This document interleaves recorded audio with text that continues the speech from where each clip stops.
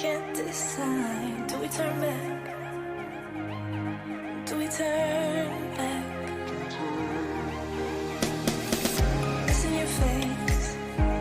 First up to mine. What did the day end up in time? How do we fall? How did we fall? We are all we've got.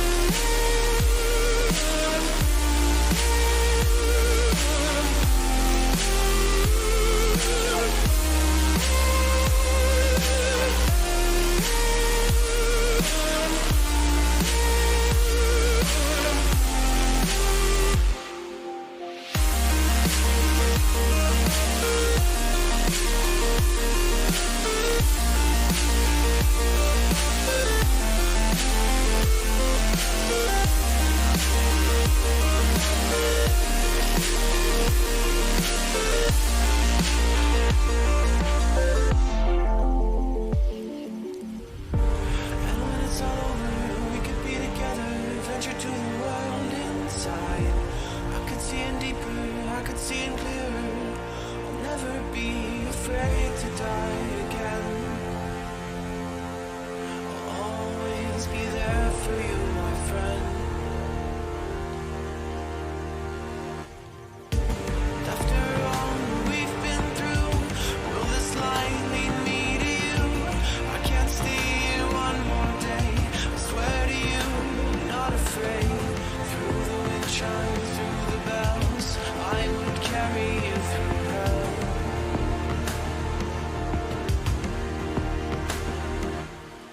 And when I hear my name, with arms starting the games, call me now, 'cause I can barely breathe.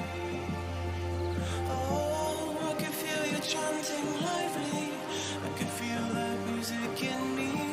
We were born just to believe.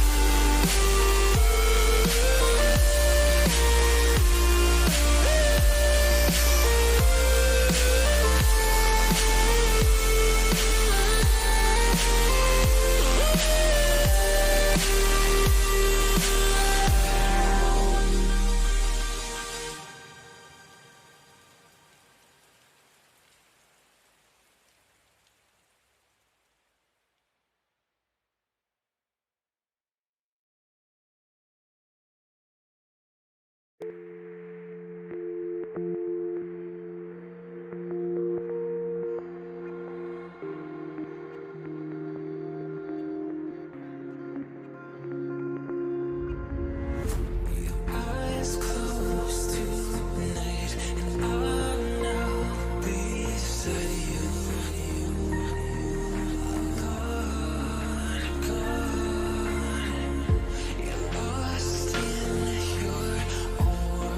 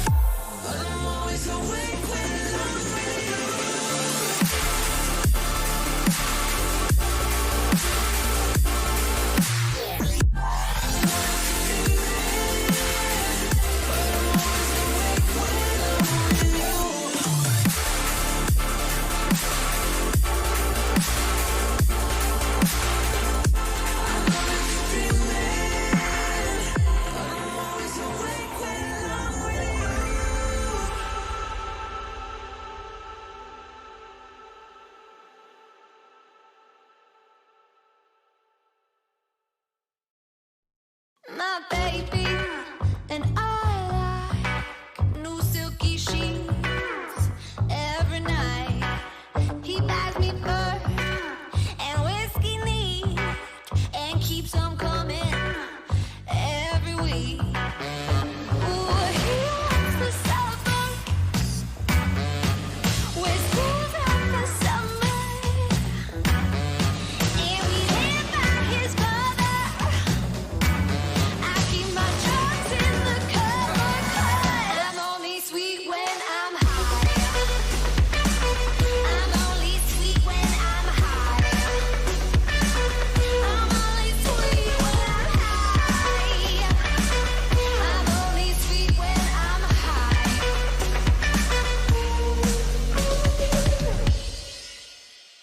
In class, I learned a lot. Two pretty boys to pass the time. 'Cause I got that good shit, American pride. Kiss the kids goodnight and take the Harley for a ride. Ooh, he wants the suburbs.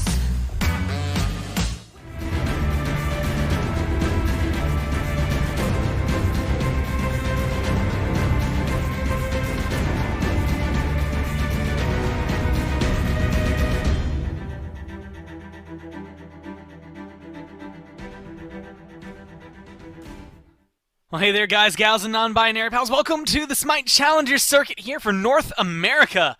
So we're jumping into it. Mifflin, yesterday in Europe, we had a 78-minute game. I can only imagine in North America, there's no physical way for them to know that 70 minutes is a number you can reach in SMITE because they fight too often to let that happen. We're going to be watching Basking of the Boys and Gone to Tahiti. Later on today, after the SPL, you'll be able to watch your best buds, Locked and Goated, Hype Unit, and Elevate all take on each other as we see them moving forward. Basking of the Boys still undefeated as of right now, Mifflin, and honestly, Gone to Tahiti are going to give them a run for their money, but it's a tall order to take these guys down. Look, I mean, it's not often that I get to say that the second seed team is really just a pretty steep underdog. I'd give it like 80-20 odds favored Baskin of the Boys because of how dominant have they been not only in this phase of the SEC, but the last phase, the one before that. As long as Baskin of the Boys have existed, they've lived at the top. I don't think you could take the crown off of Baskin's head, truthfully. This guy is so absolutely dominant out of the mid-roll that I think he can single-handedly win games at this level. Level.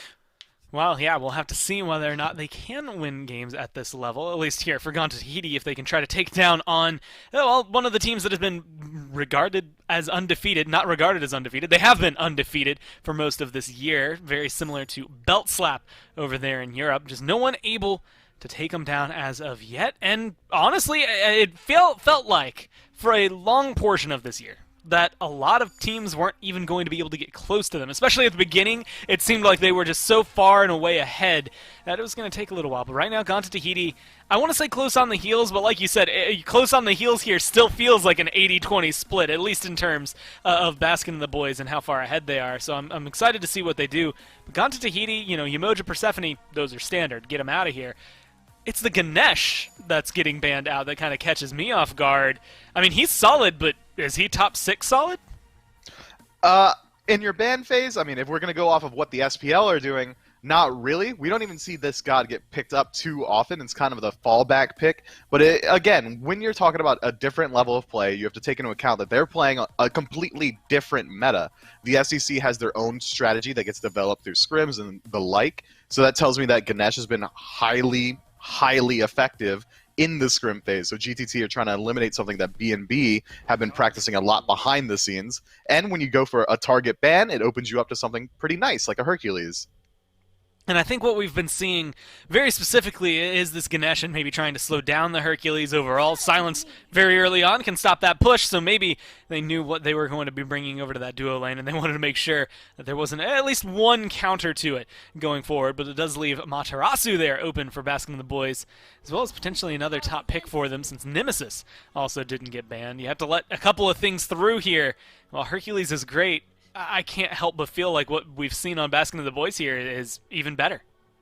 Yeah, I mean, I just made this like whole big tangent about how the SEC has their own meta, and then I see Achilles and Nemesis get locked in, which are some of the best in class for each of their individual roles. So it makes me feel bad about that. But it seems like GTT are also kind of adapting to what we've seen in the SPL recently. Uller and Achilles getting picked up. That's pretty strong. It's a good combo. You've got a very tanky front line. You've got pressure coming out of your long or mid lane, depending on how they want to flex that Uller. I think so far both teams have got a pretty strong draft.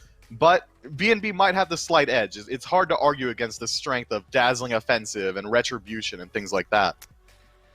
I'm still a little scared. If I'm a duo lane and I see myself going up against Hercules Uller, I'm frightened, right? I mean, I wonder if this Soul might go over there into the long lane just because she has a little more safety, a little bit of healing, and Disapparate that can help maybe keep her alive. But I also like her where she's picked because she is that flex. She can go mid still. She is a little more ability-based than, you know, your Olerons, your Freyas. So, well, I guess Freya's technically ability-based, but they augment her auto. So you get what I mean down there. Either way, I like that she's a little ambiguous here, as we have Hebo and Xingqian banned away. Neith and Cupid, two hunters that can flex around over there, taken by Ganta Tahiti, or taken away by Ganta Tahiti. This is an interesting dynamic to be in, and Artio getting locked in. I'm loving what Baskin and the boys are bringing. It's a strong draft. That Artio pick is really strong into the Hercules and the Achilles as well. Make it much harder for them to chase down your backline or find the majority of their damage. I think it's a fair bet to say that this Soul is going to go into the long lane. I had a long conversation with Meerkat where he'd like to bring up, as far as magical ADCs go, he thinks that pre-level 5, level 6, Soul might have the most pressure out of all of them, which is going to have a pretty decent matchup into the Uller and Hercules, or maybe even the Hercules and the Chronos. It's hard to say. GTT have done a good job flex picking it here. Whereas BNB, I expect to see a shift of focus. If they're going to send this Soul into the long lane, they're very likely going to leave her on an island the second the supports rotate out, and really play around that 3v3 in mid, make sure that Baskin gets off to a hot start, especially if he's playing this Medusa. I know he loves the Transcendence Heartseeker build. It's a pretty strong draft from both squads, but I got to give the slight edge to BNB. Yeah, you were mentioning Soul being more dominant, especially clear-wise early on, and Hercules Uller as the combo maybe can compete with that, but Hercules Chronos maybe doesn't quite hit the same mark early game, so that pressure may be necessary for Ganta Tahiti from the support to make things happen. Otherwise, Soul, and I'm going to guess Artio over there in the duo lane. Maybe it's Soul Amaterasu. There's a lot of flexibility that Baskin and the boys are bringing. But the one that seems more sure of than anything is this Medusa. Someone I'm happy to see, because it felt like she was the talk of the town coming into Phase 2. Well, she was behind the Arachnes, a lot of these other gods that kind of jumped up with different itemizations. She'll be able to compete over here, and of course, I forgot. It slipped my mind. I believe it was even just last week, Ganta Tahiti loved running this Chronos mid for Sops. And it worked out pretty well for him then. They'll have to see if it works out well for him here. I'm worried about how well he's going to be able to fight into this Medusa. If Baskin's allowed to even pull one level ahead, the 1v1 potential is so there in favor of Baskin. I mean, you get hit by the Lacerate into the Acid Spray, into some Viper shots, you're probably already dead before he finishes shooting all of them. If Sops doesn't get assistance from his support and jungler, he could very easily just kind of fall behind, just very easily get drowned out by the pressure that Baskin should be able to apply.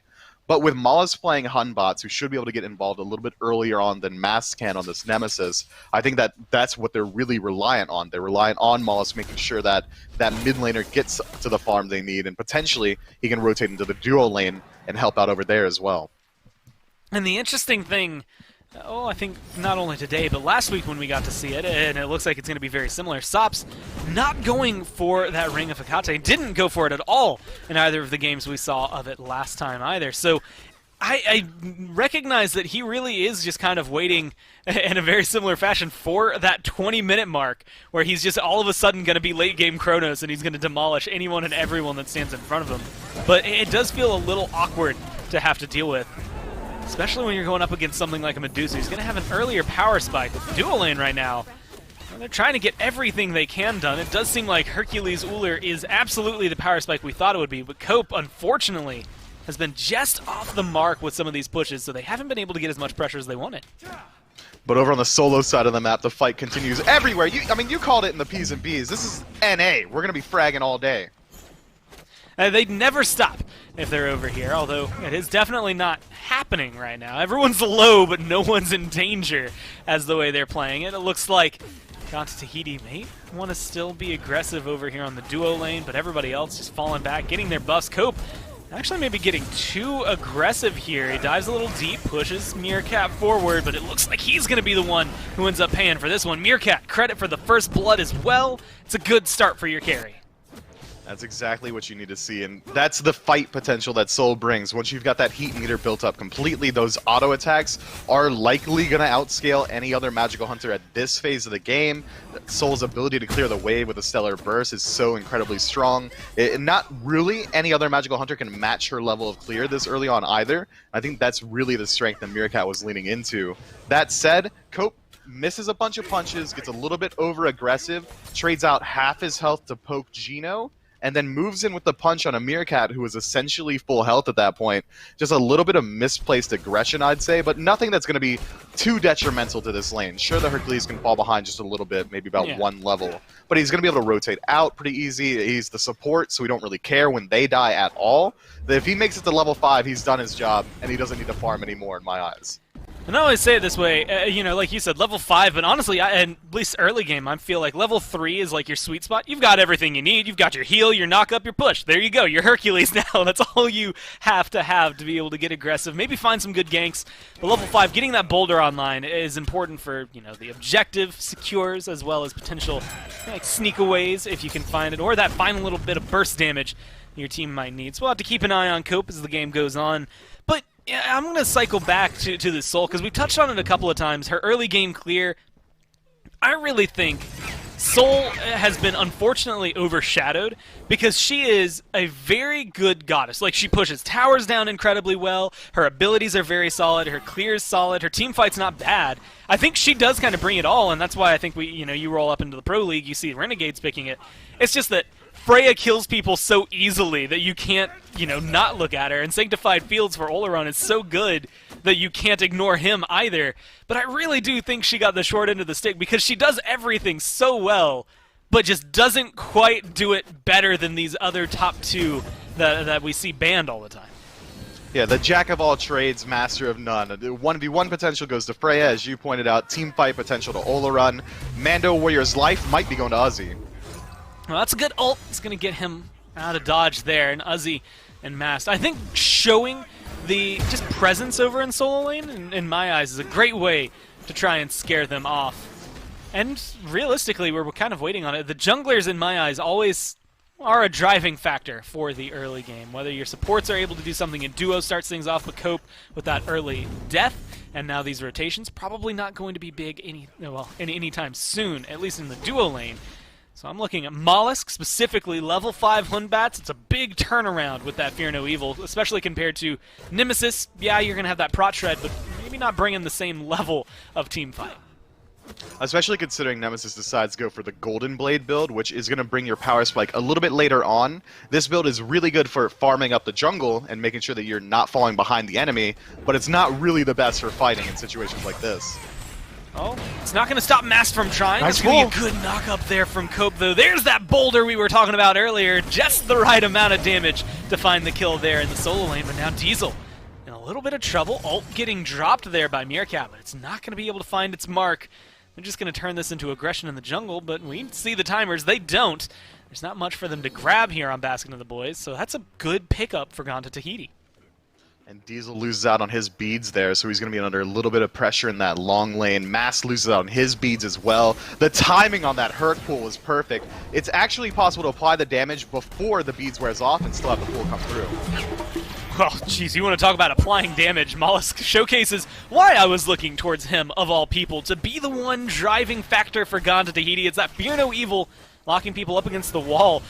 And you don't even get a break here. I said it earlier, you highlighted it, but you never see them stop in North America. Baskin, credit for a kill right here. Sop's going to get the rewind. Baskin goes down thanks to Mollusk. Now, Meerkat in a bad spot. Sop's once again going to find that. And the one thing you don't want to see is a Chronos starting to get kills. Yeah, 1-0-2 for the Chronos. Isn't quite ahead just yet, about even with Baskin and mid, but that's better than you'd expect for this Chronos. You'd expect them to fall at least a little bit behind, especially considering the pressure pick from B&B in the middle role. I mean, that's all aggression from Baskin and the boys. They're playing inside the enemy red buff, looking for invades, trying to fight around Mala since they knew that his ultimate was down already. It just doesn't quite work out for them. Sops' ultimate on the Chronos, the rewind, was perfect. Puts him directly next to Mass the second he pops out of it, gets all of his cooldowns back online. Mass beads were still down from that last skirmish around blue. That's a clean fight for Gon Tahiti. And they're recognizing these windows of opportunity incredibly well. Not only that, but you get a nice little solo kill from Mando Warrior and all of that. And it's these little moments that we were kind of wondering if they would show up, right? It feels like Baskin and the boys that are playing on the blue side because of how dominant we've seen them be. So good notes for Gon Tahiti to keep things going. And honestly, Mifflin, you know, normally this is where I start mentioning, oh, well, but scaling into the late game, maybe they're an early game composition, maybe it falls apart. I think Hunbat's, Kronos, Uller, you know, Hercules maybe to an extent, at least his knockups still exist in the late game. But the Achilles, like at least 4/5 of Gon Tahiti only get better as the game goes on. Yeah, both teams scale relatively well into the late game, and I would say Gon Tahiti's early game is also stronger thanks to the Hercules, thanks to the Uller. I'm not too doubtful on the 5v5 potential of both squads. I think I might still give the slight edge in the 5v5 to B&B, just because of how impactful Artio is going to be with that cripple field. Yeah. The CC immunity from Baskin and Meerkat are going to make it very hard for Sops to lock them down. I think, as well as just engage potential. If Mollis doesn't get the good Fear No Evil, their engage is kind of one note on the side of Gon Tahiti. It's True. Mando Warrior running at you with a stun, or Coke Baby looking for a pull punch. Whereas on the other side, you have something like Dazzling Offensive, or a Bear walking at you looking for a huge stun. Or even just a ranged engage from Baskin or Mass through slows. I'm excited to see what the first team fight's going to look like, and it's likely going to be around the Gold Fury. And I imagine with the lead that's already been established, it's going to be GTT looking for it around the 12-minute mark. You're going to have to play carefully, though, because like you said, when you're looking at the ultimates, yeah, Fear No Evil's good. I think Cope has a lot of initiation. But honestly, Baskin can start things off for his team, and usually does that Medusa ult, even if it doesn't find the stuns, it does find the slow. And I'm going to spoil something. Chat, this is the maybe first time you've heard about it, but I've been writing scripts for specific series, which we'll have to get into in a second here, as Gino is in trouble. A lot of damage being done. That boulder, once again, going to be the one that finds that last kill. Meerkat, late beads, and, well, late health here for him. Not going to be able to survive that one. And another kill picked up for Gon Tahiti. What I was trying to highlight was that I've been working on some scripts and videos and things in the background and tutorials. I was reading through Medusa's kit. And I just want to say, Mifflin, Viper Shot. I've never read the description for Viper Shot. I just assumed it was poison arrows or something. She shoots literal snakes with Viper Shot, and that blows my mind. Huh. You know what? I had no clue, and now that you said it, I'm not going to be able to look at it the same way ever again. I'm actually going to keep my eyes Shooting vipers around her waist. That's nuts. Wow, it says shooting vipers that poison targets. It blows my mind that she shoots actual snakes with her bow and arrow. That's just your fun fact of the day about Medusa, and it's something that I think is... I don't know which is more ridiculous, the snake that turns people into stones, or that same snake then shooting other snakes with her bow and arrow. Either way, it's going to be a good look for Baskin, and I'm excited to see if we get to see either of those come into play. Mainly the ult, but, you know, Viper Shot can always be a nice little addendum to the damage that is displayed by a mid lane Medusa. Gore, you shook my mental. Is she shooting her hair at people? Like, that's nutty to me. It'll be fine. Baskin knows what he's doing, and so far, that early start we were worried about from the Chronos getting off to a couple of kills and assists hasn't really amounted to much. Baskin's been farming up pretty selfishly. We've seen that Gino hasn't been hovering mid too much recently, instead been farming up around the jungle, and that's allowed Baskin to keep afloat, stay on par, and remain at a state of parity with his lane opponent. But you called it earlier, you expected Sops not to go for the ring build, which is so insanely interesting to me. When magical auto attackers are dragged back into the meta almost single-handedly by one item, electing to not go for it but still pick up this more auto attack centric build is very curious. Instead, it looks like he's going to go for the Book of Thoth, likely going to be a Polynomicon next. I think last time we saw him play it, it was followed by Demonic Grip and a Telkine's Ring. I just have to imagine that Ring of Akate plus Typhon Fang would not only get your pen online a little bit earlier, but help you out so much in long team fights. Well, right now it's going to need to help them out faster, because Gino's incredibly low. That's going to Nice be a shot. good pickup. Nice shot from Diesel into the backline to get rid of Gino, but Mollusk pays for it with his life, so that aggression not going to go undeterred, as Baskin and the boys are looking to continue fighting back, but they want to get out of here. Low health bars for Meerkat and Mask.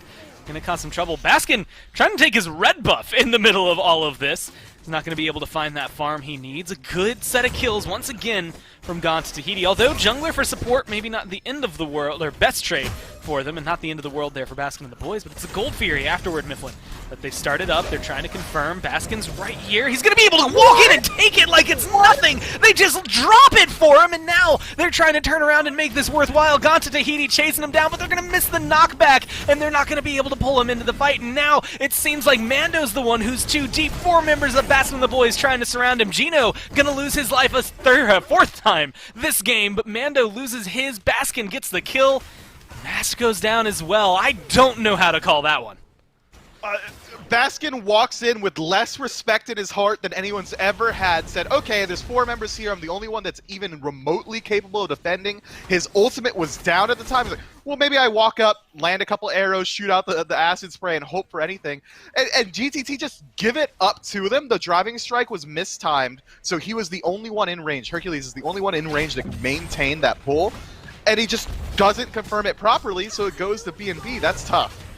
I mean, what are the odds that I meme Viper Shot? Granted, it did just get a forced shot, which I think we saw come into play there, but it is kind of a joke saying it was going to maybe make a huge difference for him, and then Baskin actually literally making it make a huge difference. I honestly couldn't write it better. If Hindu Man's writing this script, then it's just perfectly done, and of course we love the way that it's come out so far, but we'll have to figure out whether or not they can do anything with that. That's already a huge swing in their favor, but they did lose a lot in terms of the fight around that. Like, Baskin walked up kind of ignoring everything in his path, but they did lose Gino, I believe, twice in that engagement, masked a little bit later throughout all of that, even though they were able to get Mando, even though they were able to get Mollusk. It feels like it's this weird shuffle of kills that come through, and again, only something you can expect from North America. But Baskin and the boys do pull the lead back a little bit in their favor. It was around 2,000 to 3,000. Now it's only about 1,000 in favor of GTT. And Gore, I gotta pat myself on the back for a second. I just rewinded that clip for myself. I said earlier that GTT was gonna pull Gold Fury at 12 minutes completely out of my hat, and it just kind of happens, but goes the way of B&B. I'm feeling good about that. But GTT can't be feeling nearly as good. Now they've realized that B&B are starting to get their team fight together. That's the first time we've seen them really capable of moving into GTT's composition. The game's going on a little bit further. This Nemesis that was slated for a much later game activation is starting to get a lot stronger. Stone Cutting Sword already online. Golden Blade as well. Now Masked is going to be chunking. And that's going to be dangerous. I mean, so far Masked, you know, we had highlighted it earlier, but Mollusk, Fear No Evil at level 5 makes Hunbat's pretty much imminent as a threat. And Nemesis takes a little bit more time to get online and actually become someone that you're worried about. But it's going to be Artio right now. Unfortunately, Gino not having a clean game overall. Baskin going to get hit by the boulder. And Nice Diesel shot. with the shot over the wall. Once again, going to be able to find that one. You get rid of the biggest threat. Now it's just up to the boys to turn this one around. Uzi going to try his best to get that dazzling offensive stun. But it's going to be Mando dashing away, low health. Sops trying to fight back. Uzi, Gino are both low. They're still determined. Diesel as well as Cope, full health, ready to fight. Mollusk coming back in. Sops loses his life. Mollusk as well. Maybe a weird engage from Gaunt to Tahiti after everyone was so low. Now they're looking to run away, but that's a good push coming down from Cope. Mando's going to rotate back in, get a kill. Diesel loses his life. Mando loses his. A double for Meerkat. Now Cope's going to go down. That should be a deicide. That's going to look good for Baskin and the boys. Look, I don't know how you did it, Gore, how you kept track of that engagement. I went cross-eyed 3 separate times. I think you can really nail that switch up in the momentum of the fight to the pick on a Mollis. Mollis jumps in, tries to find the Sacred Monkey to finish off Mast, doesn't quite connect it. Meerkat gets the Stellar Burst, immediately puts him in the dirt, and then turns his attention to the rest of the team.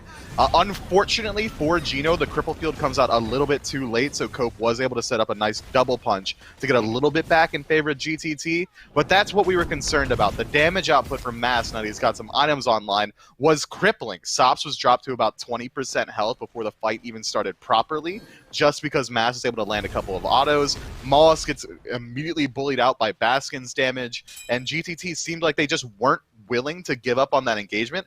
I mean, if you want to harken all the way back to when it exactly started, it was GTT aggressing as 5 members between the Tier 1 and Tier 2 of BNB's mid-towers. That's absolutely nuts. That's a very confident play to make when you were essentially even at that point, and now BNB established themselves the first lead of the game, about 1,200 gold. And that's the biggest thing. It was 10-5, I think, in terms of kills. Now it's 12-10 in terms of kills. Just in the blink of an eye, things turned on its head. Ganta Tahiti had that early game, but you had said their early game and their late game maybe being very potent. It was the mid game that we didn't really talk too much about, and so far that seems to be going in favor of Baskin and the boys. Call it Medusa's, one. Well, I guess that's where her power curve really does start to highlight it. So this mid lane hitting a little bit harder than we're seeing out of Sops. And I do believe it was me and Aggro just last week when we were watching this, and we were questioning it all the same as you did earlier, where Sops is not going for that Ring of Hecate. But it worked for him then, so far working for him now. His scaling works well. Let's see if he can do anything with it in this fight. He's only level 15 as this one starts off. He's already low, forced to rewind here, but it doesn't get him into the best position. There's going to be the shells to keep him alive, but that's going to be a good boulder. A lot of damage over here, but it's not enough to lock any kills down yet for Ganta Tahiti. Good knock-up, good push back, but the damage follow-up isn't there to take down Uzi. Almost every single ult off the board, scratch that, every ult off the board, save for the stance switch there from Gino. But leaves Baskin and the boys in charge of this Primal Fury. They're going to start it up. It's already at half. That's going to be the re-engage for Ganta Tahiti, but it's too late. Look at Cope, looking for the punch in, isn't quite able to connect it. It seems like BNB realized, all right, we got the gold free, we can go for the disengage now. Clean play, and take a peek at the relics so far. I mean, just then Cope was able to strip away the beads, or the last beads on the side of BNB rather, but before that engagement even began, BNB had taken away every single defensive relic from Ganta Tahiti and forced them to disengage. And this is so smart, knowing that GTT have to go back to base off the TKO, they just move into the Fire Giant, and GTT have no idea. I will typically say you can't leave a soul alone in your lane without her taking all of your towers. I also think you can't leave Baskin and the boys alone at all. You just always have to have someone or some sort of vision. Great call from them. They not only get the Fire Giant, they get the Pyromancer, they get the Primal Fury, and everything you wanted in between. Now that lead's starting to grow up 4K, just about, I think a little over 3K here, as they take control. The towers, they're going to be taken down pretty quickly here. Between a Soul and a Medusa, I don't see them living long. Yeah, 5 entire towers. That gold lead is going to balloon insanely, which is why I kind of like what we're seeing from GTT here. Cope's going to look for the pull punch and see if he can set up Diesel for the kill before BNB have the opportunity to group up. But it seems like grouping up isn't even the call. Uzi's going to head on over to the right lane and try and solo push there, and it seems like then we're going to see a small group on that duo side of the map. This is something that's afforded to BNB by the lead that they've already established. 3,000 gold, 19 minutes in, might not be the biggest, but experience is really starting to lean their way. Baskin's got 2 levels up over Sops, so that means that he should very easily be able to look for the 1v1. Well, these are the moments that could try to pull that back in their favor. A kill onto Baskin there could have afforded not only Baskin to fall behind, but a couple of levels maybe picked up for Cope and maybe the crew. They weren't able to lock him down long enough. They do force out some of his relics, specifically the Aegis this time, as his beads hadn't quite come back up. Maybe that's going to give him a window of opportunity here, but it doesn't seem like Baskin and the boys care. You want a base race? I always favor the team with Fire Giant in this case, Mifflin. Yeah, Fire Giant and the lead. This is smart from Uzi, just kind of showing a little bit of face on the tier 2, but not committing himself to the defense. He's still in range to stop backs if Ganta Tahiti decide to, but maybe stopping a Phoenix is too much. Yeah, it's going to be difficult. It looks like it will be a Phoenix for Phoenix trade. In fact, actually faster done by Gon to Tahiti. They're going for the double? They're walking into the Titan. Mollusk is going to be running in. All 5 of them here. Fear No Evil going to get dropped. That's going to be Uzi gone, but Mollusk trades out his life. It's half health on both sides as of right now. The full-on base race. Who's going to be able to seal the deal? It's Baskin and the boys with the damage just a little ahead, and they're able to take out Gon to Tahiti. North America pulls out no stops, Mifflin. And they keep everything interesting to literally the last second. That's nuts. Uzi buys the perfect amount of time, I guess. It was about a 1,000 health difference between the Titans. It might have come down to towers. It might have come down to exactly what you said, the Fire Giant. But that was way too close that I think even B&B were realizing it was going to be. Even if they used the abilities a little bit differently, it could have gone a completely different direction. I think, if anything, risky play favored to B&B because they won, but it's hard to say that that's a convincing win. B&B could have easily backed up to base, took on the team fight, not risked it at all, but instead they go for the more flashy ending, and thank you for it. I'm having a great time early in the morning. Yeah, no, I gotta take some deep breaths. My heart's pumping. That was exciting. In the same game, we get Baskin walking up to a Gold Fury with reckless abandon, no care for his own life or any human life. We get that kind of ending. It's not something that you're going to see every day, so love seeing it so far here. It does give Baskin and the boys ever so slightly a lead in this set. That ending, and I think the totality of that game, doesn't convince me that Gon to Tahiti can't beat Baskin and the boys. If anything, it showcases that all it's going to take is one play or one misstep from Baskin and the boys. And that could give Gon to Tahiti an edge. But a lot of these late game fights, Meerkat went big. I believe he was 6-1 at the end of it. Gets a triple kill here in just a second after he kills Cope. And this Soul was something that was really solid. We talked about it a lot in the early game, and it came up big throughout the duration. Yeah, it seems like it really started to hit stride around that team fight phase. But I want to give a little bit of credit where it's due.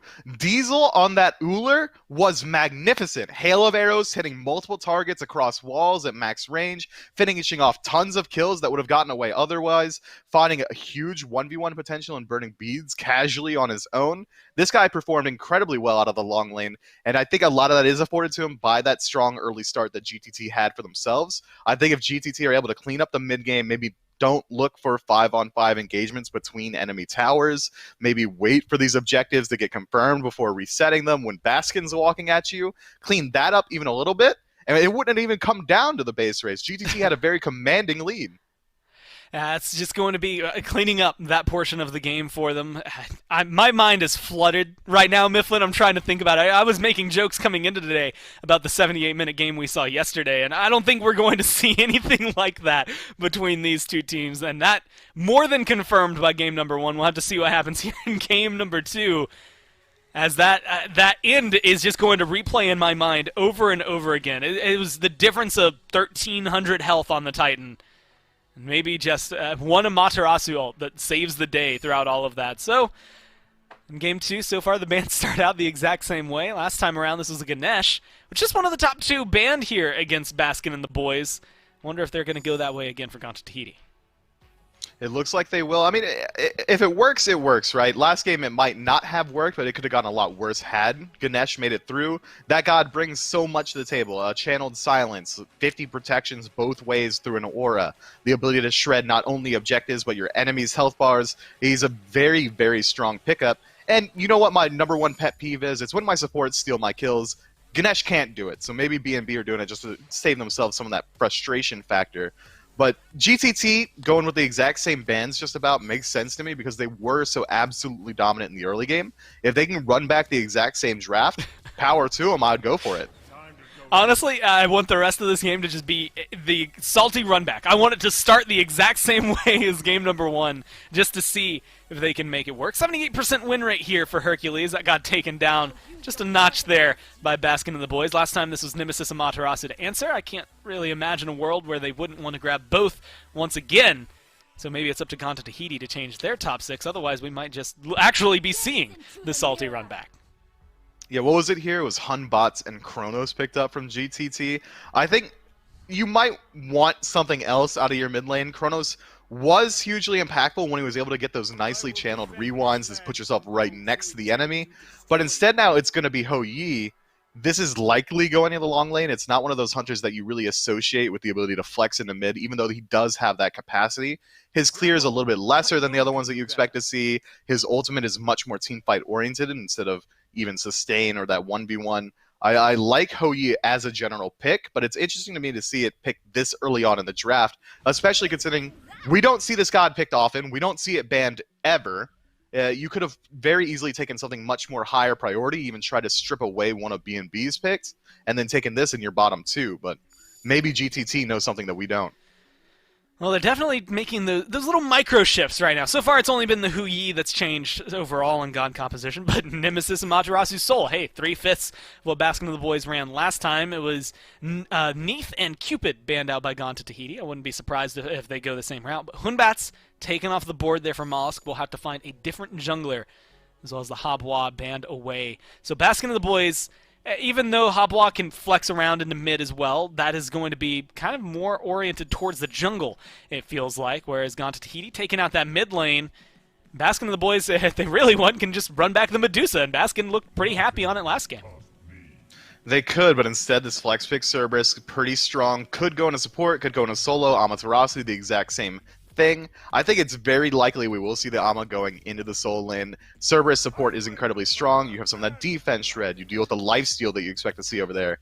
The stun and 1v1 potential is incredibly high, and one of the best beads burning ultimates in the game, just to make sure you can set up for the rest of your squad, which followed up by a dazzling offensive in the team fight means that you're just going to get the stun. But GTT making some huge adjustments. Thor getting picked up, and Scylla. You've got setup, Anvil of Dawn. Now, I'm a Monster is pretty easy to land. A global ultimate to keep pressure up on the map. If GTT are looking to win the early game again, I think they've got a much better draft for it this time. Well, after game 1, I'm like a kid on Christmas morning, excited to see what Baskin of the Boys and Gaunt to Tahiti are going to be able to give us this time. I think Gaunt to Tahiti have made some changes that are only going to be a net benefit, in my eyes, at least what I see out of this composition. But the Medusa run back here for Baskin, someone that I am very fond of seeing, and someone that he made some interesting plays on. And, well, I don't know if I can drop the same fun fact twice, but still, shooting literal Vipers, and we saw Viper Shot actually make a difference in last game. So keep that in mind, that snakes can be deadly, but just go out there and learn the difference. There's something about, you know, a pointy head versus like a U-shaped head that helps you tell the difference between if they're venomous or not. I can't remember exactly what it is. Katie's going to yell at me a little bit later because she knows it off the top of her head. But Baskin was deadly last time, so he's definitely whichever one indicates he's venomous. Gore. And it is, she is shooting her hair, by the way. We've already established that is canon. She's pulling the Vipers off of her head and then sending it at her enemies. Either way, I mean, early game is just about the same. Second burst, same as the first for B&B. Mass going for this Katana build, likely going to be a Golden Blade, meaning that he's dedicating the majority of the early game to just farming up the jungle and making sure that he makes it into the mid game at a good rate. Baskin should have a lot more pressure even now than last time than he did into the Chronos. Baskin can look for the 1v1 potential. He doesn't have to worry about rewind for sustain. The duo lane is looking a lot more fighty. Hercules and Hou Yi have a lot of the same fight potential as Ullr and Hou Yi did, or Ullr and oh god, I'm completely blanking. Ullr and Hercules, rather. But Cerberus and Soul, that's pretty strong as well. I expect to see Gino try and sustain up through the level 1 through 4, and then look for the stuns and the initiation set up for Meerkat to use that passive incredibly well. You know, that's one of the things that is needed to talk about. You have a lot of setup from Cerberus, but that stun, it's nowhere near as easy to hit as the whole field of Hercules' abilities here. So Gino, maybe a higher execution threshold to make sure the Cerberus works. Still a lot of damage that can come out, a lot of control that can maybe mitigate the pressure Gaunt to Tahiti are going to have over here. Mando's a little low over there in solo once again, and that's kind of the biggest thing that we noticed from last game, and I think this game. The pressure is never going to slow down from either of these teams. Wherever they think they can get a kill, there will be blood. It's just whether or not we can catch it is going to be the key, because it will happen simultaneously. In mid lane, left lane, and right lane, someone's going to die, and we'll just have to figure out who it is when they do finally start getting that aggressive. Otherwise, right now, it looks like it's still a standard boxing match for the solo laners. It's this Hercules and this Cerberus that are going to be the driving force for this left-hand side of the map. But GTT are looking for the engagement still. Mass not willing to give up the fight, is chasing it down, using the dash aggressively. Now Meerkat's here. Now that's going to be a clean kill for Gino. But now Cope is in danger. That's a good slow from Mast. A couple of hits. Should be able to chase him down, but they're not feeling confident in their ability to lock him down without giving up too much in terms of positioning. So Cope's going to be able to get away with this, not without everything going their way. A good first blood picked up for Baskin and the boys. And that's going to be, I think, similar tales to game number 1, but even a small lead in their favor is a dangerous game to be playing with if you're gone to Tahiti. GTT sticking around for that fight on the tail end of a successful red buff invade is a little bit of a question mark for me. Cope could have very easily walked away, didn't really have to look for it, but Gino in some trouble, already used the jump. I mean, getting locked down, that's going to be the jump in coming down from Diesel. It's support for support now, and it doesn't seem like Diesel seems fond of trying to box out Meerkat, even with a small level advantage, even with that 1 kill he has under his belt. I recommend not fighting the Soul as well, so making a good call, just staying safe, looking for the farm. But now his cooldowns are going to come back up, and that makes me start questioning whether or not he can fight it. The clear not going his way, though, so he's going to back away. And it's just going to be a bloodbath of a duo lane. The duo lane 1v1 potential might even favor Meerkat in this matchup. The reigning Suns from Hou Yi is going to be very easily avoided since Soul is slow immune, or could just straight up immune all damage when she goes into that Disapparate form. Diesel's going to have to very wisely choose the timing of when he wants to engage on a Meerkat, whereas Meerkat can kind of look for the fight constantly. If he times his ultimate well enough, he can avoid the stun. If he times his 3 well enough, he avoids the ult like so. Here's the stun, though. It's a lot of damage, but like you said, avoids it.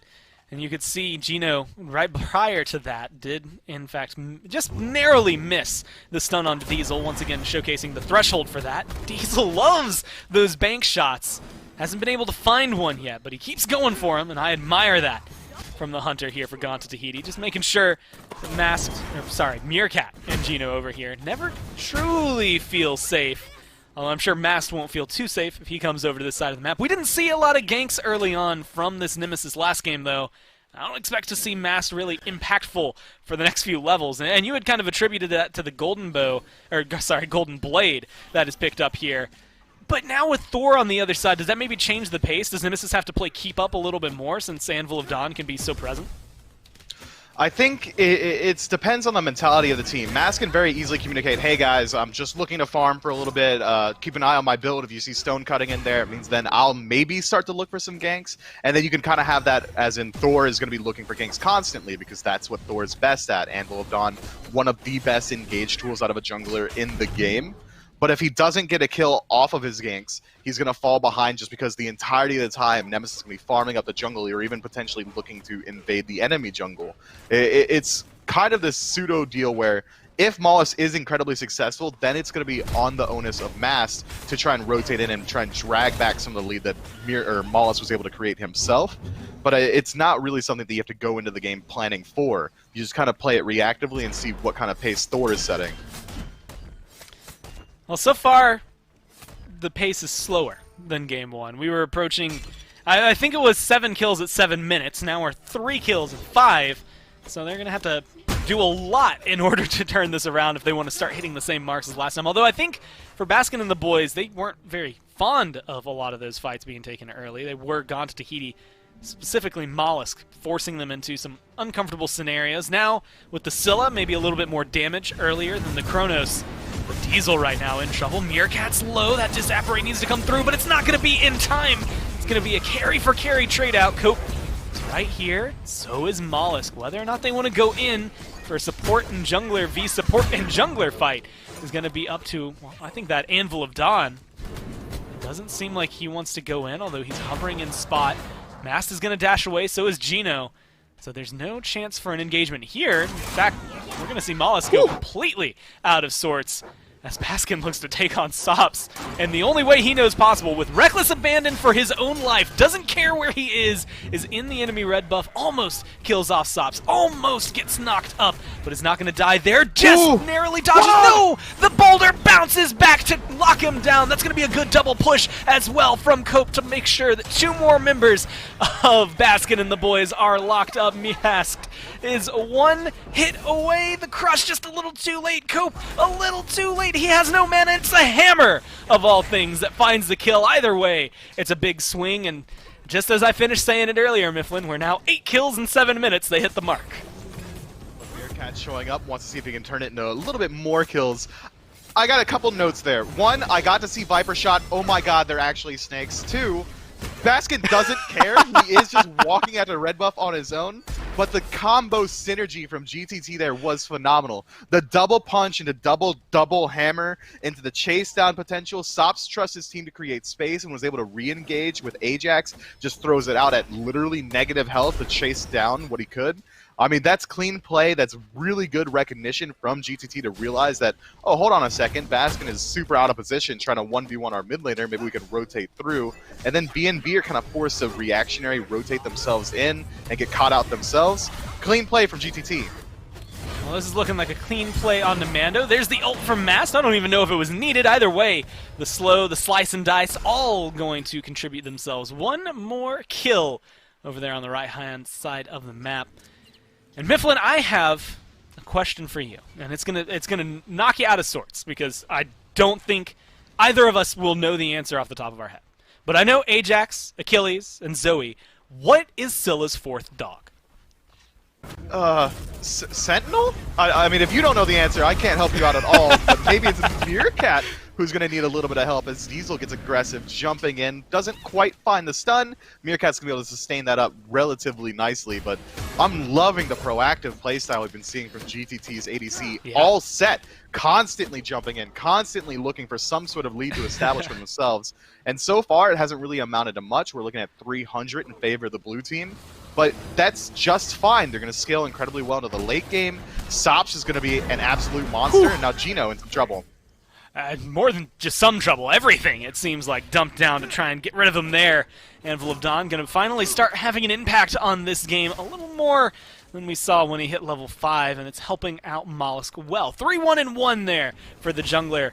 But it's Meerkat this time who's getting aggressive onto Diesel, and Mando this time who's getting aggressive onto Uzi. That dazzling offensive offline, and we have Mollusk as well. Everybody was waiting over there. It seemed like they were going to get aggressive on the Amaterasu, but instead they're just going to strip away that blue buff and back up to base. Cope now with that happily around his waist. And I think it's interesting, you highlighted Diesel getting aggressive over here, and we see Meerkat doing the same. But it makes sense for Meerkat. You had mentioned early on that it's kind of a favorable trade for him. He can just, ignore the ult for the most part. So maybe more admirable then for Diesel to continue getting aggressive. As Mifflin, they're just not going to slow down. Right now, they want to fight. It's gone to Tahiti once again getting aggressive, but I don't know if they can catch Baskin. They should be able to lock down Gino, but it's going to be Baskin first. Just the tail end of the I'm a Monster. Going to get credit for that. The boulder comes through. One more smack from Mollusk. That's going to be 2 kills picked up for GTT. And what fortuitous timing that they get to the red buff on the tail end of it just then spawning. With 2 members dead for the next 15 seconds and a 4 stack on that side of the map, I would have expected to see them to group up and look for the Gold Fury, but it seems like maybe they're a little bit too they don't really trust Sops' damage without I'm a Monster to confirm it, so they instead decide to back up. But this regroup, they might find a masked. Oh, he's looking to get locked down. That wall going to disappear, though, and the double dash has been helpful for Nemesis in the past. It's going to be just as helpful here and now. Mask looking to flirt with death and so far managing to get away with it. We'll have to see if he can continue to do so throughout the rest of this game. 2-1-1 right now for the Nemesis. The build hasn't come online the same way we saw last game. And I'll admit, I don't even remember the timer for the last game. It ended so quickly. I think that's something that we're going to have to kind of factor into this. We didn't get to see a true late game from either of these teams. So far, the pace of this makes me think that we might not see a true late game. I don't know if we're going to get another base race, though. That would be ridiculous. I'm glad that you brought up Mass, because to harken back to your question earlier that I'm not allowed to do because they're team fighting again. Take it away, Gord. No, they're going to just run away. No, it's the Anvil of Dawn deep into the backline. Mollusk going to be able to get out of this one. I thought they were done as you dropped it, but it seems like Baskin and the boys were just started. Masked low, though, thanks to that wall. Nobody's going to die just yet. Baskin and the boys are going to run away. Baskin, never mind, will not run away. Most of his boys are actually going to rejoin him. They're going to start up this Gold Fury. Half health already. Cope in the area, going to blink forward. Gets a good push. It's the Suns that come down. Gone to Tahiti. Taking a note from Baskin and the boys. Take away that Gold Fury this time, but they lose Diesel. Can they get anything back? Meerkat, so carry for carry, already picked up. Dazzling offensive looking for something. A nice dash from Mando. Gets the jukes alive. He's still moving, but it doesn't look like he'll be going long. A good slow, good lockdown from the team. They're peeling like nobody else. And they're making sure Mando gets out of this one alive. Baskin and the boys aren't just done yet in Mifflin. They want to find something. They need more since they lost that Fury. And they're looking to continue the fight. Knock up from Cope. Going to be able to push a little bit more into danger. Uzi goes down. And now guess who's back? It's Mando. Teleport down. And they're looking for more of a fight. Baskin finds Cope, but it's a support for everything you've lost so far. Baskin about to fall. One more hit will do it. And they're going to continue the chase. Gino masked, just trying to stay alive at this point.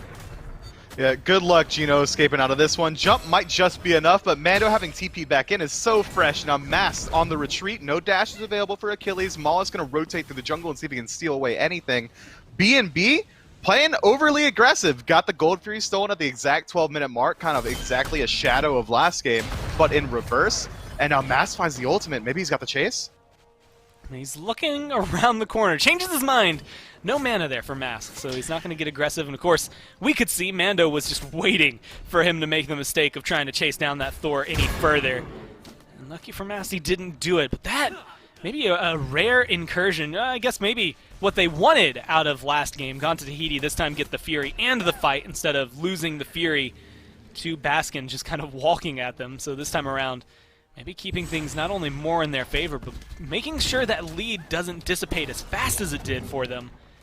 As long as they can hold on to that, again, it keeps me in the mindset that they could take a game here off Baskin and the boys with what feels like no issue. Yeah, I mean, last time the only thing that really brought it back in B&B's favor was a literal triple kill from Meerkat, an unofficial quad, and a deicide into a Gold Fury Pyro Fire Giant.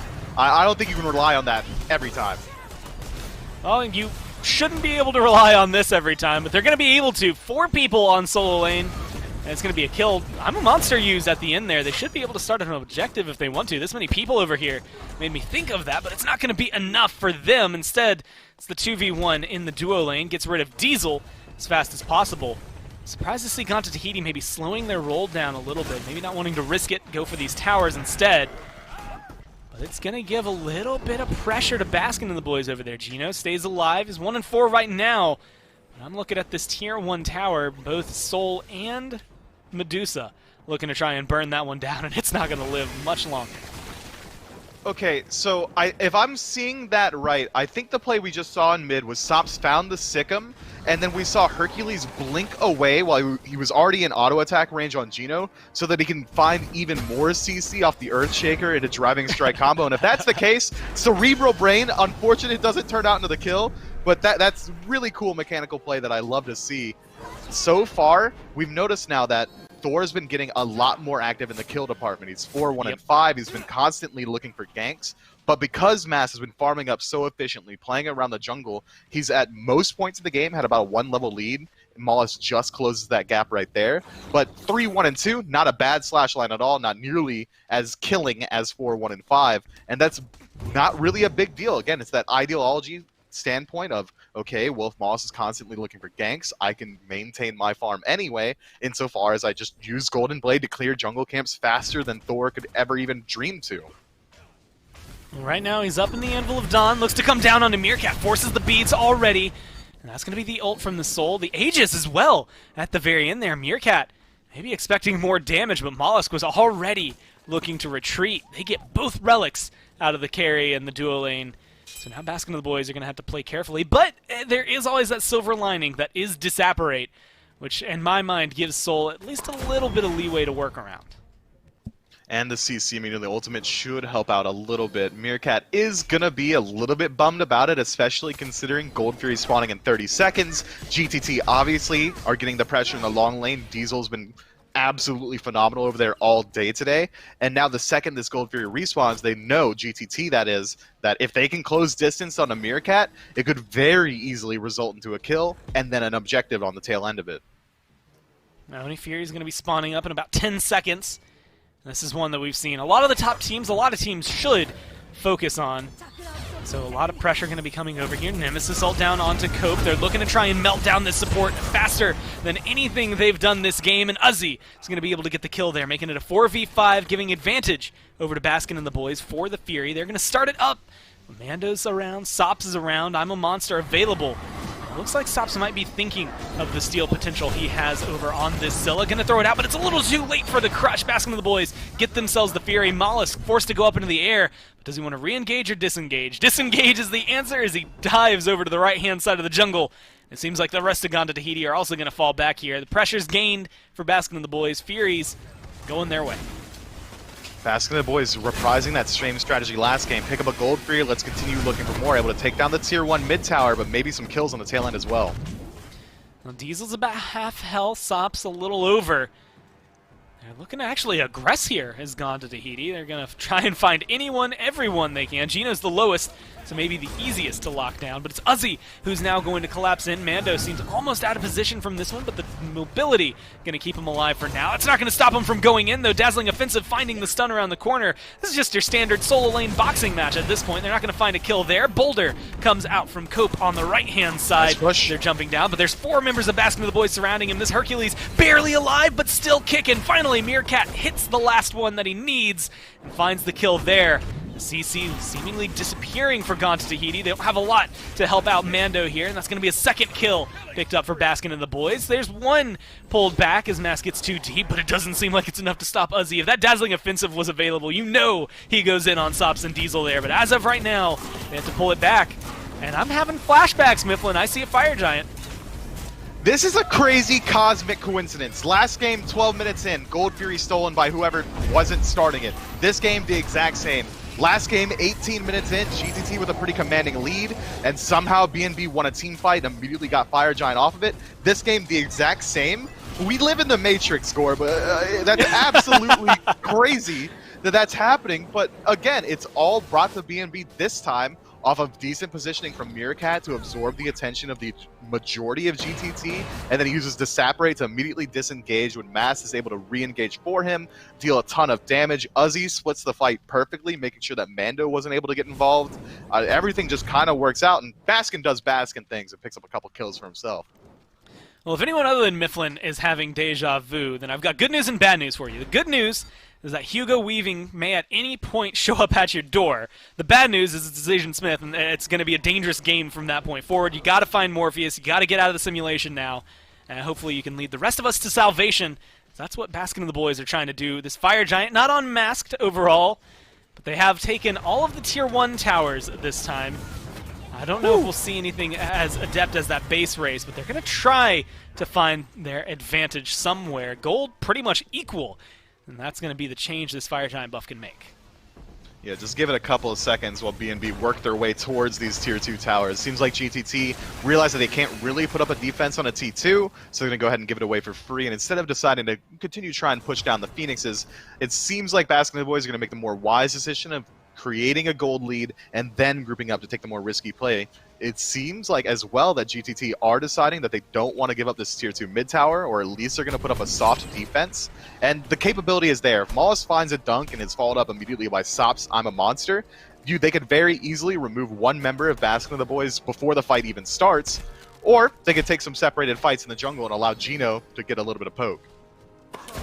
Well, right now the grouping for Ganda Tahiti indicates they want to defend this tier 2, potentially with their lives, and that's going to be a knock-up onto Gino, once again stranded over here, but now tanky enough to kind of ignore them. The Artio got bullied last game. This time he's not letting that happen. The sun's dropped from Diesel, and that's the go button for Ganda Tahiti. They're trying to find their way in, and Mollusk is going to be the key. A good dunk from the Anvil of Dawn is going to be able to find one, but it's a one-for-one trade. Meerkat from Mollusk going down. Mando forced to fall back as well. Cope not able to as his health bar gets low. The sustain from the Fire Giant going to be helpful here for Baskin and the boys as Diesel goes for the kills. They're looking for it. 3 members versus 1. Diesel's one hit and Mask is going to be able to find that one. Now Gino looking for the lockdown. Sops able to get his back off in the background, but he's the last man standing for Ganda Tahiti. And that's bad news for the team. That's 20 seconds now of undeterred fighting for Baskin and the boys. Should at least be a Phoenix. Might be the Titan if they want to get that aggressive. 10 seconds left on Mollusk respawn. I doubt they go for the Titan here, but knowing Baskin and the boys, they just might. It's unfortunate for GTT that Baskin and the boys were able to spot out that engagement so early on. They were able to get so far away from that tier 2 tower that even though Mollusk was able to find a 3-man dunk, it didn't really have any follow-up on it. Sops did go into I'm a Monster, wasn't quite able to close gap. Forced out Baskin's Aegis, was able to land the shot, but didn't really get any value out of it anyway. And immediately off the dunk, Moss dies before I could even say his name. Baskin and the boys really well played on the disengage, really well played on the re-engage as well. And GTT just get a little bit over-aggressive on their tier 2s. Not really worth putting up that much of a defense, especially considering the risk. If you do die, you lose a Phoenix, which is exactly what happened. And now BNB can return to base, spend the gold from clearing out 3 tier 2s, a Phoenix, and then regroup around this gold tree and potentially force another fight. GTT, it's going to be tough, man. Well, props to Sops, 3-0-9, undying still in this bloodbath of a game that has been happening. Bloodbath of a set that has been happening, but advantage all in favor of Baskin of the boys. Gold, experience, what have you. Kind of leaning in their direction now, looking like a Primal Fury. It's going to go their way. Fire Giant buff just wore off. And now with this Fury gone, it gives them nothing but pressure that they can apply to the right-hand side of the map. 2 Phoenixes left standing versus the 4 towers still up for Baskin and the boys. Gauntlet Tahiti aren't out of this, but their team fights, as you had just highlighted, seem just a little disjointed. Things aren't quite going to note the way they want them. Everything's just a little bit off. And so if they can just line that up a little bit better, there's still a chance for them, but it's going to be very dependent on this Fire Giant fight. And it's going to be a easier Fire Giant to defend than you'd expect. That mid Phoenix going down should be easy to contend with for GTT. You can very easily push it up and then rotate in. You don't have to contend with Fire Minion waves too much, as opposed to maybe if it had been in the long lane, you have to go all the way to the opposite side of the map, then work your way back to the Fire Giant. But this is not an easy defense by any means. 7,000 gold in the lead are BNB. They've got the defensive positioning. They've got the ward advantage. GTT have to engage this off of a Thorol. They need to catch someone unaware and then instantly kill them. I think that's the best strategy they have going for them. But the damage potential is there. Even if they are able to poke out Gino off of his engage, Mando Warrior could look for the execute and then turn the fight from there. But that said, easier said than done. BNB's engage factor, their confirm factor, is all incredibly strong. My eyes are going to be on Baskin, and my eyes are going to be on Mollusk in this next team fight. Well, every ult in the game is available. All cards are on the table. Now it's just down to how you play. Mando looking to get aggressive. Fire Giant a little under half health. BNB going to go ahead and move themselves away from that. Fire Giant's going to recharge. And Mast is incredibly deep. They're not going to get punished for it this time around. Baskin and the boys pick that Fire Giant right back up where they left it, and that's going to be the Frenzy Pop. They're going to go ahead and seal the deal on that one. Boulder comes ringing through. Sops is already half health. Same for Mando. The sun's going to come down, and the I'm a Monster going to crash into Uzi, and he's going to be the first one to fall through all of this. Still 3 very strong, healthy members of Gauntlet Tahiti, but they're not able to get aggressive. They weren't paying enough attention to those fire minions. The fight drew them in. They got a kill, but it's going to cost them a little bit of damage onto their Titan and a lot of pressure in mid. Now Diesel might just lose his life. A good stun, but it might not be enough. Mollusk, Cope, and Diesel all so severely separated. They might have 5 strong, but it doesn't seem like that's enough to stop Gino. He wants to go into the back line. He's going to keep chasing him down. Mando, 1 hit away from dead. No one's going to be able to find it just yet. Mast waiting for that auto, but the blink is going to get the distance he needs, and it seems like, once again, Gino does not care about this one. Finds the kill, even if it costs him his life. And you know what? He created a lot of space. Maybe he even bought enough time for them to instantly take out this mid Phoenix, and if that's the case, the disengage should come through. And already Mollusk, he was here and almost deleted. That's going to be a good crush. A lot of damage onto Meerkat. In fact, Masked ends up losing his life off this one. That's a minute timer. He's going to be gone. Meerkat 1 hit away, and Diesel finds himself a double kill. Baskin already hightailing it into the jungle. And now Uzi's respawned, but this gives a lot of credence to Gauntlet Tahiti. Only 1 Fire Giant buff still standing. They're going to get to push up this mid wave. And guess what, Mifflin? They saved that Phoenix. Just barely, but it's alive. Yeah, what an absolute throw from the B&B boys. If they get that Phoenix, trading out Gino would have been okay, because diving the fountain when you have an objective to really you need to be grouped up on, not exactly the optimal play, but if had it worked out, we've been willing to forgive him. But now Uzi, in a similar situation to last game, has to defend on his own. No, this time it's nowhere near as stressful as trying to defend your Titan against 5. It's defend your tier 2 against 3. And he does exactly that. Stops them from getting anything off of those good kills. So Gauntlet Tahiti really just save themselves more than anything. They don't find any progress on the map just yet. They stay alive. The respawns for Baskin and the boys have come through as well. Maybe Dazzling Offensive being offline opens up the avenue for Ganta Tahiti to find some sort of team fight here, but we're getting to the 27-minute mark. And, you know, if I'm running it back, I'm looking at a Chronos from Game 1, I think 27 minutes is exactly what you want to see. But as of right now, it feels like they're not quite hitting the same stride. Diesel had a much better last 5 minutes than we've seen throughout the duration of the game. But nothing is slowing down the aggression from Baskin and the boys, and it's going to be hard to get into the Fury or the Fire Giant after this. GTT at this point have to play the waiting game. Baskin and the boys could easily take a gold free. You don't want to take a neutral fight against them if you're on the blue side, just because we're still looking at an 8,000 gold differential at this point of the game, and there's really no objectives for them to fight over at this point. If GTT wanted to, they might have looked to sneak something, but with nothing up, they just have to beat them 5-on-5. Well, now it's going to be the lockdown. A great dunk from Mollis into the backline. And it looks like Meerkat's one hit away. They're going to be able to seal it before Disapparate comes through. Make sure he's gone, and Sops with the I'm a Monster gets rid of Uzzy in the blink of an eye. The rest of Baskin and the boys running away. Baskin and the aforementioned boys going to now collapse in onto Mando. It's the Primal Fury taken up by the team. They're going to peel for Mando, much like they did earlier. Mast goes in deep. Sops is one hit away. That's a good Sentinel to get on out of there. Zoe saving the day this time around, and Mast going to get taken down, but a great stun from Baskin. Held on to that ult as long as he could. Not going to be able to find a kill off of it, but does deter Ganta Tahiti for a little bit. Gino locked away, but not dead yet. He's just so tanky. They're going to have to commit a little bit more if they want to be able to find this one. No stuns from Diesel. And the rest of the crew a little bit low, but Diesel trying to lead the way. Jumping in, takes a lot of damage in the process. Barely stays alive, forces the Aegis. And now, if you're Ganta Tahiti, you still have 5 members, but I don't know if I can say 5 strong. They're all, well, just a blink from death if things go wrong. What a heads-up play from Diesel there to use the Aegis in general. It's not often that you're worried about oboe damage being the thing to finish you off, but Baskin got that chain off perfectly. Diesel recognized it immediately. And again, BNB just kind of overstay their welcome. They overextend a little bit too far forward, essentially walk into a Thor roll. But now Baskin moving up. This gold free, not going to be free. I've seen this at least in part 1, but part 2, they decided not to get the same repetition. It's kind of like John Wick. You can't start the fight the same way. I think Baskin recognizes that as well. He's going to go ahead and let them have this Fury.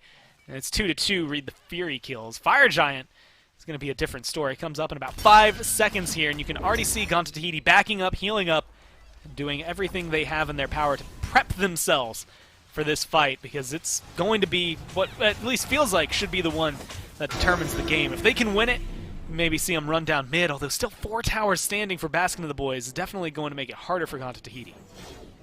Look, if GTT get a team wipe and maintain even 3 members and get the Fire Giant, that's a game in their favor.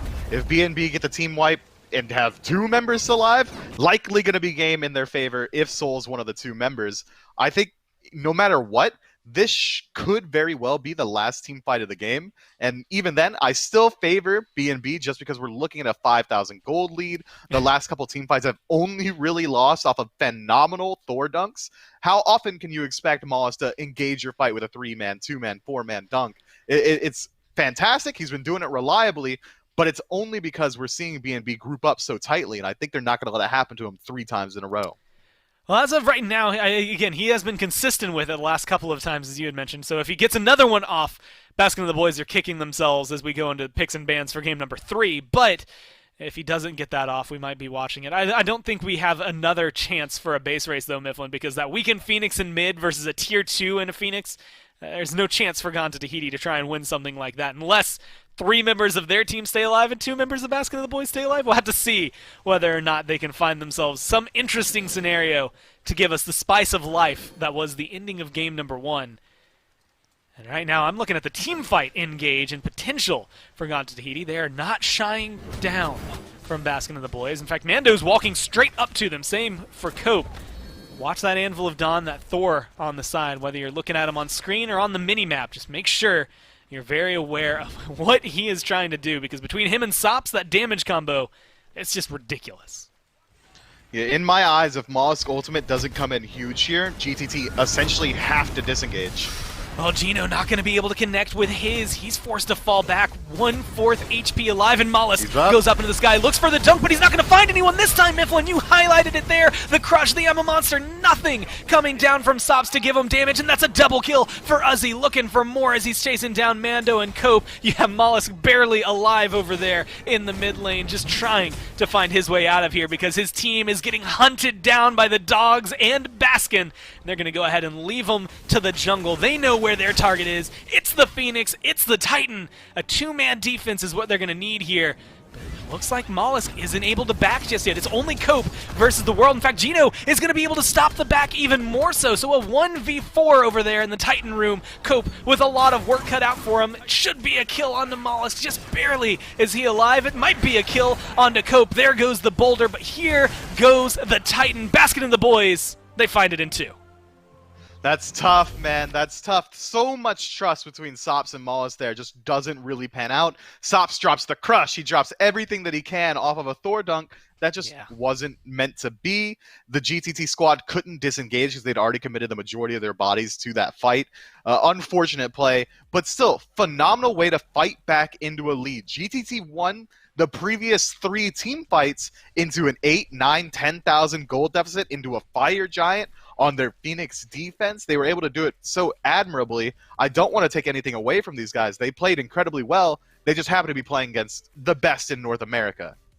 And I think it gave me a little bit of hope, though. You know, the biggest narrative I've seen this year through phases 1 and 2, and now phase 3, has been dealing with Belt Slap if you're in Europe, but Baskin and the boys if you're here in North America, and trying to take them down. It has been the most difficult task anybody has been given, it feels like, in 2020. And that's saying something. There's a lot of hard things going on right now in the world. But taking down Baskin and the boys is the one here for the Challenger Circuit to try and dominate. And Gone to Tahiti have to be the closest to doing so. I mean, they almost win game number 1. Uzi makes a great saving play. And once again, it kind of feels like Uzi makes a great saving play here towards the end of this one to make sure that that consistency through that Amaterasu is there for games 1 and 2. Yeah, the double kill off the missed Thor dunk was so perfect in that last team fight. I mean, we saw that exactly what we needed from the Cerberus was to chase out Mollusk and make sure he wasn't able to return to base. Does that admirably, and it even looked like he was going to win the 1v1 as well. I mean, the team fight potential from GTT was great. We saw their top end. We saw what they were able to execute on, and it's just unfortunate that one misplay kind of takes away our chance at a game 3. I would have loved to have seen it, especially considering how spicy game 1 was. And I got to learn that Medusa shoots her hair at people. Like, today was a good day. Today was a really good day for the SCC. I was had a lot of fun watching both of those games, which is something, and yesterday we got 78 minutes, and I'll tell you, 78 minutes of Smite, it was a fun game to watch, but that was a lot of Smite to have in one period of time. This time they just compacted the same action of those minutes all into about 40 total, maybe 50 total, with that second game going a little bit longer. Big props, though, to Baskin and the boys. So far, remaining undefeated as things have been going forward for them, and still seem to be the team to try and take off. I think as we move forward, and you're looking at playoffs once again for Phase 3, and then, honestly, if you're looking towards Phase 4, I'm still looking at the team who can take down Baskin and the boys. That's what we're looking for. They're the golden ticket. They're the one who's going to get the chocolate factory. They just have to be found. Gore, I've been thinking about this a lot, and I want to ask you a question, right? Do you think the gap between the top end of the SEC to the next best is similar or greater than the gap than we see in the SPL? Like, for example, do you think the difference between Ghost and the bottom of the league United is greater than the difference between Baskin and the boys and the bottom of the SEC? Because it seems like Baskin and the boys have been largely uncontested for almost a full year now, just sitting at the top with the crown on their head. It definitely feels like Baskin and the boys, the gap between them and the lowest SCC team as of right now definitely feels a little bit bigger, especially considering what we just saw out of United yesterday. So you got to give them some credit where credit is due. Not everybody can push Space Station Gaming all the way to a third game. But it is that question. I mean, you're starting to see it in Gone to Tahiti. I feel like Locked and Goated are in that conversation as well. A couple of teams are starting to catch up, Mifflin, and that's more or less where my eyes are going into the future, specifically for playoffs. We've seen some surprising names coming out of the open circuit. So I guess the question returned back to you, What do you think about Baskin and the boys and their potential at being able to go not only undefeated for the rest of the year, but then potentially trying to look for things if they ever find themselves against some of the Pro League teams? I don't know. Baskin and the boys, they look good. I think as far as the bottom 3 teams in the league, I think Baskin and the boys would be highly competitive with them. But I also think that one of the failings of Baskin and the boys is that some of their individual members aren't the most mechanically talented in their individual roles. So how well is Meerkat going to match up into Wowie or Guy J? That's something that I'd be interested to see. I want to see how actually dominant Baskin is. And maybe it's a meme, maybe it's not, but we still hail Wooney Kim as one of the best players, if not the best player in the game. And I mean, a running gag is SPL players are lucky that Baskin thinks Smite is a hobby for him. I want to see how well he's able to perform into the likes of Paul or Twig or Dardez or Shinto. I think there's so much fun to be seen that I could write what-if scenarios, fanfic scenarios of just those games, and it would be so much fun. Well, flip that 2 and 0. Baskin and the boys are the ones who find themselves the win today. And, of course, more SCC action that will come on after the SPL today, where you get to take a glimpse in some of those other teams we had mentioned. Right now, it is still who can catch up to Baskin and the boys. My money was on Gone to Tahiti, and unfortunately right now, it seems like that's not going to be the case. But you get to see the other teams that are going to try and do so as we get ever so closer to those playoffs in the near future for them. A lot of pressure, I think, onto everybody that's not Baskin and the boys to try and take them down. Pressure onto Baskin and the boys to remain undefeated. But that's going to do it for the Challenger Circuit today. Thank you, everyone, for tuning in now. But if you wait about 47 minutes, it's a very odd number, but it's exactly the amount of time you have before the SPL starts up today with Ghost versus Obey. So I hope to see you there, because we'll be back in, well, about an hour.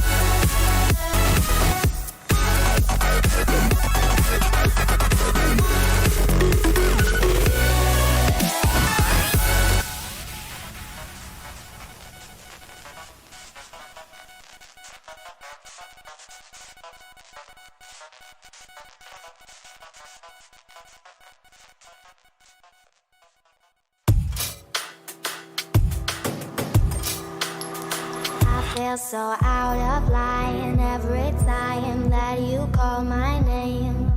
I want to make your move, but I'm scared to say it. It's taken a while to get this far. I'm caught in the way. It's taken a lot to get this close. We're one and the same. Chasing colors after dark. In your heart, I believe in you. The way you pull me in, can't pretend we're a work of art. After dark, in your heart, I believe in you. The way you pull me in, can't pretend I'll be chasing colors.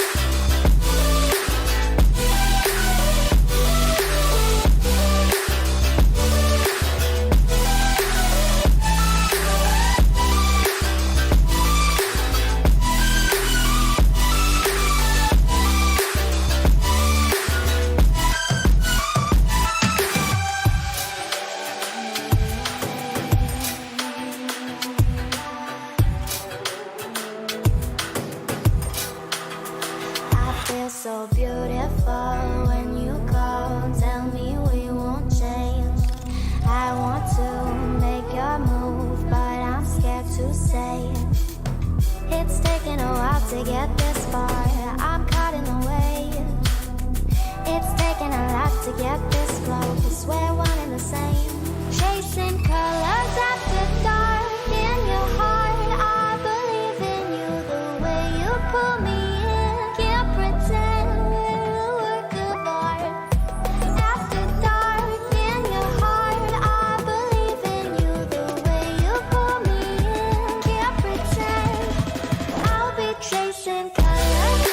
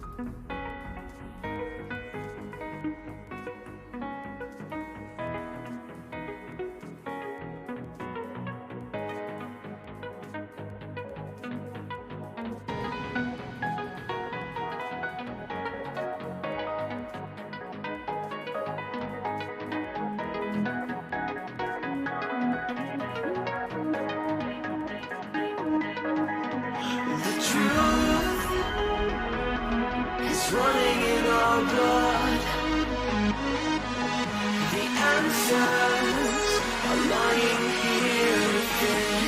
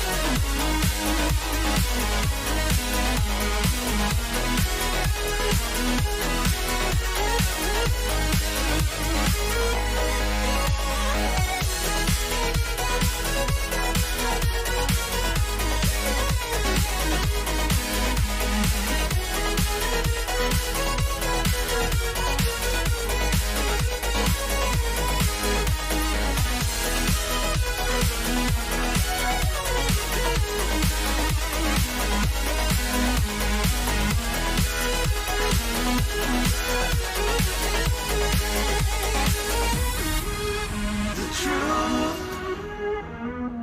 is running in our blood.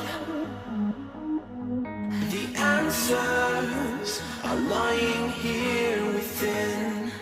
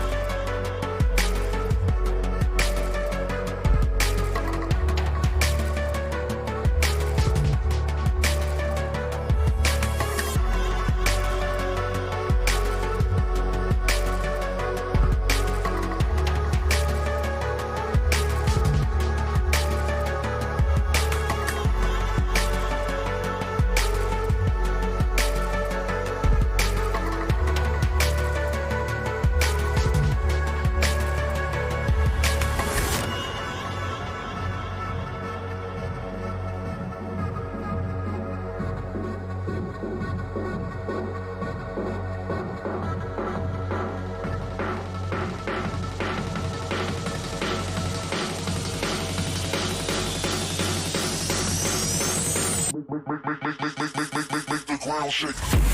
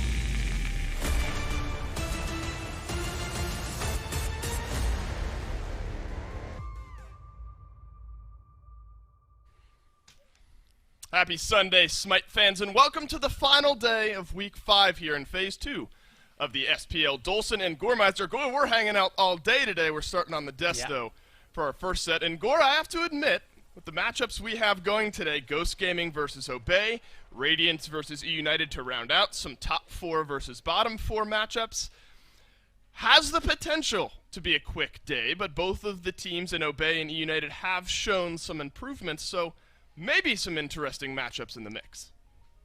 Yeah, I think there's something to be said. Specifically, E-United yesterday kind of surprised everybody. I mean, they're still 0-7, but being able to take a single game off of Space Station Gaming is pretty impressive for the team that is at the very bottom to do anything like that to the team that is at the very top. So I think there is always that, well, potential for some sort of upset coming through. That being said, games 1 and 3 of that set were very much SSG-oriented, right. So, you get this glimpse of greatness from them. Obey finally have themselves a win, so there's glimpses of greatness there at the bottom of the league. It's just whether or not they can bring that here today against these top teams.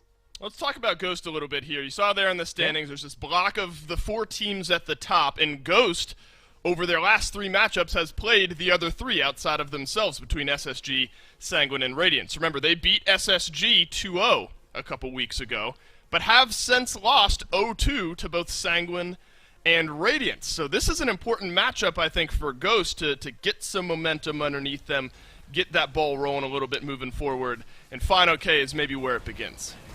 Fine OK is maybe, if not is, the best solo laner right now, and that's hard to say. I mean, there's so many impactful solo laners we've got coming into the league. I think actually this matchup may be one of the better ones, where you've got Fine OK and Nika, both who have been able to do a lot. But Fine OK has been very important for Ghost Gaming's success, and he's even said it on Twitter in these last 2 weeks, or less than 2 losses, I should say, that he's not necessarily been feeling so great about his play in those games. I think him being able to come into it and maybe change around the way he's feeling and show up a little bit harder, we'll be able to see a little bit more out of him, and just a whole lot from Ghost Gaming because of it. Because when you look at it, I mean, if their solo lane does as well as Fine OK standard really is, then they're set up perfectly fine, because their duo lane is also the highest performing duo lane in the league. KDA-wise, both Panda Cat and BBM are up towards the very top, so it is a lot of control for them, and I think that's going to be where Obey are going to struggle, because the duo lane is just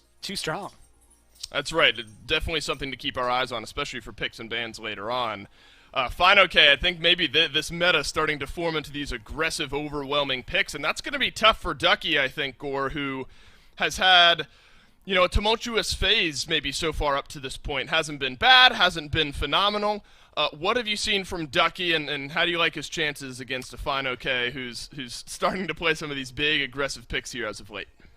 Well, the thing is, I think Ducky, historically, has been one of the better solo laners that we've gotten to see, and lately, specifically on this Wukong pick, has actually looked really good, but it's whether or not they want to go for the Wukong or not, where they put him really does make a difference, I think, over in that long lane, but it's his rotations that I think help out Obey the most, because that's where the changes have been made, is when he is coming into the backline, disrupting them.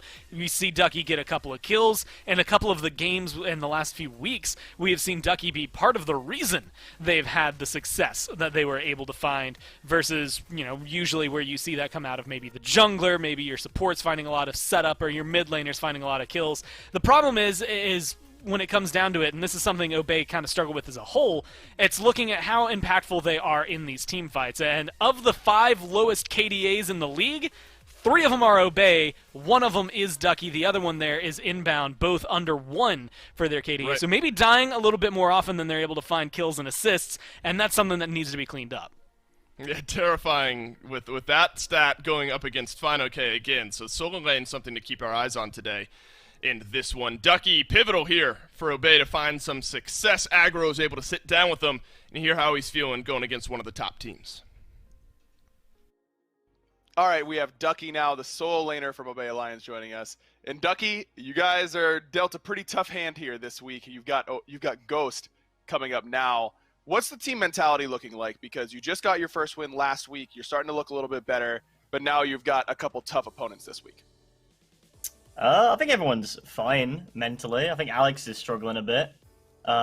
We had to bring him down to take care of a little bug situation yesterday. He's the only one who was able to take care of it because the rest of us suck. But I don't know. I think everyone's fine. Chilling. Okay, wait. You cannot say that kind of stuff and not give me some more detail. Give me this bug situation. What happened? It was like a wasp, like cockroach hybrid. It was in the back corner there, and all 3 of us ran to that side of the room. I think it was Sino went upstairs to grab Alex. Wowie was probably asleep. Alex comes down, just brings a plate, scoops it, puts it outside. But the rest of us ran upstairs and shut the door and let him deal with it. Yeah. Well, we know who the MVP is this week, regardless of the outcome of the games. It's Wolfie, 100%. I mean, saves the lives of his teammates, both in and out of game. What do you think is going to be the key against Ghost? Because Ghost, is probably going to be coming in a little bit angry for some revenge, not at you guys necessarily, but based on how their last few sets have gone. Do you think that the way that Ghost has been playing lately gives you guys at least a slight advantage, that they've been on a slight losing streak? I don't think they've been playing bad. I just think like the other teams are gradually getting better, so the competition's getting a little more fierce at the top. So hopefully we can keep up with them and slowly catch up. We now 7th seed, so we're working our way up there slowly, but I think we can hopefully get one more spot. Yeah, we're getting there. Baby steps for you guys so far. Well, good luck, Ducky. I think you guys have been playing a lot better, and good luck against Ghost today. Thank you.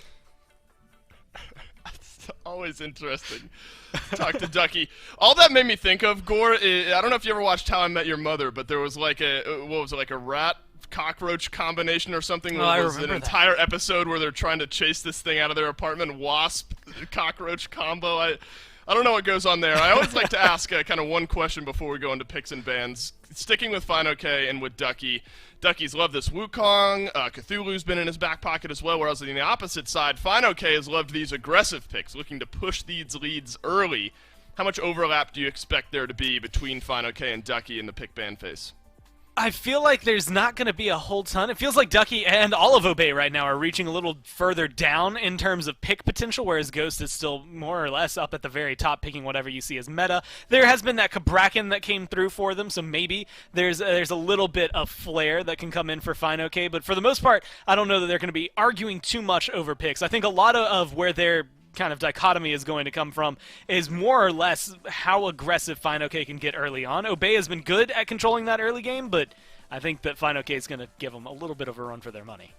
Hey, why don't we let the players answer this one for us? Picks and bans for game number 1 between Ghost and Obey. Big one for both of these teams. Ghost need to get back to those winning ways here against a team outside of those top 4, and Obey looking to build off of their first win of the phase just a few games ago.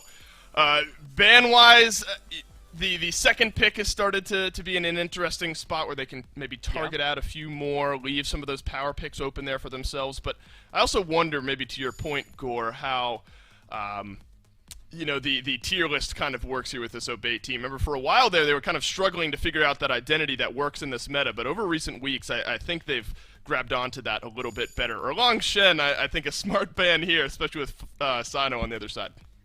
I think much to your point, I'm going to have to quote Schoolhouse Rock for this, but 3 is a magic number, right? If 3 high-tier picks make it through, that's the best case scenario, I think, for your second pick team, right? One's going to get grabbed by Ghost, you get the other 2. But the thing that's been most interesting to me is that it feels like there are 8 top-tier picks right now, and only 6 of them can ever be banned. Amaterasu usually makes it through, even though she's incredibly potent. And so I think the fact that Ghost is already showing their willingness to ban things that are targeted towards Obey, this Cupid that has been very, very nice to Wowie overall, and as well as this Erlang Shin that is great there for Sino in the jungle, showcase that not only are they doing their homework, but they're making sure to lock down things that have been successful. The Ra has looked really good for Wolfie, but it's one of those things that you don't want to ban it in the top phase. Admittedly, it didn't do too much for them the other day, and even last week when it looked good, it hasn't been able to get them a win. So it's one of those picks that maybe you can let Obey play Obey because they have been solid with it, just not enough to win.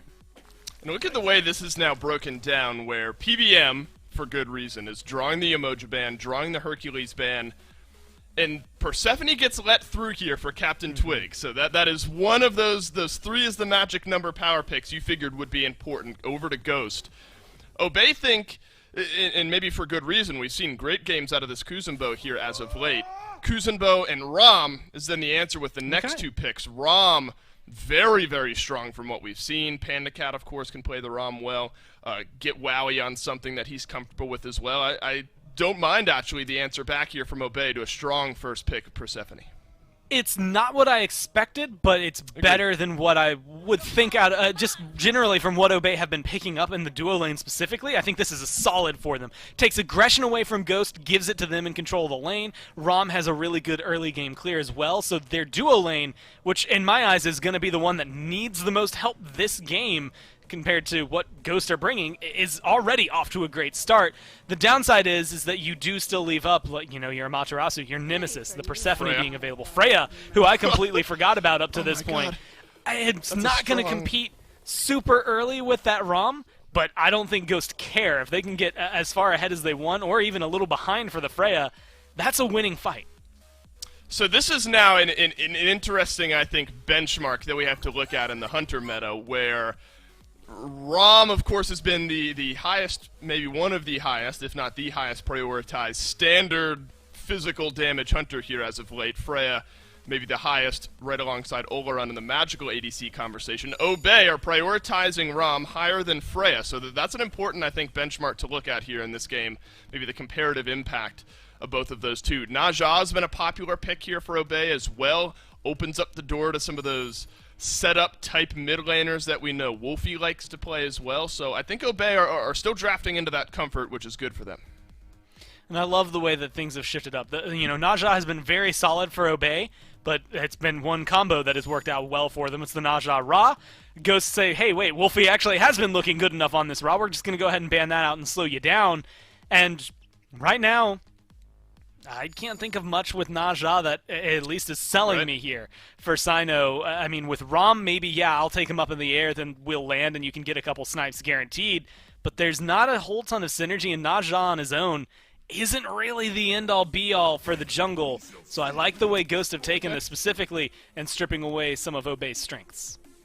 Raijin has been historically very strong for Wolfie out of that mid lane, even in Phase 1 now over into Phase 2 a little bit, even in some of those losing matchups, Wolfie starts off very, very well on this Raijin. It's kind of continuing that trend into the mid to the late game that Obey has struggled with, so it's another comfort pick, but also very strong. You're picking comfort, but it's not necessarily weak here for Obey, so I don't necessarily mind what they've drafted.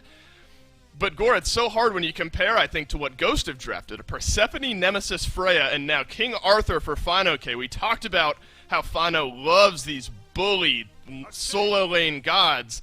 We don't know what Ducky's going to be playing just yet. The Wukong's still available for him. That's been one of Ducky's favorite picks. And now a Horus for PBM. I think Ghost have gotten exactly what they wanted going into this draft. Yeah, I think Obey have almost locked themselves in a box. They play a few things incredibly well, and they've been showcasing that the last couple of weeks, and Ghosts just take those few things away. I mean, the Cupid, the Ra are the ones that come mostly to mind, that Erlang Shin as well. You take rid of those 3, you take the Horus away, even though you already know inbounds on that Kuzenbo. That's 4 of the picks that they've been going forward with. This Naja, again, doesn't feel like it's going to maybe bring too much. I'd love to see what Sino can do with it, but it's going to maybe have to dominate this early game. I think the Raijin, the Wukong, the Rom, all of them have to win very fast here for Obey, because I think Persephone, Nemesis, Freya, Horus, All Right. 4 of those get better with time. I think King Arthur can just go ahead and get added to that list as well. Every single person on Ghost, the more farm they get, the deadlier they are. And Ghost is one of the best farming teams in the league right now. So Obey, they've got a lot to worry about and a lot to shut down, and not really a lot of time in game to do it. That's true. I love the way Ghost answered with their second wave of bans there. The moment you see that Naja locked in, Ra Poseidon immediately taken away. You know what Obey are looking for there out of the mid lane. I think a lot to pay attention to here in this game, not only just for Ghost, for Obey as well, how they're playing, but matchups-wise. Rom prioritized over Freya. This one is going to be interesting. Game number 1, Ghost Gaming versus Obey. It's Aggro and Mifflin on the mic. Thank you, Dave and Gore. Indeed, Aggro and Mifflin on the call for this one. And Mifflin, I just got off the phone with Cooper because I had to place a call and make sure there's nothing in the rules that says that a team like Ghost is not allowed to get Persephone, Nemesis, Freya top 3. It turns out that is not in the rules, but we are looking into maybe adding it in because this feels like it's already a lopsided matchup based on the standings, and then you add in the drafts. This is near illegal for Ghost in my mind.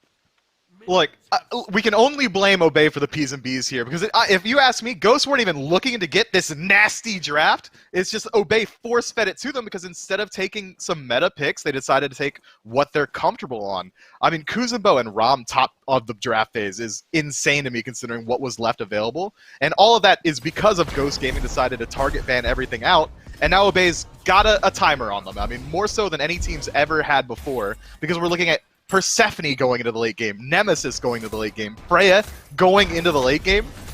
Good luck, Obey. Maybe win before the 20-minute mark. That seems like the easiest win condition for them here, because the scaling for Ghost is astronomical. But Obey isn't completely hosed in that department. I mean, they've got pretty good late game options themselves. They've got the Rom and they've got the Raijin, 2 gods that can do pretty well with a considerable amount of farm. Is it really pretty binary in your mind, though, Miff? I mean, they've got to win early if they've got a shot here. It really does seem that way. I mean, just individual pieces, nobody on the side of Obey is going to outscale Freya or Persephone. I mean, even then, like, I'm so concerned about how well they're going to be able to exploit the early game, even then. Like, look at Obey's draft. It's Cynosure being the highest pressure pick on this Naja, and if he finds the Windfire Wheels, the best follow-up you can expect is Wolfie damage, just the Raiju and a Thunderclap combo or something along those lines. Normally when we see Naja get picked up for Obey, it's followed up by something like Ra or like Poseidon that just has that huge instantaneous burst, and Obey really doesn't have it. It's not been a priority for them when they pick this Naja. A lot of times if something like Ra or Poseidon is open, that's the direction Obey will go, but they've seemed pretty happy to pick things like Merlin alongside of it, and I think it is worth noting that whenever Sino won his World Championship, had that incredible run with that Naja, 19-0, I think it was, on that character throughout that phase, the playoffs, World Championships, everything. A lot of times that Splice team was picking things like Apwash and Zeus, a little bit more zone control-esque than burst damage off of Naja, and a lot of times Sino would be using that ultimate as a way to separate the front line from the back line, and then use their zone control mage to further that point. So something to keep an eye out for is if Sino's going to try and reprise that same playstyle that won him a World's MVP. It tends to usually be the case for pro players that they like to try and play the same style they found success with, which of course makes some logical sense. But if I'm looking elsewhere for where this momentum could come from besides Sino, I think it kind of has to be around inbound in the duo lane, doesn't it? Kuzumbo is one of those characters that can make his mark on a game pretty early on. It is. He can find the push through a wave and do about 50% of someone's health bar at this point. He can control space incredibly well. He's one of the most annoying gods to have standing in front of you, and I think into Freya, that's very strong at this phase of the game. Sam scrapping with Sino in the jungle. Wolfie misses the dash, and that's going to be the first blood. And bad news, buddy. That means level 5 for Sam for Stalker, so why not a double kill? The first one was so good, I think I'll have another. An easy opening here for Ghost Gaming, and that's the exact opposite of what you were saying Obey needed, Miff. Yeah, it's not looking good for them. Unfortunate from Wolf, he just wasn't quite able to find the damage that he needed. The positioning from Sam and Twig there, perfect. Immediately moves into the red buff, knowing the timer on it, finds the double and the invade on the tail end of it. And if they're able to, and they want to, they can keep this pressure going. Sure, Nemesis isn't the best early game assassin that you could have, but Nemesis 2 levels up, likely going to be able to finish those boots and a Golden Blade if he so likes on this next back, followed up with the Persephone damage. Means that this red buff is going to be a huge contention point in the future. Obey is going to have to send many in numbers to defend it. And luckily for Obey, Raijin, one of the best mages at hitting level 5 and all of a sudden having kill potential, despite a couple of nerfs to Taiko Drum's base damage, can confirm that that thing still swings whenever you hop up on the Drums of War. So not impossible for Obey to defend, but it's going to be difficult for sure. I think it's worth noting here, Miff, these boots selections for the 2 supports. I think it kind of fits the narrative that we're building about the direction for these 2 team compositions. PBM goes tank boots and Inbound goes purple boots. Yeah, PBM keeping his eyes on the horizon of the mid to late game, and Inbound knows that this is his best point to try and get involved early on. I'd like to see Inbound continually try and put pressure onto PCAT, because right now, the reflect damage is going to be hugely impactful. There's no real lifesteal online for the Freya, but once Ring of Akate comes through, Shoes of the Magi as well, it's going to become that much more difficult to get value out of this Kuzenbo. I expect Obey Alliance to be putting a lot of pressure on the long lane through the help of the jungler in the next couple of minutes. But that red buff invade is looming on the horizon, and with it coming up, here come the members of Ghost. Mike leading the way, as to be expected, but no blink for him. It's still down for about a dozen seconds. Doesn't seem to need it right now as Panda Cat finds himself boxing with Wowie and Inbound hunting on this Freya. That's going to force the Valkyrie's discretion, and here comes Sino ready to go. Immediately upon landing, Wowie's snipes are going to take care of Panda Cat with ease, and now Captain Twig finds himself at the ire of Wolfie. Taiko Drums still swinging right at level 5, and that's a double kill for Obey Alliance. Now it's their turn to push into Ghost Gaming's jungle. The fight continues. Polar Bear Mike getting chased out. That's a nice ultimate from Sino. Is going to be able to confirm that kill. And a complete parity on this side of the map. They get the double kill, now a triple, and the red buff invade on the tail ends. Wolfie has to use the beads. Won't stop Sam for soccer. He cuts him down for his 3rd kill early on. All 3 Ghost Gaming kills on the belt of Sam for soccer. Ghost gets something in their pockets despite losing the team fight convincingly. Sam gets a kill and the beads, but look who's made his way over. On tour comes Fine OK. He's going to come over from the solo lane and create space for Sam to ensure that Ghost and Obey trade reds. That's a nice invade. Now they control that timer again. Ghost Gaming keeping up the pressure despite losing a team fight. Now Obey are going to have to repeat that same process. They're going to have to rotate over, defend the red buff, potentially look for a team fight on the tail end of it. And that's exactly what Ghost Gaming is known for. Even when they're on the back end, if they're on their back foot, they're still putting pressure on the map and forcing Obey to play reactionary. But so far, it's looking really good. Obey didn't really have that much of a horse in the race of that defense, especially considering the lead that's already establishing in the jungle, but they're looking good anyway.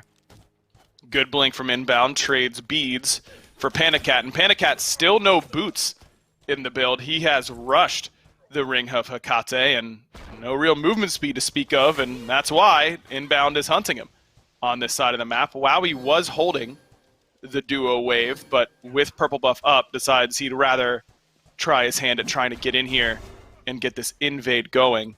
Sino en route as well. This seems to be where Obey wants to keep their pressure onto the beadsless Freya. Checks out to me, and it looks like they're going to be okay until maybe not. Sam moseying on over is going to force Obey back.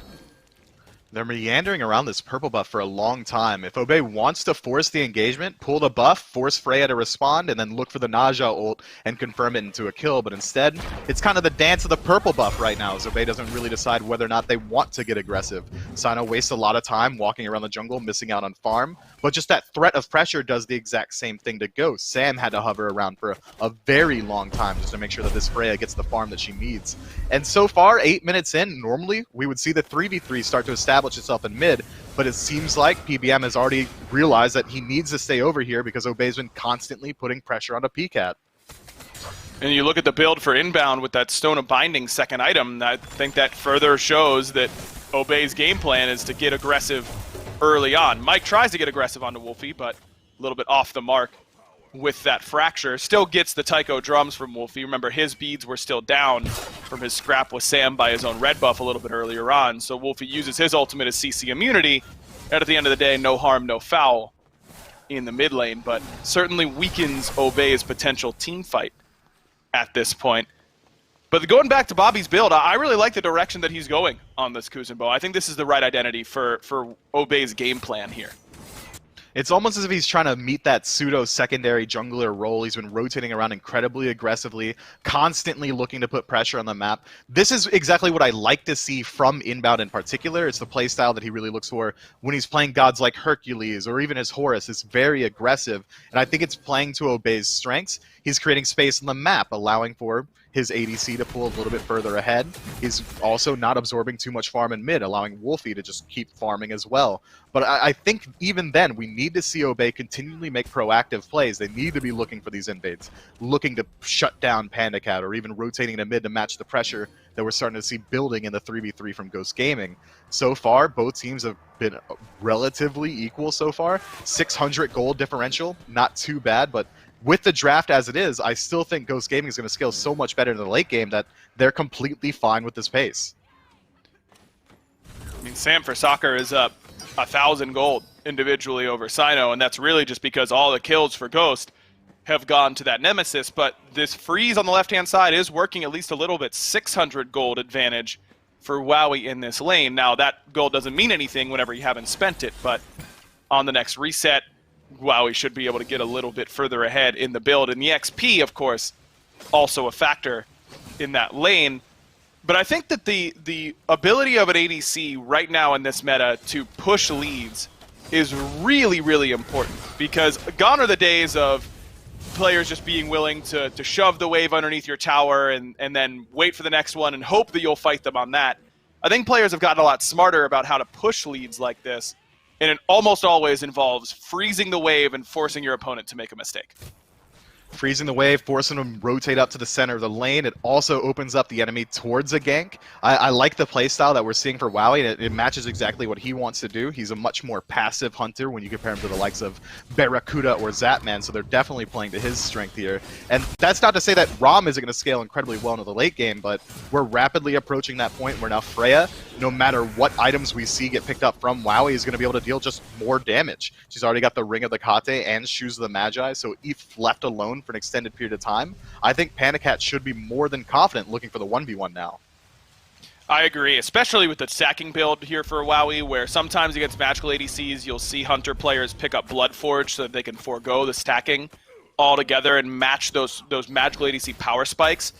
Despite the deficit for PandaCat, we are out of the woods in terms of the time of the game where PCAT won't be able to be a focal point in these team fights for Ghost. And with how the early game started, PandaCat losing beads, PandaCat losing ultimate and still dying, I feel like Ghost is probably pretty happy with where they are right now, though maybe they would rather search for greener pastures in the left lane. Here comes PBM's ultimate, going to drop down near Wowie, rolling assault already used, and he's going to go up and buy as much time as possible, but maybe just think about what he wants his final words to be up from a good view. Sam for Soccer, all 4 kills now on the Ghost Gaming jungler. Yeah, no one in range from Obey Alliance to make the rotation back in there. Wowie sits in the air for the literal longest point of time that he could, but on the tail end, Sino tries to do something on the map, looks for the red buff invade, is successful with it, but is going to have to trade out his ultimate on the escape. Up into the Tycho drums. Great damage coming from Twig. Wrong target, my friend. It was Twig he had to worry about all along, and that was on the back of a great ultimate by Twig. Sets up that chase, and there goes another one. 5 in a row now for Sam for Soccer. Of course, his hand in the 6th. It was Sino and Wolfie looking to trade out some sort of farm for that dive on the left-hand side, but Twig denies them handily with use of the ultimate. Beautiful play coming out of the mid laner. And now they're going to be looking at Goldfree and red buff at the exact same time. A 2-pronged attack, trading this aggro back and forth. That's good damage so far. Obey, it's only inbound in range. And he's not going to be in range in time because of the CC coming from PBM. A Gold Fury underneath the pockets of Ghost Gaming. 13 minutes in, all of a sudden, Mifflin, this lead has ballooned to about 3,000 nearing the 4K mark in a very, very steep takeoff for Ghost that really just happens because of good plays in multiple lanes at the same time. Look, we could say what we mean to say, and it happens because of Sam for Soccer finding pressure all the way across the map despite picking a low-pressure early-game jungler. 2 levels up, 5-0, already has the stone-cutting sword and is going for a more interesting build inside of this Malice. That means that if he does land some auto attacks, they're going to be hitting pretty hard through that crit, and those cooldowns, those oh-so-important slice and dices, retributions, are going to be coming up much more often. It's a new take on Nemesis, but I'm kind of loving it.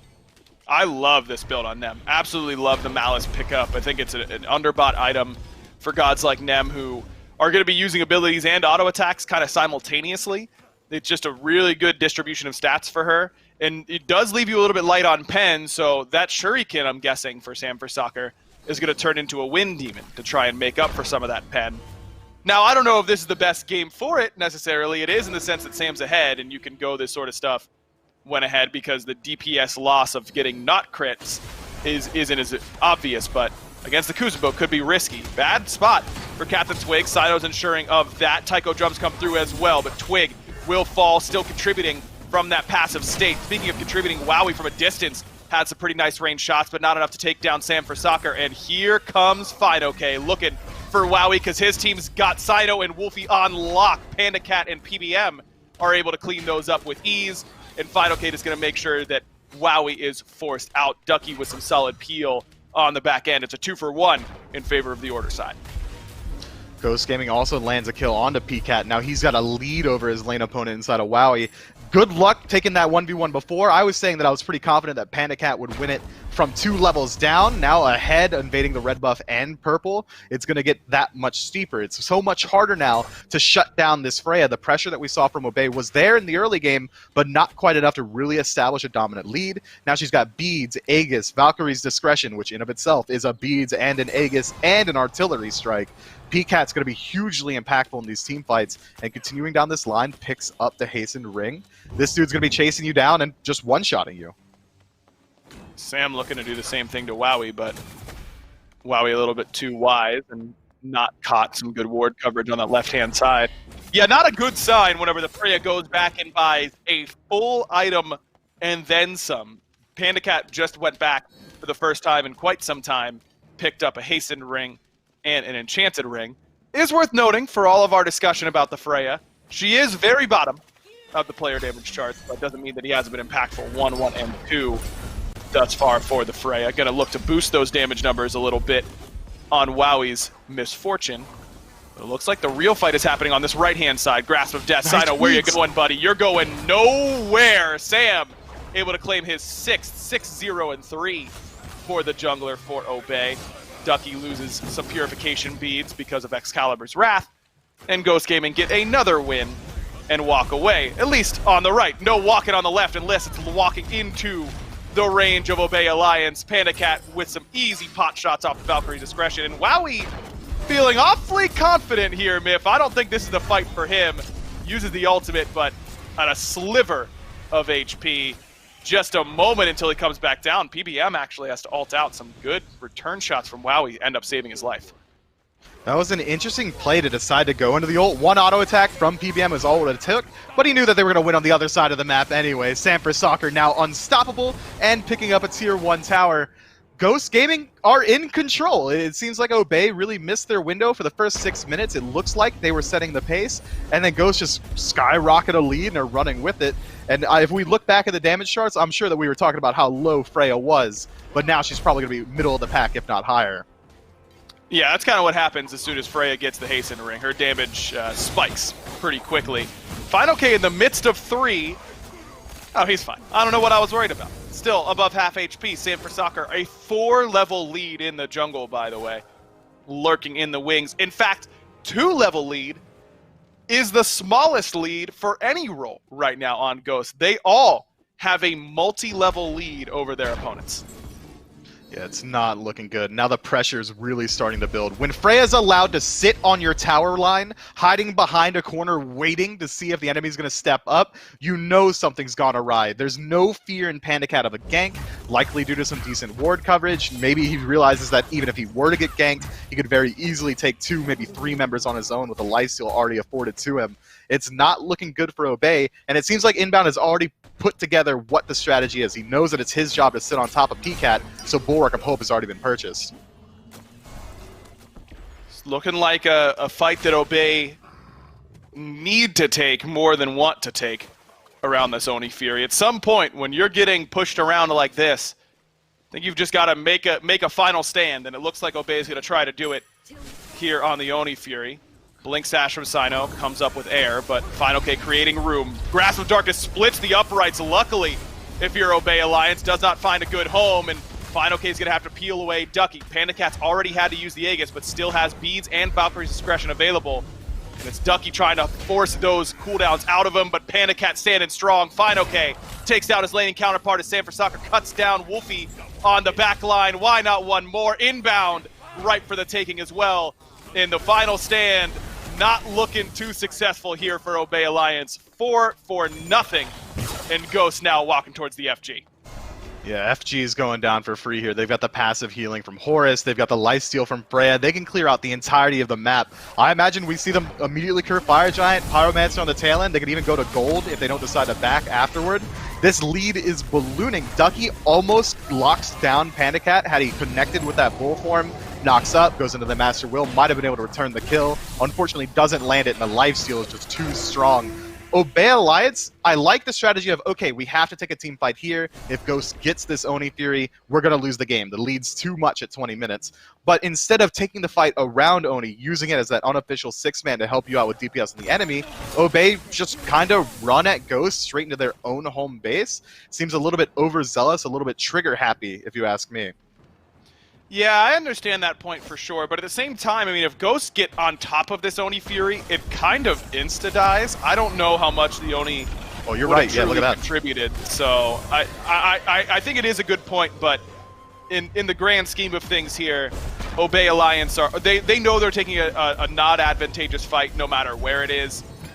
I'm sure Twitch chat is spamming question marks on why Obey is fighting there at all, but in all honesty, I think that that's the right idea. You have to eventually just say, is this fight better for us down 8k gold with no Fire Giant than a fight on our Phoenixes where they're up 15, 16,000 gold?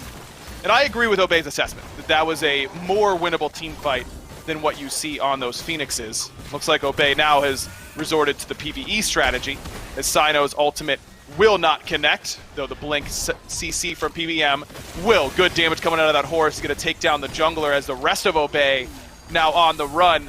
At least they don't have to worry about Panda Cat because he's taking the long flank. He was clearing out left lane. It looks like Obey is only going to lose at least 2, though Wowie will make it 3 for sure. Don't think Ducky or Wolfie will be caught on the chase here from Panda Cat. So 2 towers go down on the right-hand side. Obey Alliance put at least a small amount of gold back in their pocket. PCAT, if he wanted to, could have stuck around, cleared out the tier 2, gone for the Phoenix, but if I have any ear in their comms, I'm sure it sounds like this. Panda Cat yelling out, guys, wait for me, I need to get some damage, I'm finally online, please, I want to play Freya. So he tries to get to that team fight, not quite in time, but now the split push is activated. Sanford Soccer in mid. Ducky, 3 levels down on him, good luck fighting into it. I don't think Ducky's going to want any of that. No chance. This Phoenix on the right-hand side, also no chance, despite a bad Phoenix damage composition, and that's where I was about to take that conversation about the fight around the Oni Fury. Against a normal composition, I would agree that that's a much better fight on the Phoenixes. I do think that math gets a little bit closer when you realize that Ghost has a Freya, who's fantastic at dealing objective damage to Gold Furies and Pyromancers and Fire Giants, a little bit less fantastic at the towers. Do you think that that fact should have changed Obey's decision making? That it's going to take them, that it's going to take Ghost longer to take down these Phoenixes because they have no traditional hunter? I think it certainly could, but what you said about just Ghost Gaming's lead ballooning from getting this Oni Fury, they very likely would have cleared it out and then used the minions to move their way towards Fire Giant either way. So Obey kind of had to commit themselves there, realizing that this Gold Fury that we just saw go down meant more than just the literal objective itself. It was more so map state.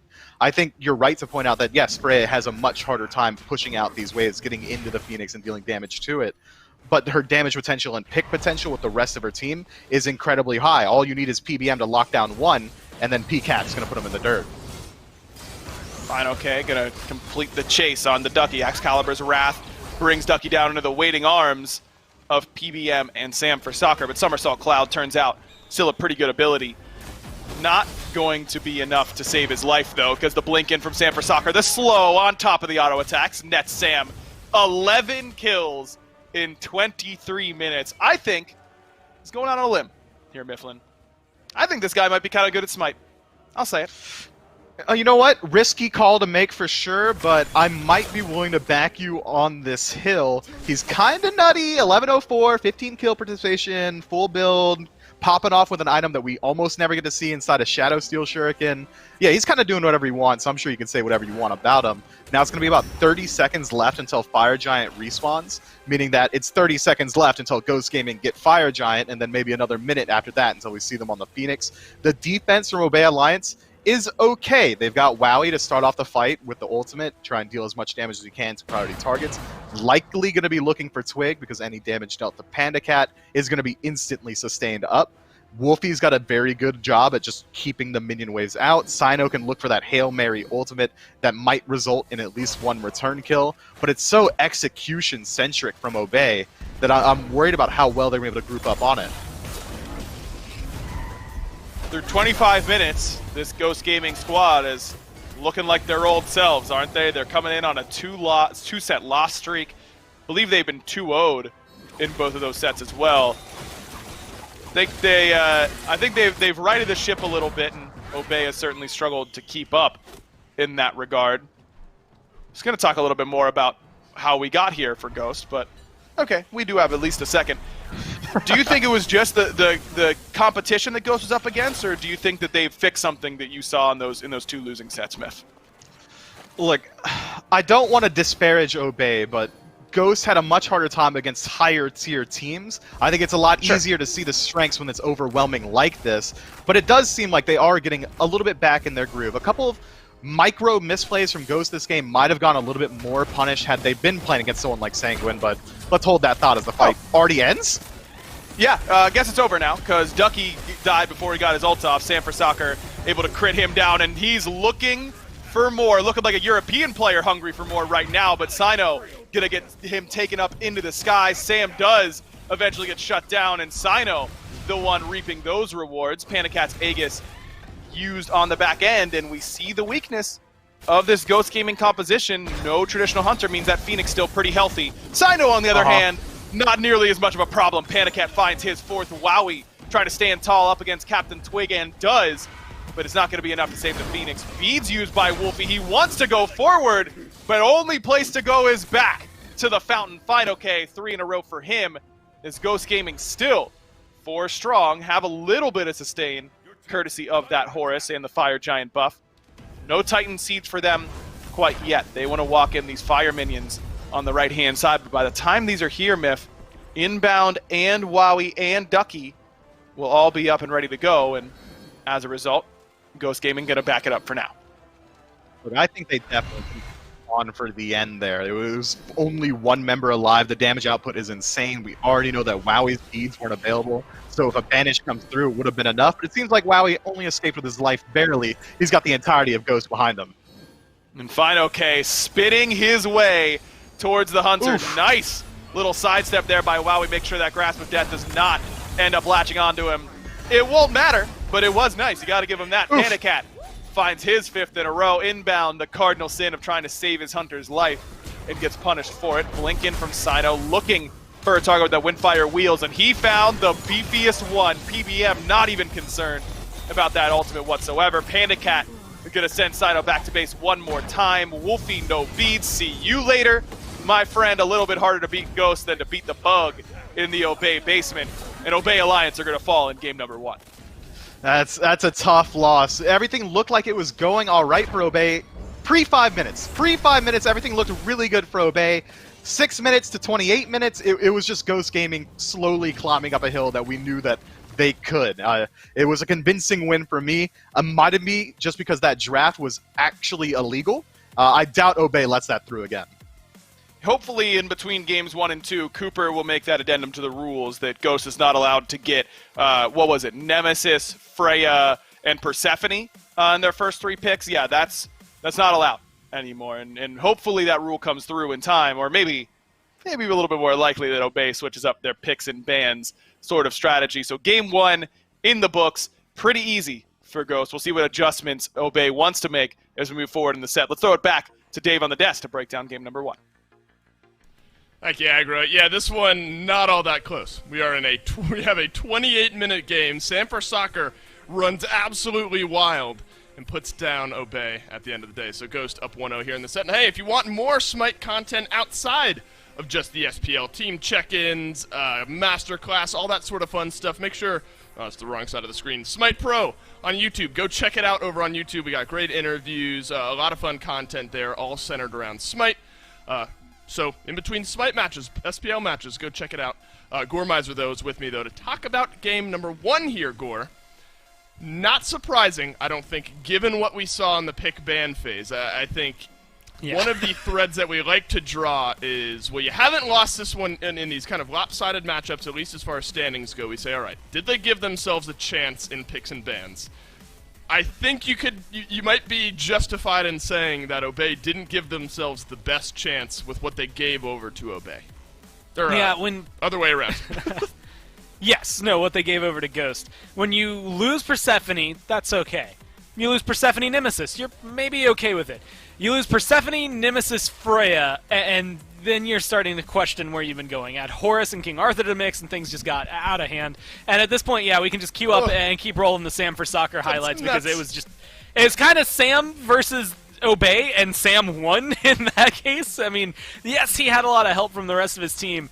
And early on, I mean, you can see it there. 12 minutes in, Obey did get those 3 kills. They slowly added on to it after that, but there was really only one moment that it felt like Obey fought back in that game, and we saw it within, as Mifflin said, the first 5 minutes where they looked good.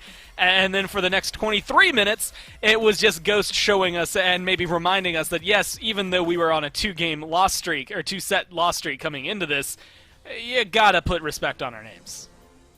Yeah, and then some here. I mean, you look at the KDAs and the numbers speak for themselves better than any of us could. I mean, Final K 4-0-10, 13-1 and 5 is where Sanford Soccer ends up in this game.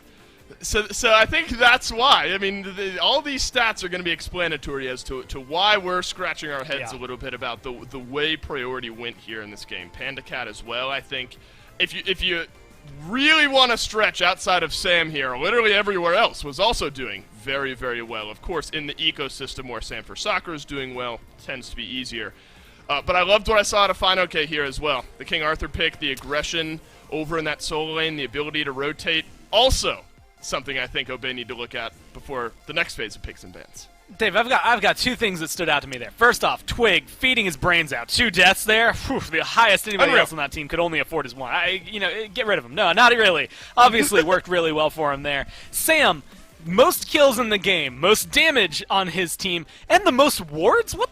Well, that's not supposed to be how that works either, but I guess he had all that extra gold to spend from farming Obey at that point that he was able to get the vision for him. Maybe that helped facilitate a lot of those kills. I just think you had to go back. If you have a dry erase board for Obey, you just erase everything that you had written down for game 1. You come into game 2 and you try to write that one out of your brain. Yeah, that's our bit surrounding, 15, 20 minutes into that game. Obey is saying, all right, what are we having for lunch here if we're not able to turn this one around in game number 2? Because, what was it, a 12K gold lead, I think, at 20 minutes in? I mean, enough has been said, I think, surrounding game number 1. Ghost absolutely blow Obey out of the water. Sanford Soccer, the MVP of game number 1, on the Nemesis. All right, so now we're going to flip sides here, Gore. We're gonna swap the order here in the draft, so Obey in an interesting position of getting the most prioritized pick overall. Ola Run is going to get taken away. And I wonder then how Ghost responds, because there's no chance in my mind, if I'm Ghost, I'm thinking I'm getting the same amount of power that I just got in phase, or for game number 1. But you kind of have the same order here if you're getting a couple back-to-back picks. So I wonder where Obey start to go here. I think the Nemesis ban is smart. Yeah, that's a great start for them. I think Ghost, though, have the ability to really just maybe even swing back some of the bans they had. I'm surprised to see him, like, Cthulhu makes sense. I guess Persephone makes sense here. Wolfie is definitely a target on Obey, because when he's performing well, it does tend to lead to longevity in the match for Obey. The last couple of sets still hasn't led to that much success, save for their United win. So I think slowing him down is going to be a good bet. But Ghost, I'm actually kind of surprised they didn't leave more open so that they could scoop up even more here. But at the same time, yeah, Obey are forced to ban out Hercules. Whatever they first pick here, Freya's still available. Amaterasu's still available. There's a lot Ghost can grab that are still going to give them their playstyle. Cupid as well was banned out in picks and bans for game number 1. Cupid has been pretty looked at as far as pick ban priority here goes. 42 in the pick column, 16% in the ban column, 41% though in that win rate column. Given the two gods that you point out here, Gore, Freya, Amaterasu, I think come to my mind still available. Does it make some sense that Cupid is first picked over those two? For Obey, yes, but it's only because the only thing that has saved that duo lane that we've seen and salvaged a lot of its early game has been Wowie on that Cupid. I mean, that Cupid pick has actually been incredibly solid for them. I think he was 10-2 the one game against Obey, or I'm sorry, United, as they went forward. But again, it's that question of what he can do. I think Cupid's a strong pick right now. I think his ult is really good. It counters Nemesis. She's not really in the game, so it's just a nice big field of control that you're bringing into team fights. On sieges, whether you're defending or attacking, his hearts heal a lot. He has good clear early on, but you're giving up Amaterasu Freya, right? I mean, it's that thing to be said. Obey can grab comfort picks all day. That's what this Erlang Shen is as well. But are your comfort picks going to be better than Ghost, one of the best teams in the league, on some of the best picks in the game right now? I just don't know if they're going to be able to make the difference, but man, they're betting on it. Erlang Shen, very good from what we've seen, 83% in that win rate. So I think smart for Obey here to give some of that over to Sino. I think comfort, of course, but also strong from what we've seen. Big ultimate in the 9 turns blessing can help set up some fights. The Ra is interesting to me, not at all because it's Obey, and not at all, because it's Obey, because we've seen this Ra. Now, my question is, where does that setup come from? You get some good setup maybe with the Cupid, Erlang Shen has the pin, the taunt in there, so they're kind of relying on some of that style that's worked for them before here, Gore, putting that Ra over in the mid lane. I mean, we had talked about this. I think Hindu had said it after that set, but specifically looking at, like when Bobby had that great performance inbound here on Horus, yeah, you expect it to be banned out, and if they don't grab it in their top 3, they prioritize extra healing elsewhere, then I expect it to go down there. That's what Obey are bringing into this. That's something I remember distinctly talking about it when they had a Horus in this draft as well, because most of this is the same. Cupid brings healing for himself and the team. Erlang Shen, healing for himself. Ra, healing for himself and the team. If you are able to get Horus, then it's healing for the team and himself. It's just they're stacking on their ability to reset in a fight, which is good, except that Ghost will just kill you. That's the only issue I have. There's 2 ways to counter it. Anti-heal maybe ruins the longevity of it, but just outright killing you means you can't heal anymore, and I think Ghosts are going to look for more of that. There is something to be said about it, though. I don't want to write them off right now. I think Game 1's maybe affecting me a little bit. I think this is a good draft for Obey. It fits into the style that we've seen them playing these last few weeks, where they have looked better. So if they're going to change it around for Game 2, this is the only real way I think they can go. Agreed. I think important, yes, for Obey to kind of wipe Game 1 out of their minds, but for us as well. I mean, they got to move on from it. The 10% win rate Ymir. So Ymir has been pick banned 25% of the time, but let's look at that 16% pick rate out of the Ymir. 10% win rate from the Ymir in that support role. Interesting to say the least. Thor being locked in here. So a different look here maybe, Gore, for Ducky, if that's going to be Erlang Shen, jungle, Thor up in the solo lane maybe for Ducky. It's a new vibe there for him, branching out of that Cthulhu, Sun Wukong style of play that we've seen recently. little squishier overall. Erlang can be tanky enough, but I think Cerberus and Matarasu, as far as front lines go, are going to be a little bit more dominant. Chiron. And I'm going to tell you, I want to look at win rates that come through, and specifically, I mean, Chiron there was batting 0, but I think he's only been played once. We can maybe write that off onto the side. But, Ymir, Rob, 10%, 25% respectively, but Erlang and Thor were 80%, 75%. So Obey, they have a lot of power behind them. Again, it comes down to execution, but I think this Cerberus, this Ratatosker is maybe a little more on the fence, but Freya, Amaterasu, those are 3 picks that Ghost loves. Cerberus, what was it, week 2 came in and just kind of rocked the world and then disappeared for a few weeks afterward. So I think Ghosts are just returning to form with that and something that has been a power pick. Chiron's the only one that is maybe going to be lax. I know Aggro is going to be able to go in a little bit more detail about why he likes the Chiron here, though. And I think it's going to fit well in the mid lane for them. It's just going to be solid control, and again, a little teensy bit of healing there. Strong opinions around the Ymir up here in the SPL. Can it give Obey the advantage in game number 2? Let's jump in to find out. Thank you, Dave and Gore. Aggro and Mifflin still with you here for game number 2. As Miff, it is about time that we see my boy Chiron in the SPL. I think this god is criminally underplayed. Are you on the same page as me? Do you love the Chiron, or are you a lame Chiron hater? Well, I feel like you kind of loaded the question a little bit here. Like, I either love Chiron or I'm lame. You know what? I'll say the truth. I think Chiron is underrated, but I think he's also outshined by 50% of the hunter pools, half of the mages. He's strong, and I think he's a really good counter pick, especially looking at the draft that we're looking at from Obey Alliance. Ymir walks up, drops a freeze. Oh, never mind. My teammate just got cleansed. Sino tries to move up and find a pin. Just cleansed myself. I think it's a very smart pick into the draft that Obey has here, but I don't think it's so strong, or maybe you don't feel that same way as well, that you just kind of want it in general. I think it's something that you have to really look for your opportunities for. I think that's a good way to put it. I don't think he needs to be against these CC-heavy compositions. There's always 1 or 2 slow telegraph CCs that you can neutralize pretty effectively with that training exercise cleanse. But in general, I agree that he gets outshined by half the hunters and a certain percentage of the mages. That's what makes him great, Mifflin, is that he's both. He can do both. He's a hunter mage, and I think that brings a unique play style. I'll have to see how he works out this game. Good attempt by Sino to steal that red buff, but unsuccessful. Pretty low opportunity cost for him to go for that at the very least, as he'll actually end up stealing away the mid-harpy from Ghost's side of the map.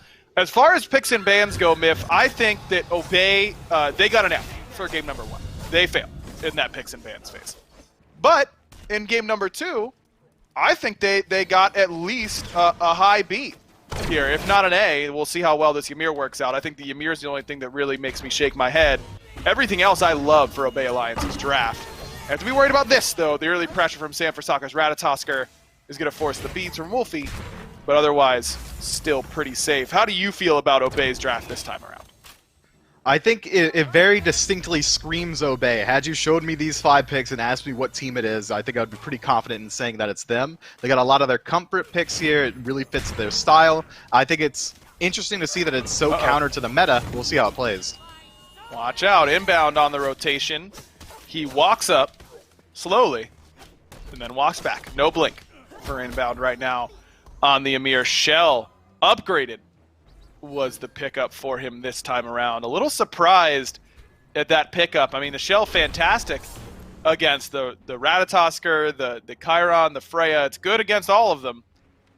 But Ymir without blink is, I don't know. It just doesn't sit right with me. It feels wrong.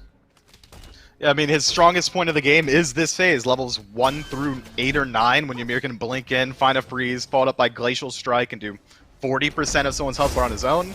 Now he's going to have a much, much harder time finding those opportunities to engage. I think it is a bit of a misplay to go for the Shell here. It tells me that he's playing a lot more cautiously than we're used to seeing from him. Oh, PBM walled in, but not a super long wall at this point in the game. Only 1 point in that ability for inbound. Good attempt, but unable to find the kill. PBM does have a blink of his own this time around, so could have blinked up and over that wall after he was out of combat for just a little bit. This is a very different draft even though it's very similar for Obey, on the other end, I think this is a pretty interesting draft for Ghost. We've seen a lot of junglers all of a sudden start to pick Ratatosker. Someone's been popping off with that pick in scrims. I don't know who it is, but when you see a pick go from 0% pick rate to 3 different teams taking them all in the same week, that tells me someone had a particularly good week of practice with the pick. And this Chiron look for Twig in the mid lane. A little bit something different for this team. It is. It's super interesting. I think we used to equate Rat to lesser Thor. Oh, it's not a stun, it's a knock-up, and his damage output's a little bit harder to find. But with the recent changes to Acorn, the Bristle Brush, and the ability to just throw out a ton of Acorns and almost guaranteed land your stun even from a range, I think has been a huge boon for this god. Now he's got a lot more early gank potential. His damage output is incredibly high. I think it's a very good pickup. I'm surprised we haven't seen it a lot more recently. I think it should have been picked up the second we saw it get changed. And I'm really glad that we're starting to see it now. Sanford Soccer, one of the best junglers in the league, if not the best, should be able to at least give us a good exhibition of what it can do.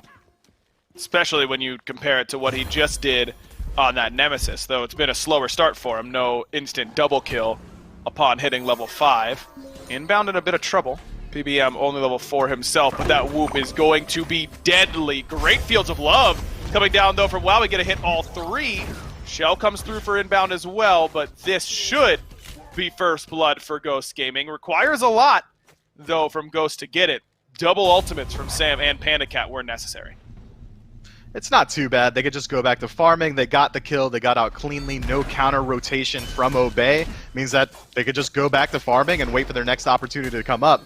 I think it was really smart to see Sanford Soccer not immediately use the ultimate into Fields of Love. He waited to see whether or not it was going to be required to confirm that kill. He backs up out of it, tanks the damage, then re-engages. That's good trigger discipline. Sino on this right-hand side, knowing that he doesn't have to worry about that through the Cosmos ultimate.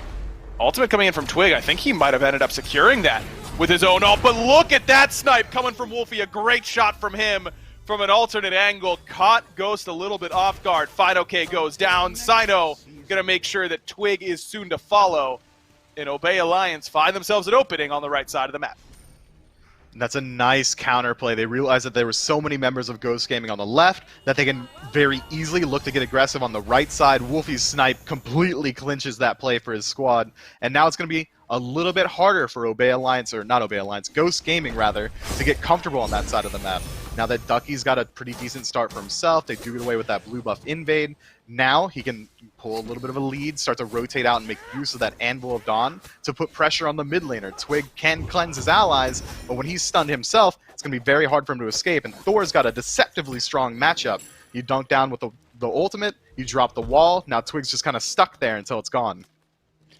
Love to see a Thor solo get ahead because of that rotation ability that you were just mentioning. It's very, very difficult to play around as a mid laner whenever a Thor, who's normally in the jungle, is going to dunk you, and he's going to be way tankier.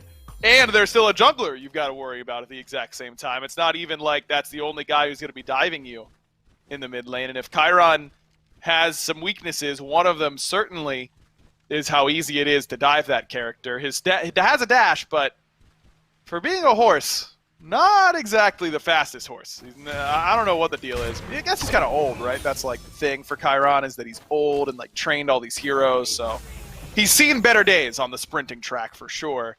And that's something that Twig's going to have to watch out for in this one. Yeah, definitely his age comes into play when I evaluate the relative strength of a character. Ducky going to be forced into the ultimate by that gank. Now he's likely going to disengage. No one from Obey around. Means that he's going to have to just walk out. And that gank potential that we were worried about has been mitigated from pressure through Sam. Well played from Ghost, who immediately recognized where they need to address themselves and make sure that this bleeding doesn't get any worse. Wowie has traded out ultimates on this left-hand side. Panda Cat again going for the ring rush. No boots necessary for him, at least early on, but do have to worry about getting ganked now that he doesn't have that ultimate available. Sino in the area with Blink, but more interested in just stripping away Panda Cat's farm than necessarily going for the gank. Panda's off to a much better start this game as well. He hasn't had nearly as much pressure put onto him. He's been allowing Wowie to just kind of zone him off as much as he wants, but Cupid not really comfortable sitting in the middle lane, has been pushing it constantly. So we're not even looking at a real lead established between these hunters. This Freya should likely come online a little bit more quickly than we saw last time. It's good looks for Ghost Gaming. I think a lot of it's due to the fact that they've been putting pressure on that solo side of the map. It's forcing Obey to kind of reallocate their resources. Blink in from PBM, picks up Sino, and a great silence from Fine OK, going to make sure Sino's got nowhere to go. Ducky has exited stage right. He immediately was out of there as soon as that fight really started. And you were talking about solo lane pressure. PBM earns himself a blue buff with that Blink ultimate on the right side. Well played from Ghost. They know, it's such a smart play because it's a calculated decision. They know that Freya isn't an early game god, so they want to play the strengths of their team. Fine OK on this Amaterasu is an absolute lane bully. Might as well play around your strongest character at that point. So I like exactly what we're seeing, and it's doing a good job of just elongating the match, making sure that Obey can't exploit the weaknesses of the duo side of the map. It's forcing the game to go a little bit longer, and the longer the game goes, now we're looking at essentially a double hunter composition from Ghost Gaming inside of Freya, the Magic Hunter, and Captain Twig on this Chiron. That structure damage that we were worried about last game is going to be completely mitigated by this Chiron as well. I think Ghost Gaming have an incredibly strong draft that isn't lacking in any facets. They've got CC and Engage in spades.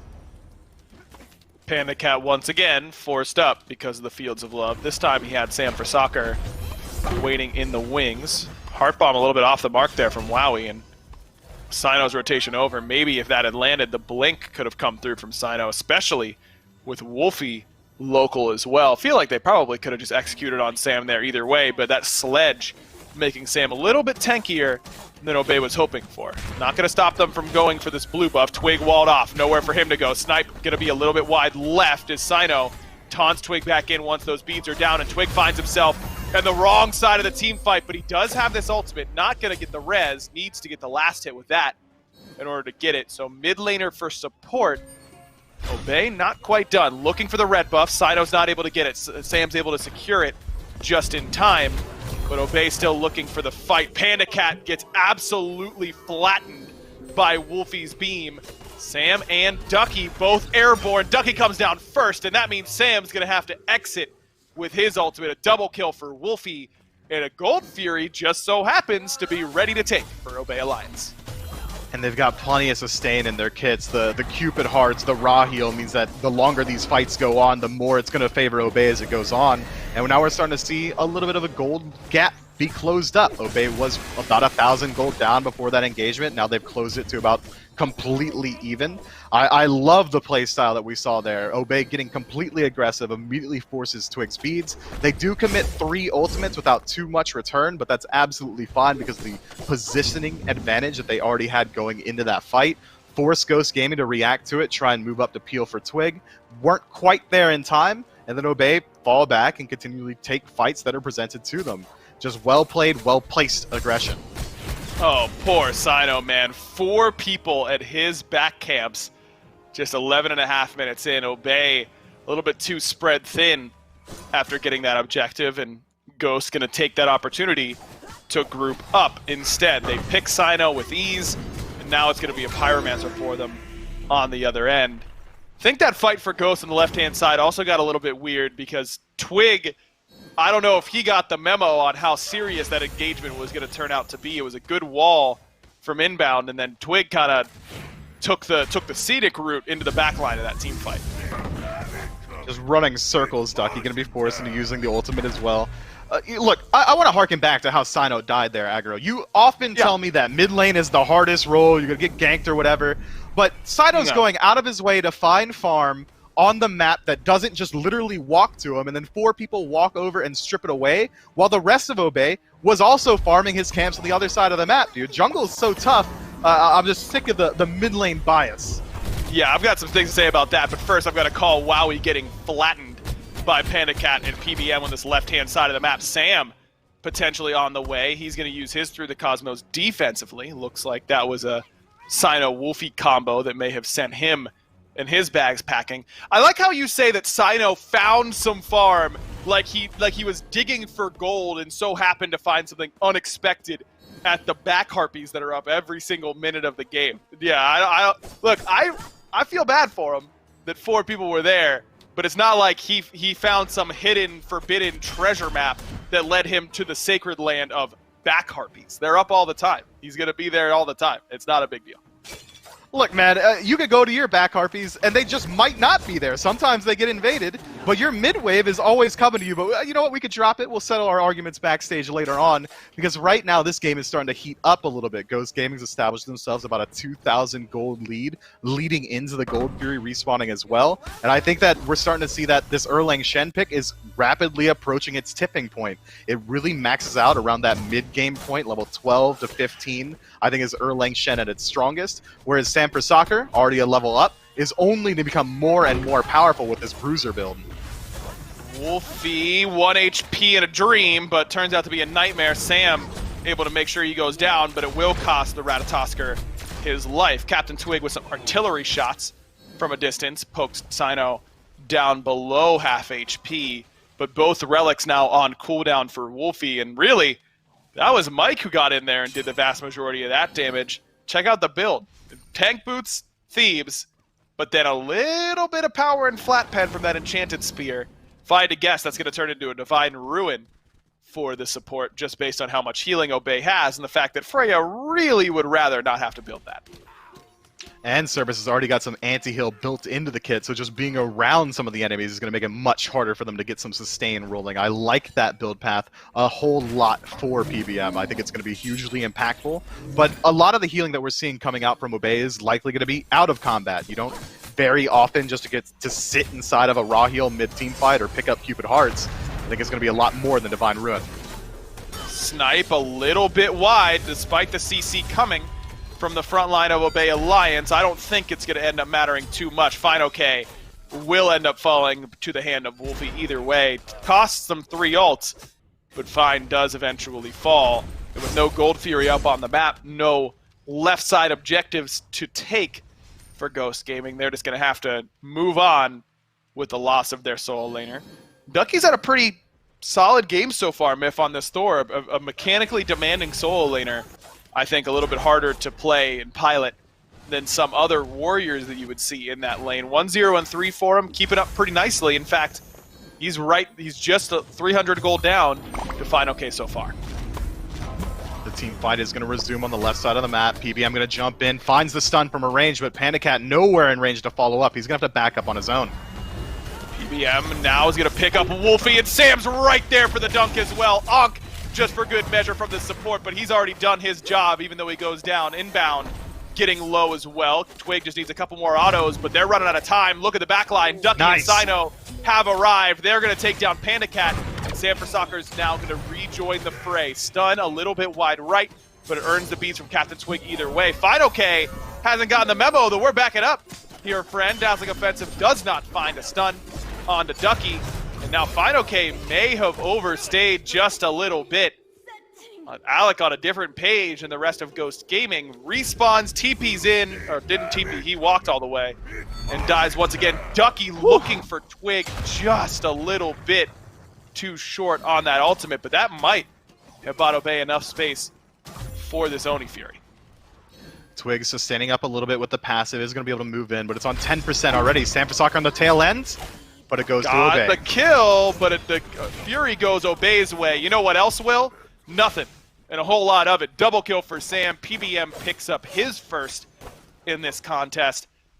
3 for the Oni Fury, Mifflin. Not ideal here for Obey Alliance. I think this is the point in the game where Oni Fury is worth the least as a team, because Obey really can't spread Ghost thin and punish them for not clearing the waves.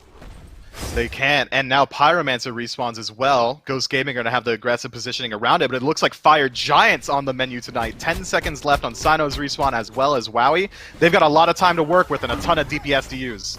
Just got to zone away Wolfie. Good beads by Sam. Going to prevent that freeze from landing from inbound, and this is just space created by Ghost Gaming. Look at the Fire Giant. It goes down with no hope of Obey Alliance stealing that one away, even with a raw snipe on the other side. And Inbound has caught himself in the middle for a little bit too long. Nice. Maybe not. It's Sanford Soccer that gets baited by the Amir. And here comes the reinforcements for Obey. Dunked down from Ducky. Doesn't find PBM, but the wall does. Good slow coming from that heart bomb as well. And the Stygian Torment not going to find a whole lot. Knock up from Sino and a little bit of extra damage will seal the fate of the enemy support. That wall, fantastic from Ducky. Forces the ultimate out from Panic Cat. Another good wall coming from inbound. Walls galore to go along with the CC for Obey Alliance, and Ghost Gaming maybe a little bit light on the respect. Gonna have to learn some the hard way. They get baited into trying to kill inbound. A great freeze and snipe combo from the only 2 living members at the time for Obey Alliance set them up. They strip away 2 Fire Giants from Ghost and a couple towers on the right side as well.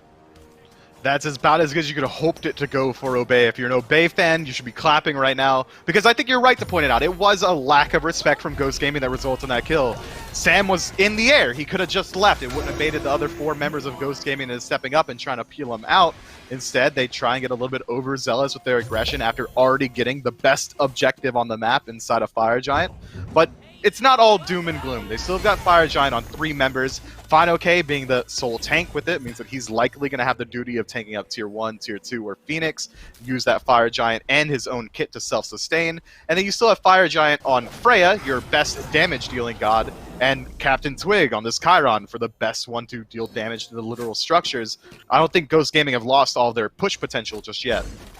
Certainly not. I mean, with the Chiron still having that damage and the sustain from the Fire Giant, I think that alone can set you up for some degree of success, and Ghost Gaming seem inclined to agree. They begin to group on this left-hand side. Ducky, not here though. He's pushing on the right. I think as soon as Ghosts see that, they'll be even more emboldened on this left-hand side, knowing it'll take this level 18 Thor some time to get over here. Blink forward, gets the beads from Wowie.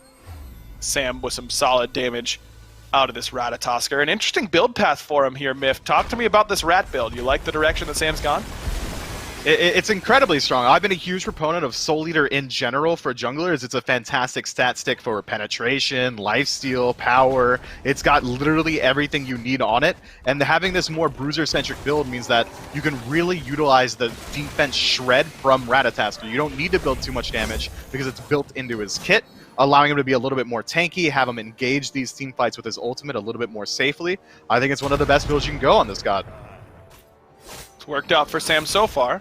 4, 2, and 6 top player damage for the Chaos side, and certainly not a bad game for him. A little bit worse in comparison to that NEM game that he had in Game 1, but those games at the SPL level are hard to come by. Got to earn those every once in a while, and Obey, I think, has played a little bit better around the objectives this time around. I mean, we're 21 minutes in. This game was effectively over quite a while ago in game number 1, Miff. This time, Obey have really found themselves in a good spot, and I think it's really just been the draft for me that has looked so much better for them and really given them a better chance to succeed.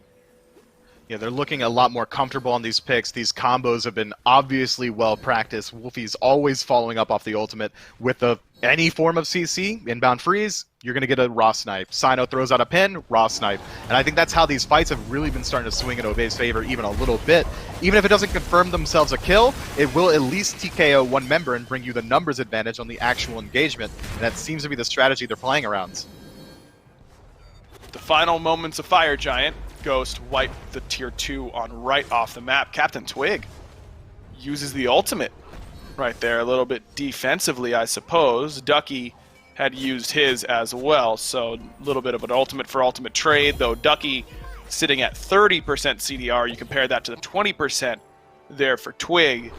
Small win for Obey Alliance. Turns out no blink at all for inbound this time around, just sticking to the defensive support relics, and despite it feeling odd, he's made an impact in this game, no doubt about that. Only 1, 3, and 4, but the big fight of the game for Obey had inbound's name written all over it after that Fire Giant goes the way of Ghost. Now it's Obey's turn to defend another objective. Gold Fury down to about half HP, and this is where the CC and the geometries from Obey are going to come up big here, Miff. Multiple walls across their comp and multiple range CCs can be very difficult to play against. And don't forget about that healing either. Every bit of poke that Obey lands on Ghost Gaming is going to be all the more impactful because Ghost healing is much lower. Sure, you could say Final K's got self-sustain, Panda Cat's got lifesteal in the build, but Captain Twig's got a little bit of healing as well, but you can't really compare it to the healing output of a Cupid or a Ra individually or together. There's just so much more that Obey can utilize to elongate these fights and start to drag it a little bit in their favor. And 23 minutes in, only about 3,000 gold down on Ghost Gaming. This is an absolute triumph for Obey. This is the best they've looked this far into a match against one of these top-tier teams in a long time. One team fight can completely change the face of this match. If Obey is somehow able to take out 2 members, pull a Fire Giant, they're in a pretty good position that they could siege easily as well. It's just how well they're going to fight into this deficit. Because that healing you mentioned, these are the sorts of fights that Obey can really excel at. The poke fights around a Fire Giant with all their CC and walling and healing. And this is a pretty hard composition to play against. Ghost's going to be put to the test here by Obey. Supports trade stuns, but nothing really coming from either end. A couple big power items completed, though, on both sides. Heartseeker now done for Sam for Soccer. That turns this Ratatoskr back into a real threat at this point in the game. Panda Cat under threat right now. CC chain is flawless from Obey Alliance. They didn't need any help from Wolfie that time around. Massive ultimate from PBM, but Ghost Gaming already fractured. Wowie in trouble. Snipe that time from Wolfie. Gonna do a little bit to Captain Twig as Ghost is getting routed in this team fight. Sam for Soccer grabs at least one, but that's gonna be all Ghost Gaming gets. A 4-for-1.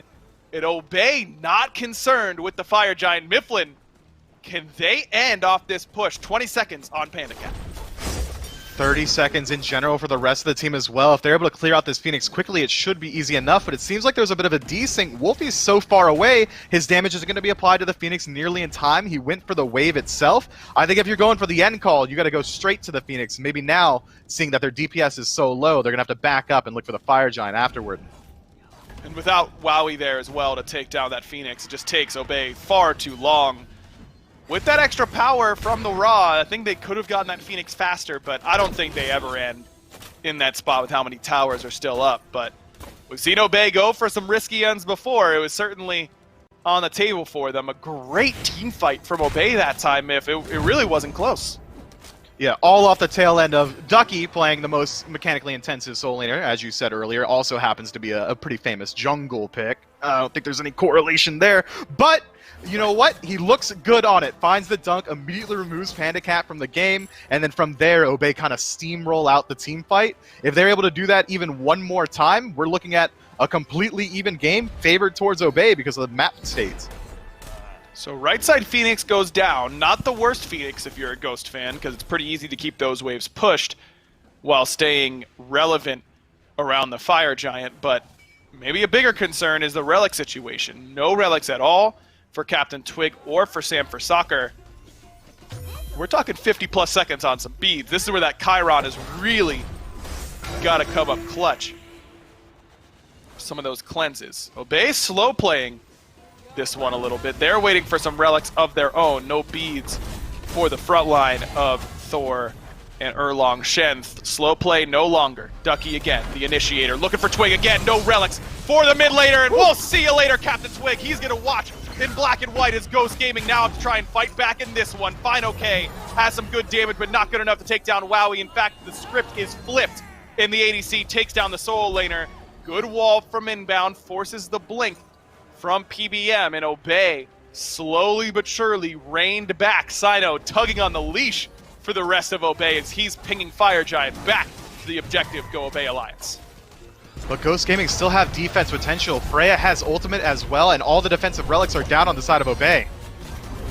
There's that Valkyrie discretion. PBM a little bit too late. Big stun coming from Sam, and he'll immediately dash out, but that just leaves Panda Cat for the Wolves. Now only one member left standing once again, and this time it's Sam for Soccer, and this time Obey Alliance has no Phoenix to worry about. But Mifflin, this is not guaranteed. 5 seconds on Captain Twig, and he's coming up with relics. Ducky gonna find Sam. No, he won't. Nice dart right on time, but Ducky onto the Titan. Twig gonna spawn up into the ultimate right away. Titan down to half HP. Inbound getting low, but the Titan getting lower. Back comes Fine Okay. I don't think they can do it. Mifflin, it's a triple kill for Captain Twig. A quadra and the deicide for Ghost Gaming, and just 800 damage short of knocking off Ghost Gaming. What a thin margin there. Maybe if Inbound had got his ultimate off and channeled it fully, it would have still got the damage off with recent Ymir changes, but that's that overzealous play that we were talking about earlier. Obey goes for these style of games, but looking at it as it is, they've got a lot of time left in these respawns. I think if Ghost Gaming don't go for the Hail Mary play of ending the game themselves, with the Titan at the health that it is, it's going to be so almost impossible to defend. Now, right side Phoenix will come up fairly soon, but it looks like Ghost might be going for it. Their waves have significantly weakened this left side Phoenix. I don't know if they're going to get an opportunity to end here, Myth. I don't think they can with only 10 seconds left on the respawn, but returning that Phoenix is huge, and spotting out that their Phoenix is respawning as well. Maybe the defense isn't as dire as I thought, but that is so absolutely huge for the map state. If Obey are able to somehow crack down on that Phoenix after it respawns, they've got an insane win condition of, if I walk into your base, I've won the game. Or not even that, if someone walks in and Wolfie snipes it from a range, that's the game as well. 28 minutes in, not quite the enhanced Fire Giant for Ghost Gaming, but now they're going to have to contend with that push. I think they have to push down the solo side of the map just to deal with the pressure that Obey still have. Ducky TP's in, and Obey looks to keep the pressure up on this right side of Phoenix.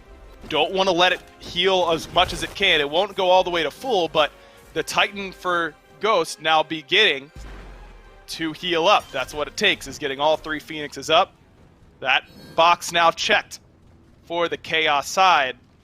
And Ghost Gaming all of a sudden has control of this game once again. And despite these last two team fights, it's been Ghost that's still been in the gold lead this whole time. I don't think that really matters a whole lot at this point in the game. We're pretty much even in full build for everybody. But worth noting that Obey has not been able to separate themselves in gold this late on because they've just been going for the big objectives, not trying to split the map, knock down towers, get invades, that kind of stuff. We're going for broke here on Obey Alliance, and it's nearly worked. Look, had even one more tower been down there, the defense and health that would have been lost in the Titan might have been enough to win them the game. That's how narrow a margin we're playing around here. But looking at Obey's positioning on the map, it seems like backdoor is not really on the mind. It's all defense. Ooh. Both junglers have just fired off their ultimates without a whole lot of purchase, but worth noting that it's the blink for Sino on cooldown, whereas Sam for Soccer is still retaining his. Right side Phoenix seems to be the call here for Ghost, and remember, it's Captain Twig who's got to deal the majority of the Phoenix damage. He's already done his job this game, Mifflin. A quadra kill to defend your Titan. Can't ask much more from a player than that. We've seen some fantastic Titan defenses this year, mostly for E United, but Twig throwing his hat into the ring for one of the best of the season so far. Mid-tier 2 falls as Sam for Soccer and FineOK start to group in mid. But look at that left side of the map. Fire Minion Wave is already starting to bleed its way into Obey Alliance's base. They're going to have to address that, and that's what Ghost Gaming is waiting for, that one split opportunity to work themselves into one of these Phoenixes.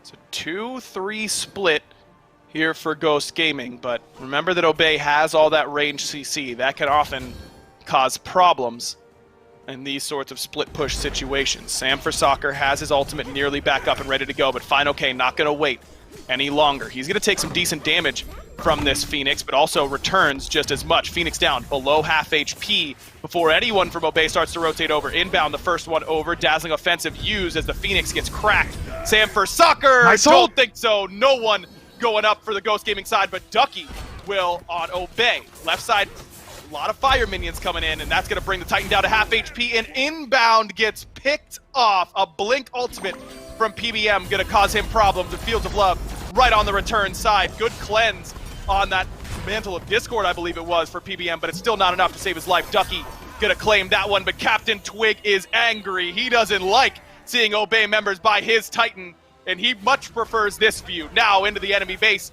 and that Titan just a little bit too low. Close, but no cigar here for Obey Alliance. Ghost Gaming find the 2-0 victory. What an absolute tearjerker for Obey fans. That would have been an awesome Game 3 to go into, especially considering the rap that Obey has as a team. Being able to take a game off of Ghost Gaming would have been a monumentous moment just for their own history. Instead, it's going to come down to 800 health stopping them from going into it. That's clean play. That's well played from Twig. Quadra kill from the Chiron. You bigged them up in the early. You were right to say it. Man, that was something else. But we're singing the praises of United yesterday for taking a game off SSG. Obey right there at taking one off of Ghost here today. It looks like my topic coming into this week's SPL waiting room was really that Phase 1 was filled with upsets from bottom to the top of the SPL. Where were they? We're close. Maybe next week we'll start to see them, or maybe in our second set here today. Make sure you stay tuned for that. But first, we got to break down what happened in this set with Dave on the desk. And that's just a perfect example of the beauty of SMITE, isn't it? I mean, you get this big macro game, both teams tug of war, trying to fight for these objectives, and then one little bit of damage here, one little bit of damage there, and 800 health is the line between a Game 3 and now what we have, and that's Ghost taking the set 2-0 Gormizer. Obviously, Obey have won a set here, but this 28 to 32 minute game, whatever it was, 32 minutes was probably some of the best SMITE I think we've seen Obey play here. They took Ghost, one of the top 4 teams here in this league, right to the edge, but Ghost able to stand strong. And I'm going to agree with you wholeheartedly. They won a set against a United, but this just looked better, I think, all around than those 2 games they were able to win. Their second game against a United, or their third game, I guess, their second win was a clean one for them. But this was, hands down, just better all around, save for that one little play, and it's always going to run through your mind. Is it the tower? Do we go take that Tier 1? Maybe if we're able to get that Tier 2 in mid, maybe it's different sometime at that end game when we're able to actually get to the Titan. If it was highlighted, if Ducky maybe lands on the Titan with his ult Alpha Jackal, mentioning that one on Twitter right before we got into this, maybe that's the difference in damage that you need, or the lockdown you need, in order to make sure this game goes your way. So many small things that could win you the game. And you know what, Dave? I hate to say it this way, but none of them matter because it's not what happened. They don't. Captain Twig comes up, Fine OK, Sam, all of them make sure they find themselves a defense. Captain Twig gets a quadra kill, of all things, to make sure things go their way as well. I mean, I was ready, literally up to that moment, to mention how this Chiron hadn't done anything negative, but hadn't necessarily made a positive change. Ended the game pretty solid, so I can't really complain about that anymore. I mean, you can't, when you see a guy come through, masterful shot, still able to hit a lot of people, it's the perfect setup for him to be able to find those kills. The Titan putting in a lot of work, him and Sam putting in a lot of work, and then, Fine OK jumping in at the end. It was the perfect storm to tear down Obey. Yeah, Twig was 1, 3, and 6 on this Chiron prior to that base defense. Ends the game at 7, 3, and 7. So talk about a late game turnaround here. A lot of conversation going into this matchup, Gore, between you and I around Ducky versus Fine OK in the solo lane, and I think we saw some good matchups. I think Fine OK had a great game on this Amaterasu. And it's sort of weird, I think, to focus on the losers in this case, and that's Obey, but I think Ducky, on kind of this different vibe pick in the Thor, the playmaking ability, the slightly bit of higher aggression, I think looked great for him. Obey's strengths right now are as a non-meta team, right? Every time I've seen them pick what everybody else is playing, they've lost, and pretty dramatically at that. When they pick what they want to play, much like they did that game, they push Ghost Gaming to 32 minutes. They have Ghost Gaming 800 damage away from going to a Game 3. That's the kind of Obey I want to see going into the future. I think it is bright for them on the horizon, and maybe aggro's right. Maybe we start to see those upsets, but right now, like you said, highlighting the loser, it feels weird. I think Ghost maybe showcasing why these last 2 sets from them haven't been as solid when they're up against these top 4 teams. I think Obey is really good, but you see that as a 2-0. That's not very indicative of how close Ghost Gaming were to losing that. So maybe a little bit of a shuffle for them as well needed to go into the weeks if they want to continue reigning up at the top. All right, game number 1, much faster for Ghost Gaming. Draft pretty indicative of that one. Game 2 very close here. 2-0 for Ghost Gaming over Obey. Radiance versus E United. So, Gore, we've had a week chock full of 2-0s. 4 2-0s, 1 2-1, and that was E United yesterday against SSG, who you see close to the top, at the top of the standings. Now 3 teams neck and neck for that first place spot. It is Radiance who will round out our weekend here in the SPL up against E United, a chance to stand alone up in first. So a literal potential first versus worst matchup here to round out the weekend. But I love, all things considered, we hyped up Obey rather because of their Game 2 performance here, but I think that this is a gritty turnaround from Ghost. The ability to kind of brush off a couple O2s in a row, come here, O2 obey, get some momentum going is exactly what the doctor ordered for this Ghost squad. Panda Cat, he got to play Freya a couple of times here today. I'm sure he's happy about it. I'm sure he's happy about the win. But let's hear it from the man himself. Thank you, Dave. That's right. I've got Panda Cat joining me now. And PCat, first of all, congratulations on the win. I need you to give it to me straight, though. Game 2, it's only Sam up. Twig's about to spawn. 5 members of Obey right there. Did you think you had lost, and what was your reaction when the boys popped off?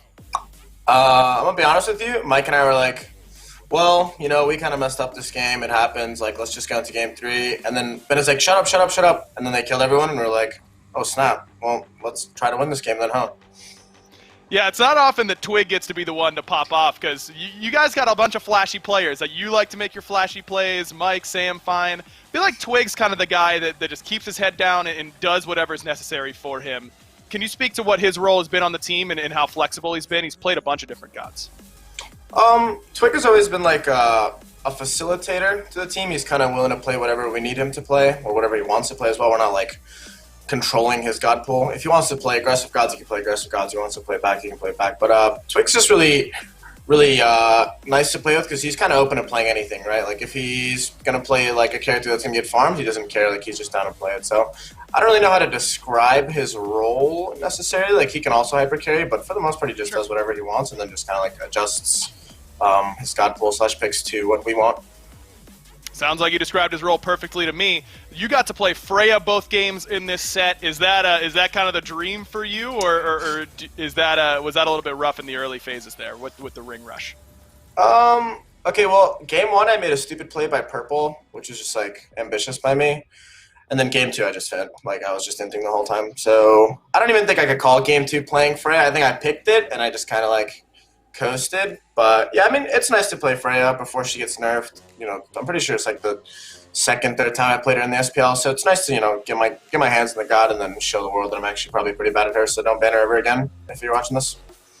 Well, there you go. No worries. You can give Panda Cat Freya and you'll be just fine. PCat, congratulations on the win, man. Good luck the rest of the season. As for our viewers, you got to make sure you stay tuned because we've got another big set coming up. It's Radiance versus E United on the other side of the break.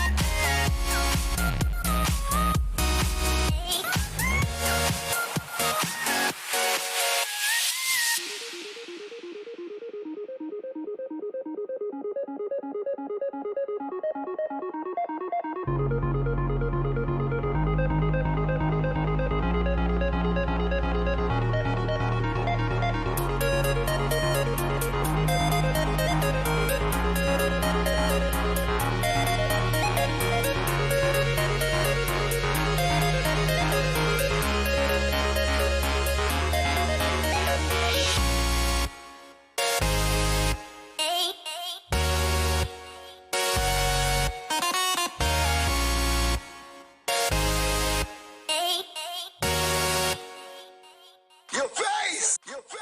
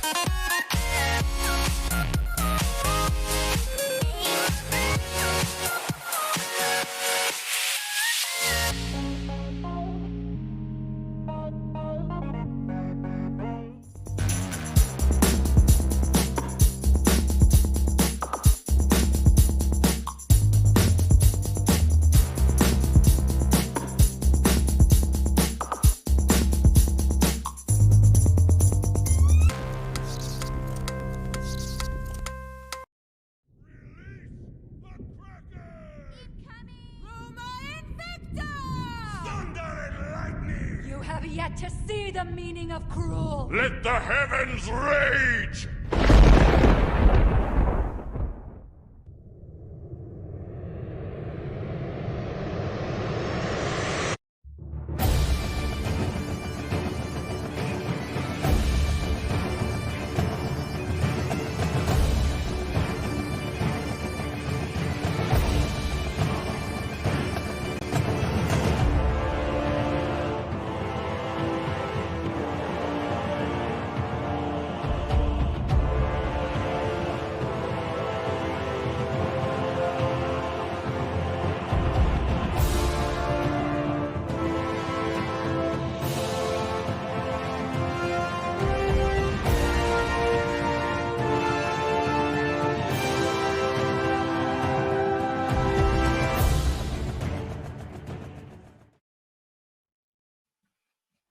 Welcome back to the SPL. That is exactly right. We have obviously teamed up with Maxonomic to bring you the perfect SMITE chair, and I was racking my brain trying to think of what could be the best kind of advertisement for that chair, and I thought of nothing better than the fact that Gore and I were able to cast a 78-minute SMITE game in it very, very comfortably, so hard to think of something better than that. Make sure that you pick up your very own one. Head to needforseat.com. Pick up one of these chairs. It's the only way to get the exclusive in-game ward skin as well, so make sure that you pick up one if you would like the same kind of comfort that allowed Gore and I to go through one of the toughest experiences of our lives. I am joined here on the desk, though, obviously, by Caleb Mifflin Sullivan. Mifflin, we got a good set coming up here, man. This is going to be Radiance taking on E United. I know that it seems by the standings to be a rough one, but I'm excited for this one. Look, I'm glad you're excited because by all expectations, it should be a rough one. I mean, it is technically the best versus the bottom, right? I mean, but E United have been looking convincingly better every step of the way. And I think it was you that said to me that when E United finds wins, they're convincing wins. They're very good. They're well thought out. They don't really bring it down to these nail-biting endings. And I think that's that level of consistency that we can expect from them. It's just whether or not they're able to bring it against this top-seeded team. I think there are two versions of E United. The version that comes in with a strategy, and you can clearly define what it is they're looking for in any given map. And then there's the version that comes in, picks 5 random gods, and kind of gets trounced out. I'm expecting that as the season goes on, we're going to see a lot less of the second and a lot more of the first.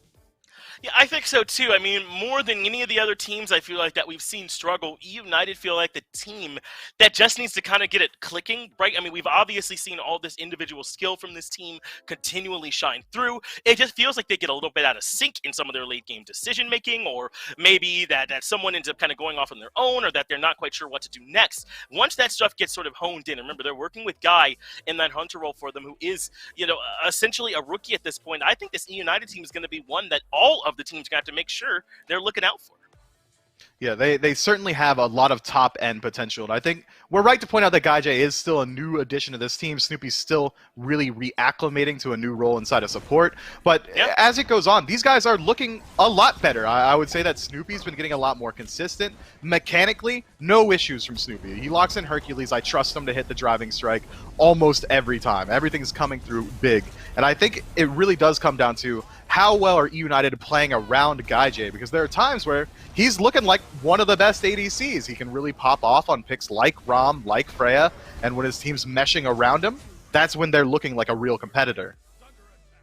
It is. He's got to make sure they're able to get there more consistently. And remember, you know, this whole they're still getting new, they're getting into the groove, that sort of thing. There's a shelf life on that. It's only going to last for so long. But I think they are still within that grace period, I think, where we can sort of cut Unite a little bit of slack in terms of getting everything together and make sure they're all on the same page. That's way easier said than done. It's not the easiest thing to try and do because the other 7 teams in this league are not going to give you a single easy set. So certainly there's a lot of work they have to do, but perhaps no harder matchup for them than this Radiance team that they're about to go up against here in Mifflin, because they have been firing on all cylinders. All the things we said have been struggling for United, I feel like, is there for Radiance. Plus, they might just be the best in slot at each one of their roles. I mean, this Radiance team does not make it easy for anybody. I mean, they're looking so good. Back at the tail end of Phase 1, we were saying that, or it was Cyclone Spin himself saying that he felt like he was in a rut. Out here in Phase 2, he's popping off, maybe off this comfort pick from Rom, but he's been hugely impactful in every single one of their wins. He initiates fights with that Rom ultimate, immediately drops one person to 20% health, and then pops off for the rest of the fight until his ult comes back up, and he finishes off someone with it. He's looking so incredibly impactful on gods like Cupid as well. He's really found some picks that he can find himself at home with. This dude's looking like an absolute menace on the battlegrounds. He is, and I mean, obviously, Benji, Adapting, and Aurora are all some of the very best who've ever done it, but I think you got to remember that big man. Ting's been playing really well here lately as well. S has Cyclone Spin. I mean, this backline for Radiance, I think, has really stepped it up every single time we've seen them getting better and better. But we had a chance to talk to Cyclone Spin a little bit earlier today and see how he's feeling coming into their set up against a United.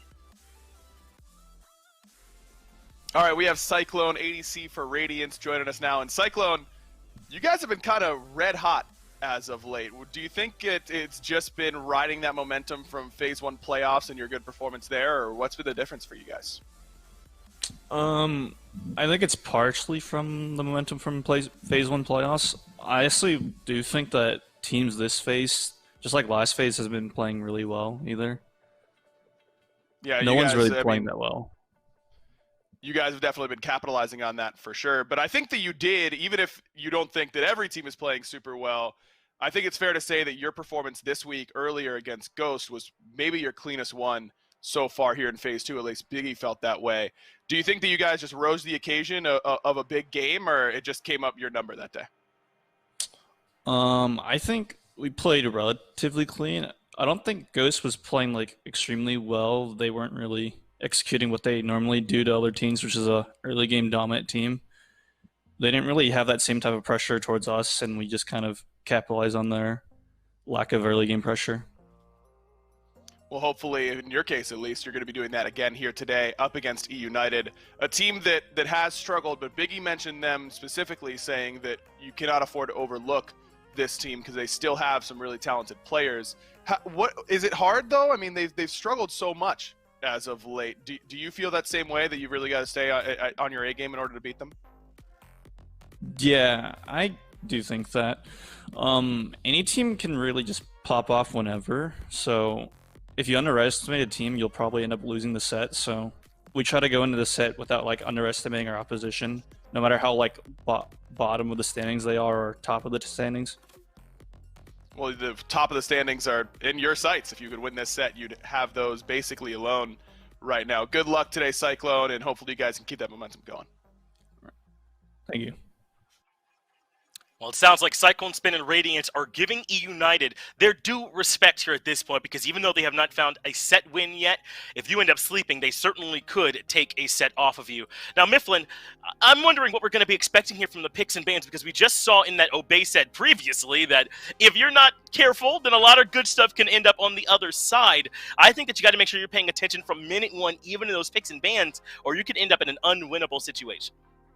Yeah, we saw in that Obey set, it really came down to, we're looking at a ton of target bans coming out from Ghost Gaming that left a bunch of really meta picks available. I think Radiance might not have that same edge to target bound E United out. Sure, you could look at Hurriedwin's Yanis or something along those lines, or Snoopy's Hercules, but I think it really comes down to that E United and Radiance are both students of the meta. I think they're really just going to address those standard 6 bans that we're used to seeing.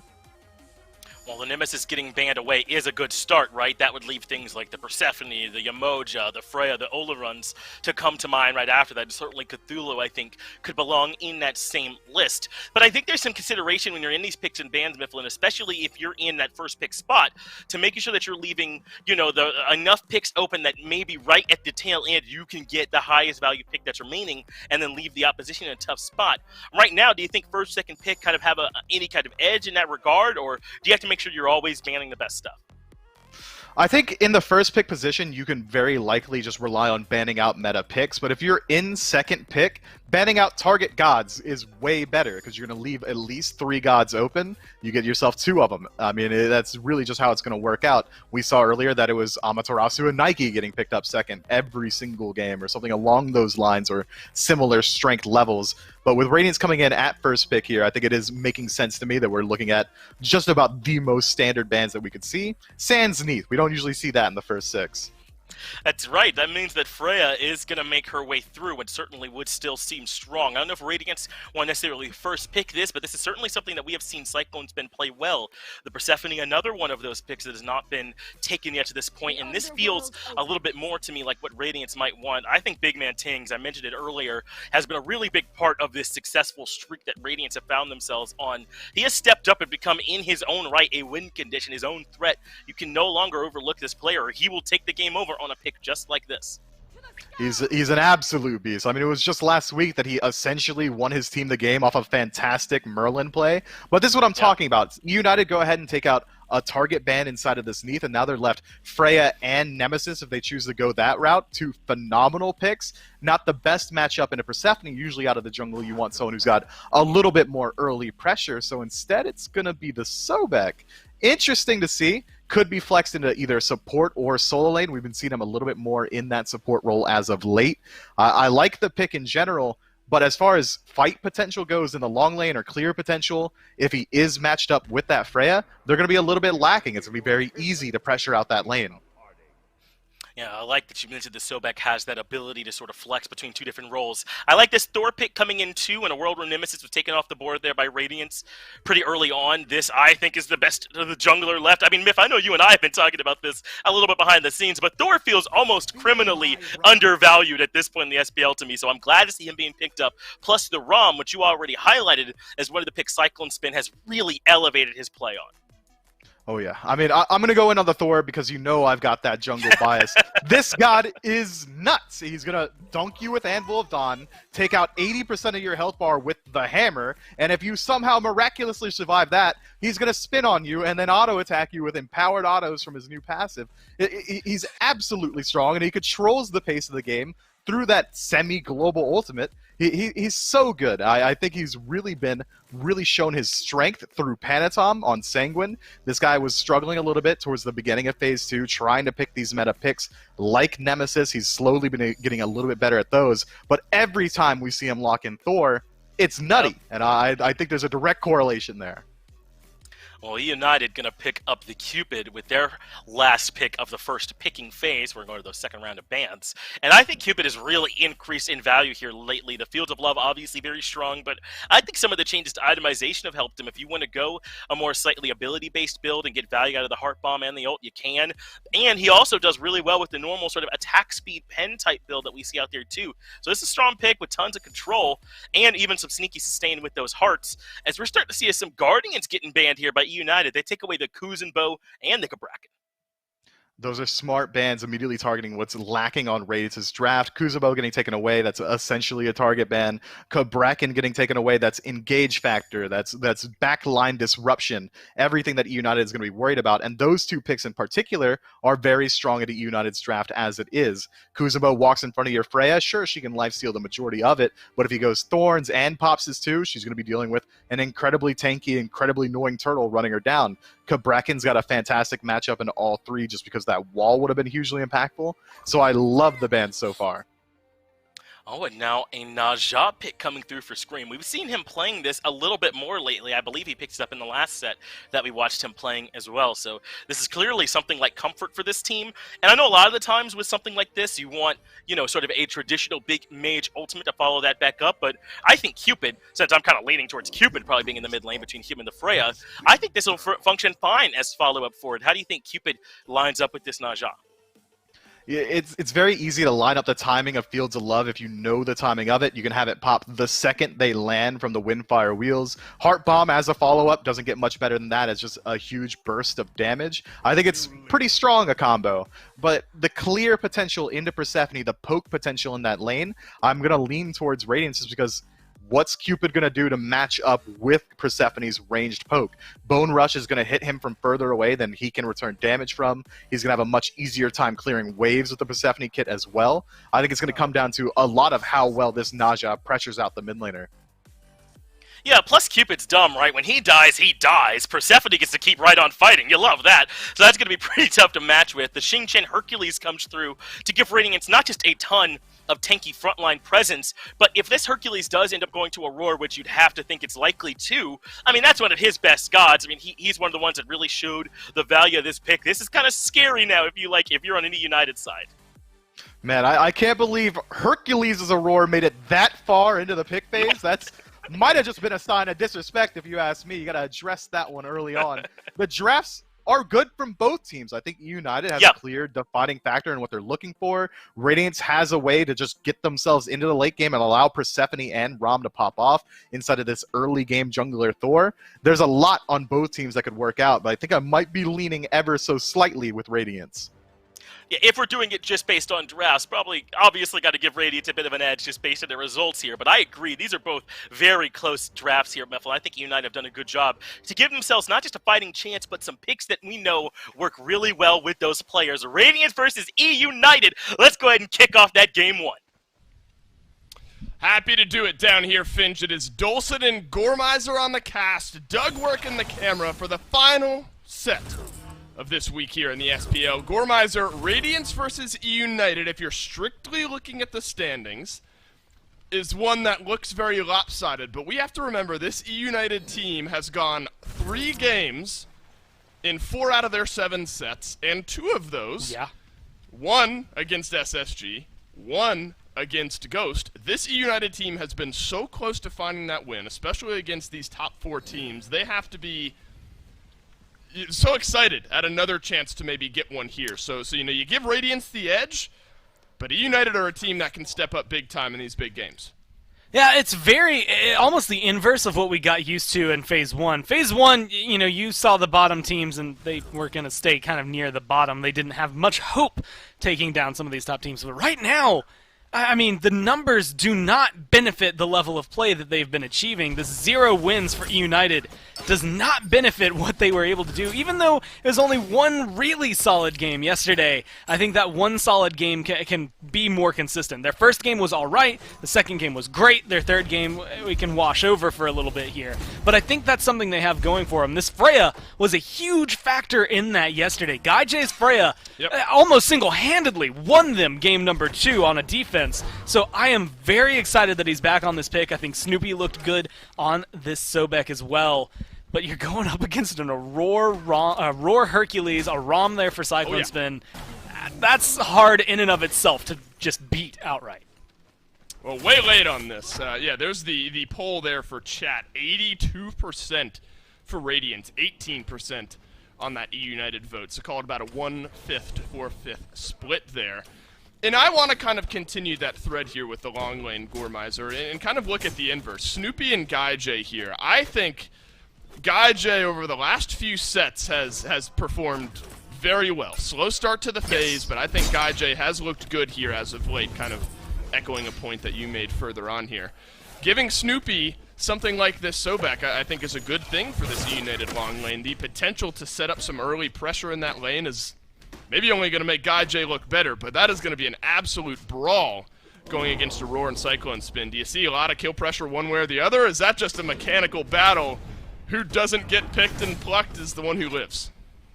Honestly, there's a little bit of that, but I think, Cyclone Spin Aurora have a little bit more of an easy time disengaging from E United's control and pluck than E United have, against them. Snoopy, he can dash back out, but if Gaijay gets grabbed, his beads are going to be down, and that's only going to save you so much. Until he gets Aegis and ult, that is an easy kill to pick up in these first few levels. So maybe watch for Aurora to get aggressive. I'm actually kind of surprised to see they haven't been able to find anything, but I think that's more on E United just playing it safe as of right now and recognizing that they aren't going to dominate this early game. They can just stalemate it and hope for the best, but Aurora, he knows how to push his luck.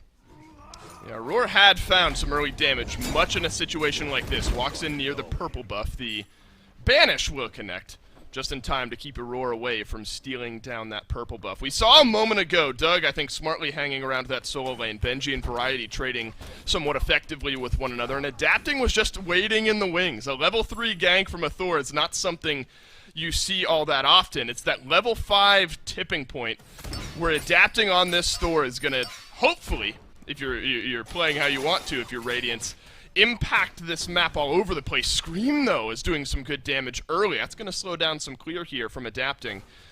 But it's an interesting point, I think. You look at Thor, where he's been prioritized, where people have put him, and where maybe he deserves to be. I pause to see how much damage will go on to Big Man Ting. Oh, no. Does some good damage there. lazy Hurrywind back. around the side. Oh, it connects from range. No, he misses the ring, and it will be Big Man Tings who stays alive. Adapting now, trying to turn around some damage, able to do so. My goodness, BMT stays alive, but United bringing the pressure. And I'll be honest, that's a hard one to bounce back from. I think Scream's going to be kicking himself for that one because it feels so free. I mean, the lazy back, that feels like it's almost gifted to you. First blood to your Naja, exactly what you need, I think, in this situation. Already falling a little bit behind this Thor. Could have been the great equalizer. In fact, maybe even given charge over there. Now, Ting's still in danger. Goodbye, right back to mid lane. And this time it's Variety who rotates over from the solo lane, and Hurrywind will knock down BMT. And well played there. I mean, beads have to get used by this Persephone. Ultimate then shot on the back end of it. That's the way you want to see E United capitalize on some early pressure. Hurrywind off to a 1-kill start. I mean, again, it's a good swing for them. Maybe a little delayed from what they would have wanted, but either way, you get Hurwin now ahead. You also burn down BMT's beads. You get his ult.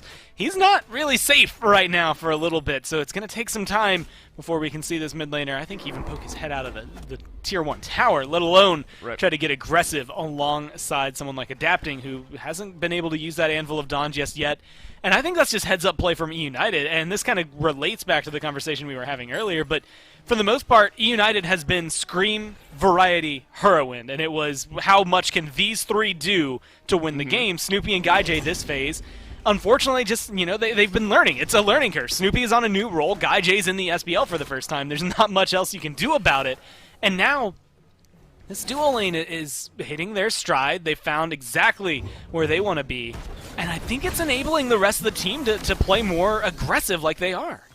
Aurora playing aggressive now as Adapting was up in the sky. Will slam down, lock down this red buff over here for Radiance. So the game plan, at least through the first 5.5 minutes, clear from E United. And now an answer back from Radiance as well. Let's put as much pressure on this mid lane as we can. Not surprising that Variety assisted in that first kill. You look at the Teleria boots. This has been, what did Aggro word it? The flavor of the month there for a little while in Phase 1 was this movement speed build, especially on someone like the tier. So Teleria boots to start off, a little extra movement speed right off the get-go. So Variety playing exactly how he wants to. Gets some movement speed, rotates over, helps find that first kill. Benji's going to have to be hyper aware of where his lane opponent is. It's the second time in a row that, we get to, well, second phase in a row where we get to talk about it, but it's what's enabling Variety to make rotations like that to the mid lane, right? I mean, you have Scream just off the mark on getting that kill, and Variety doesn't let it last. Now he's in a good position to make several rotations like that. Oh, he blinks forward onto Adapting, who has to use his beads here. Snoopy waiting in the wings, looking for that pluck. Blink, pluck, back up and over. Adapting nearly over his wall. A game of inches there maybe saves the Thor's life. Snoopy sniffs out a small rotation, but adapting, having to go back. That's going to open things up for Scream to maybe catch up a little bit here in this jungle. So you got to like this as well, I think, from United. You've started to send Snoopy on these early rotations, force a roar to blink away. It's United really carrying the pressure in the first 7 minutes. And that's the thing, dictating the pace of the game for 7 minutes against Radiance is impressive. I mean, they've almost got themselves a 2,000 gold lead, hovering around that 1,500 mark right now. And, I mean, that's just phenomenal in and of itself. You can let that one stew for a little bit.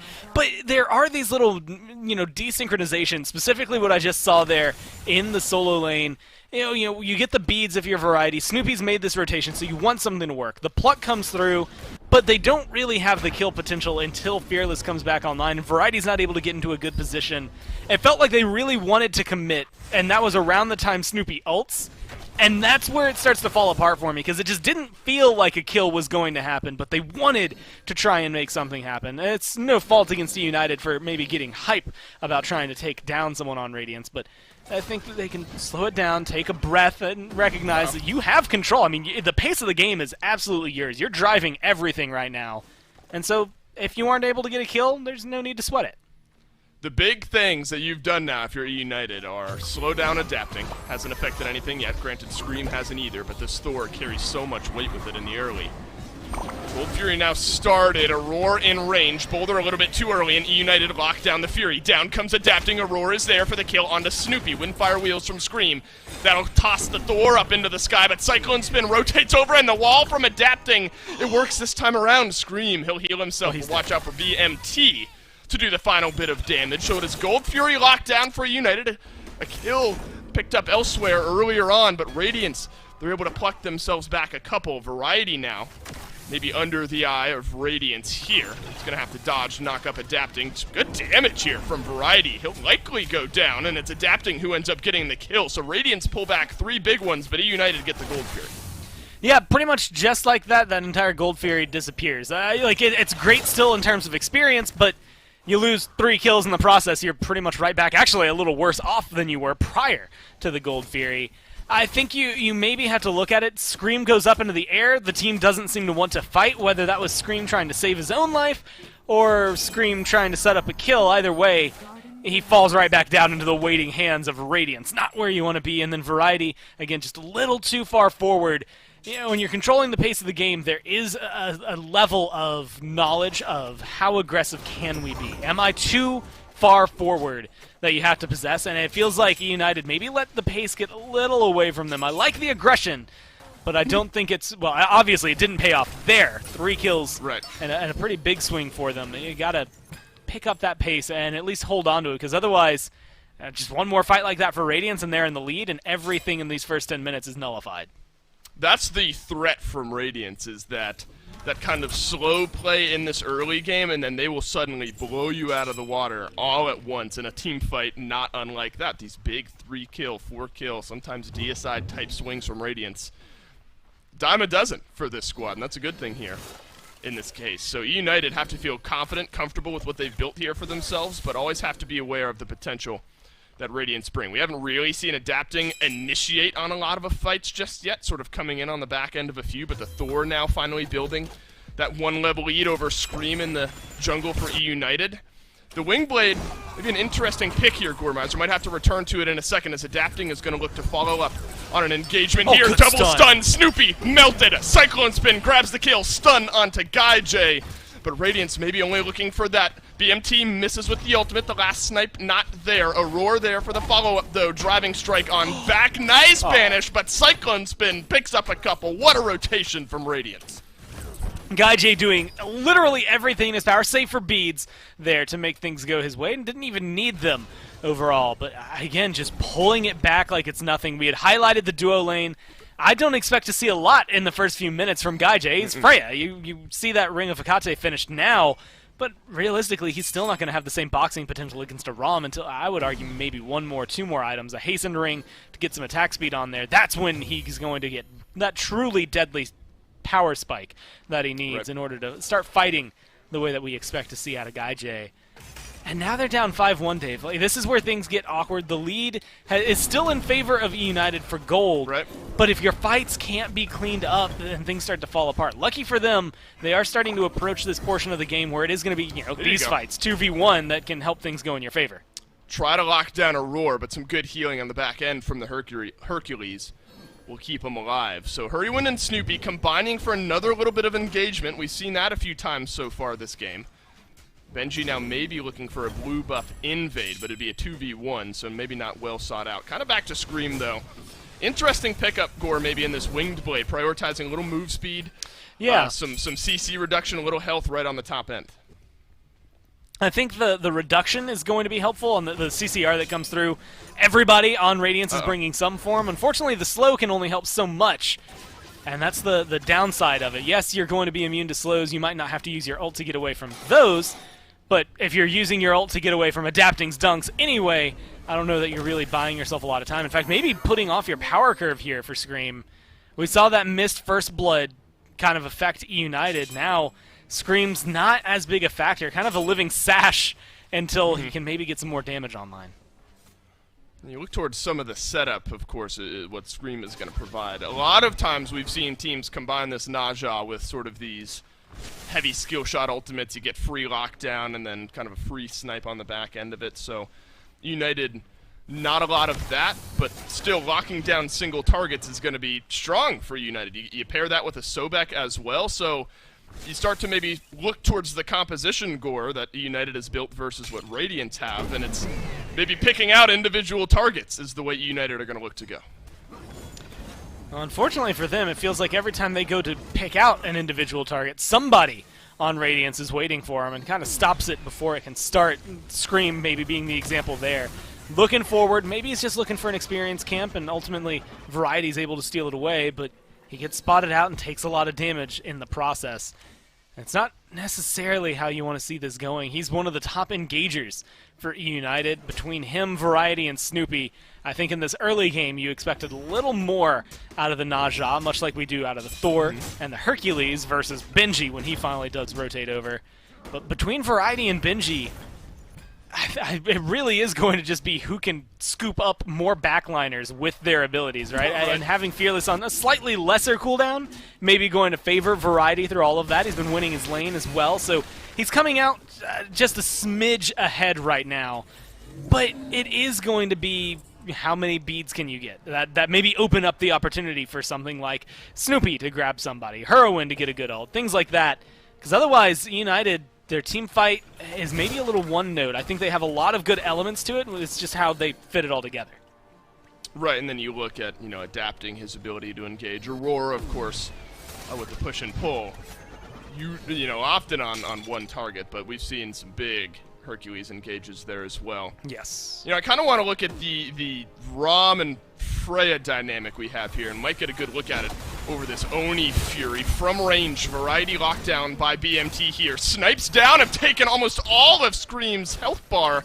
Some sustain from the Cupid, though, is going to get the jungler back in the fight. Oni Fury half HP, double knockback by Aurora here. Fields of Love down onto the Hercules. Excavate used, Hurrywind grabs the kill. But right back in goes Scream, won't connect with the ultimate, and Big Man Tings locks down the kill. Whirlwind of Rage and Steel from Benji.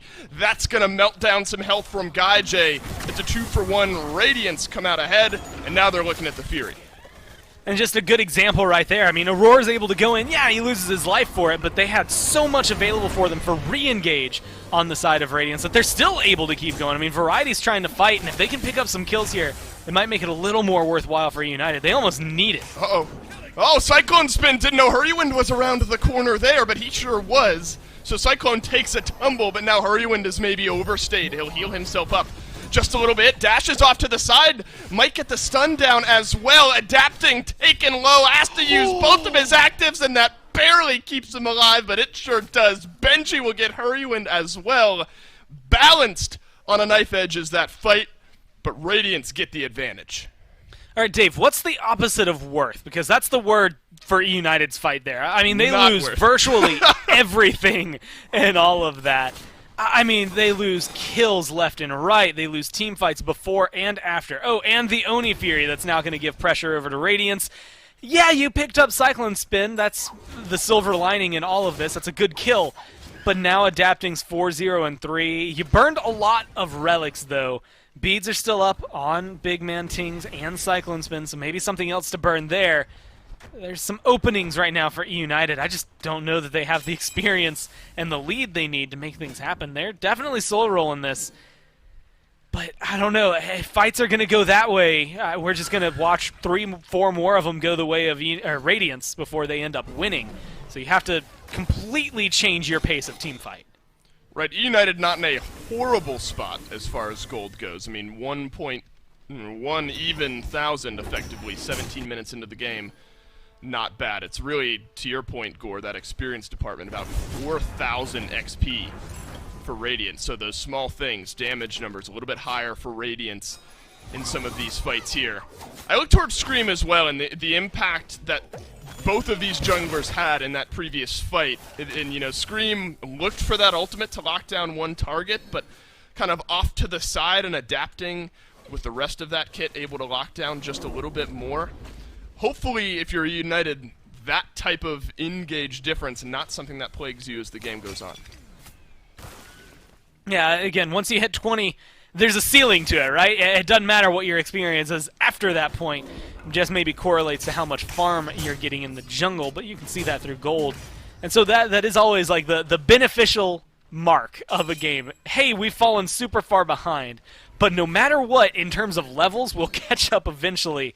It is going to be items that maybe make the difference. Right now, though, I think United are keeping pretty good pace item-wise. The only big difference is maybe between Gaijay right now and Cyclone Spin. But realistically, Gaijay has all the items online that he needs, finishes that Hasten Ring, and he's got the level lead as well. So everything that is coming up for this Freya is coming up for this Freya, and that is the pivot point for me. I think right now Radiance are going to be strong because Cyclone Spin rotating in is going to hit a little bit harder than Gaijay. I think a lot of the control they have over a team fight and their initiation is a little bit better than E United, but I think E United's full team fight when all 5 of them are together is just going to, well, at least surprise them. Maybe not knock them out of the park, but it is going to cause them to change their priority.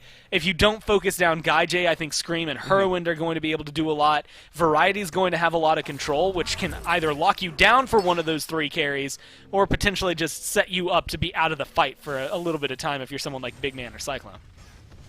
Just now we saw a really small skirmish onto Benji. United was there in numbers, but elected not to collapse in. Maybe just a little nervous with lack of vision on the right-hand side that Radiance were there to collapse in just a few moments later. Benji has now pulled 1 level ahead of Variety in a game where Variety had pulled out the early lead. Both Tier 1 towers now down over in the short lane, so somewhat even on rotation potential out of those 2. Of course, Relic Dagger, a popular move speed item for Variety here. Pyromancer, sometimes see this one skirmished over a little bit. 20 minutes into the game, might see some here. Up, down, over onto Snoopy. Back he goes. Half of his HP. My God, where did it go?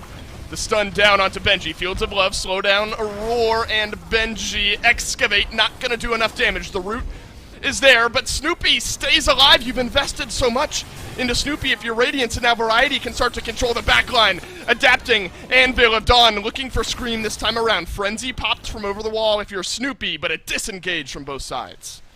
And it doesn't seem like United were able to lock down one target enough to get a kill, but United able to get away with essentially just a lot of murder. There's a lot of moments where they should not be walking away with those wins. In fact, Variety even going back in to contest the Pyro.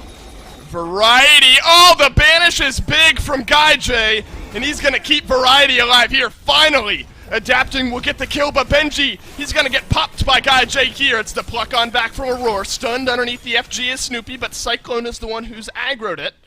1-for-1 trade on the back end. Pyromancer taken by Radiance.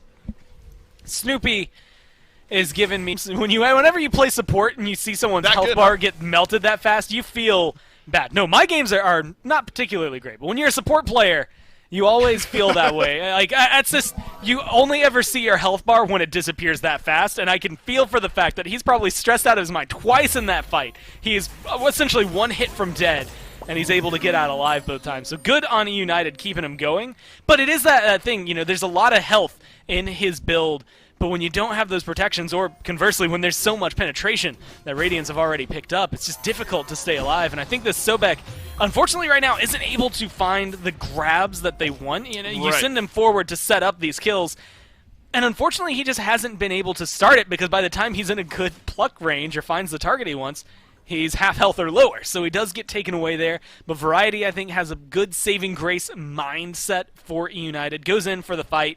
Again, even if things don't always end up coming the way of E-United, I like how they're taking these fights. They just have to clean up where their prioritization is. You can feel how 5, members of Radiance are playing together. E-United still feels a little disjointed. Not just now, at least. Over the Primal Fury, 3 of them go. Radiance, a bit of sleep at the wheel there, as United are going to take that Primal Fury down right back to even. Goes the gold here in this game. And I guess kind of to that conversation, Gore, the worry we had was that one node engage. Snoopy's not hitting the plucks. If Scream's maybe not locking down the target, it's difficult for United to find this big fight. He kind of has to haphazardly throw a frenzy over the wall, but Variety can engage for you just fine. Big man Tings is absolutely deleted. As Aurora back from behind the wall, still under chase by Hurrywind. The stun will not connect here this time around. Wasn't in all that much danger anyway, but a big pick there. That is the presence that this composition brings. They'll pick you out. They'll push that 5v4 advantage to the tune of a tier 1 tower. I was wondering if they'd want to go for more. They can start the dance around the Fire Giant, but it feels a little risky with everything that Radiance have alive. All 4 ults available for the members that are standing. With no BMT, I guess they feel confident enough on E-United to try and go in on this. Adapting takes to the skies here. Fire Giant reset now. Scream is going to use his ultimate over onto Benji. Down goes Adapting, but the rest of Radiance wasn't there for the follow-up. Variety locks down the Thor, and now Benji pops his Thorns, looks to use his ultimate, but E-United, they backpedal, re-engage. Benji tossed back now. Hurrywind still alive, and Guy J's got the damage. 2 for none as we stand. E-United push Radiance back. Look, his slash line right now isn't that amazing. 2, 2, and 3 doesn't necessarily stand out, but Guy J affecting 5 of the 7 kills. A lot of the assists he's gotten were him dealing a majority of the damage and somebody else being able to clean it up. I think it's been good play now that this Freya has joined the fray over there for them.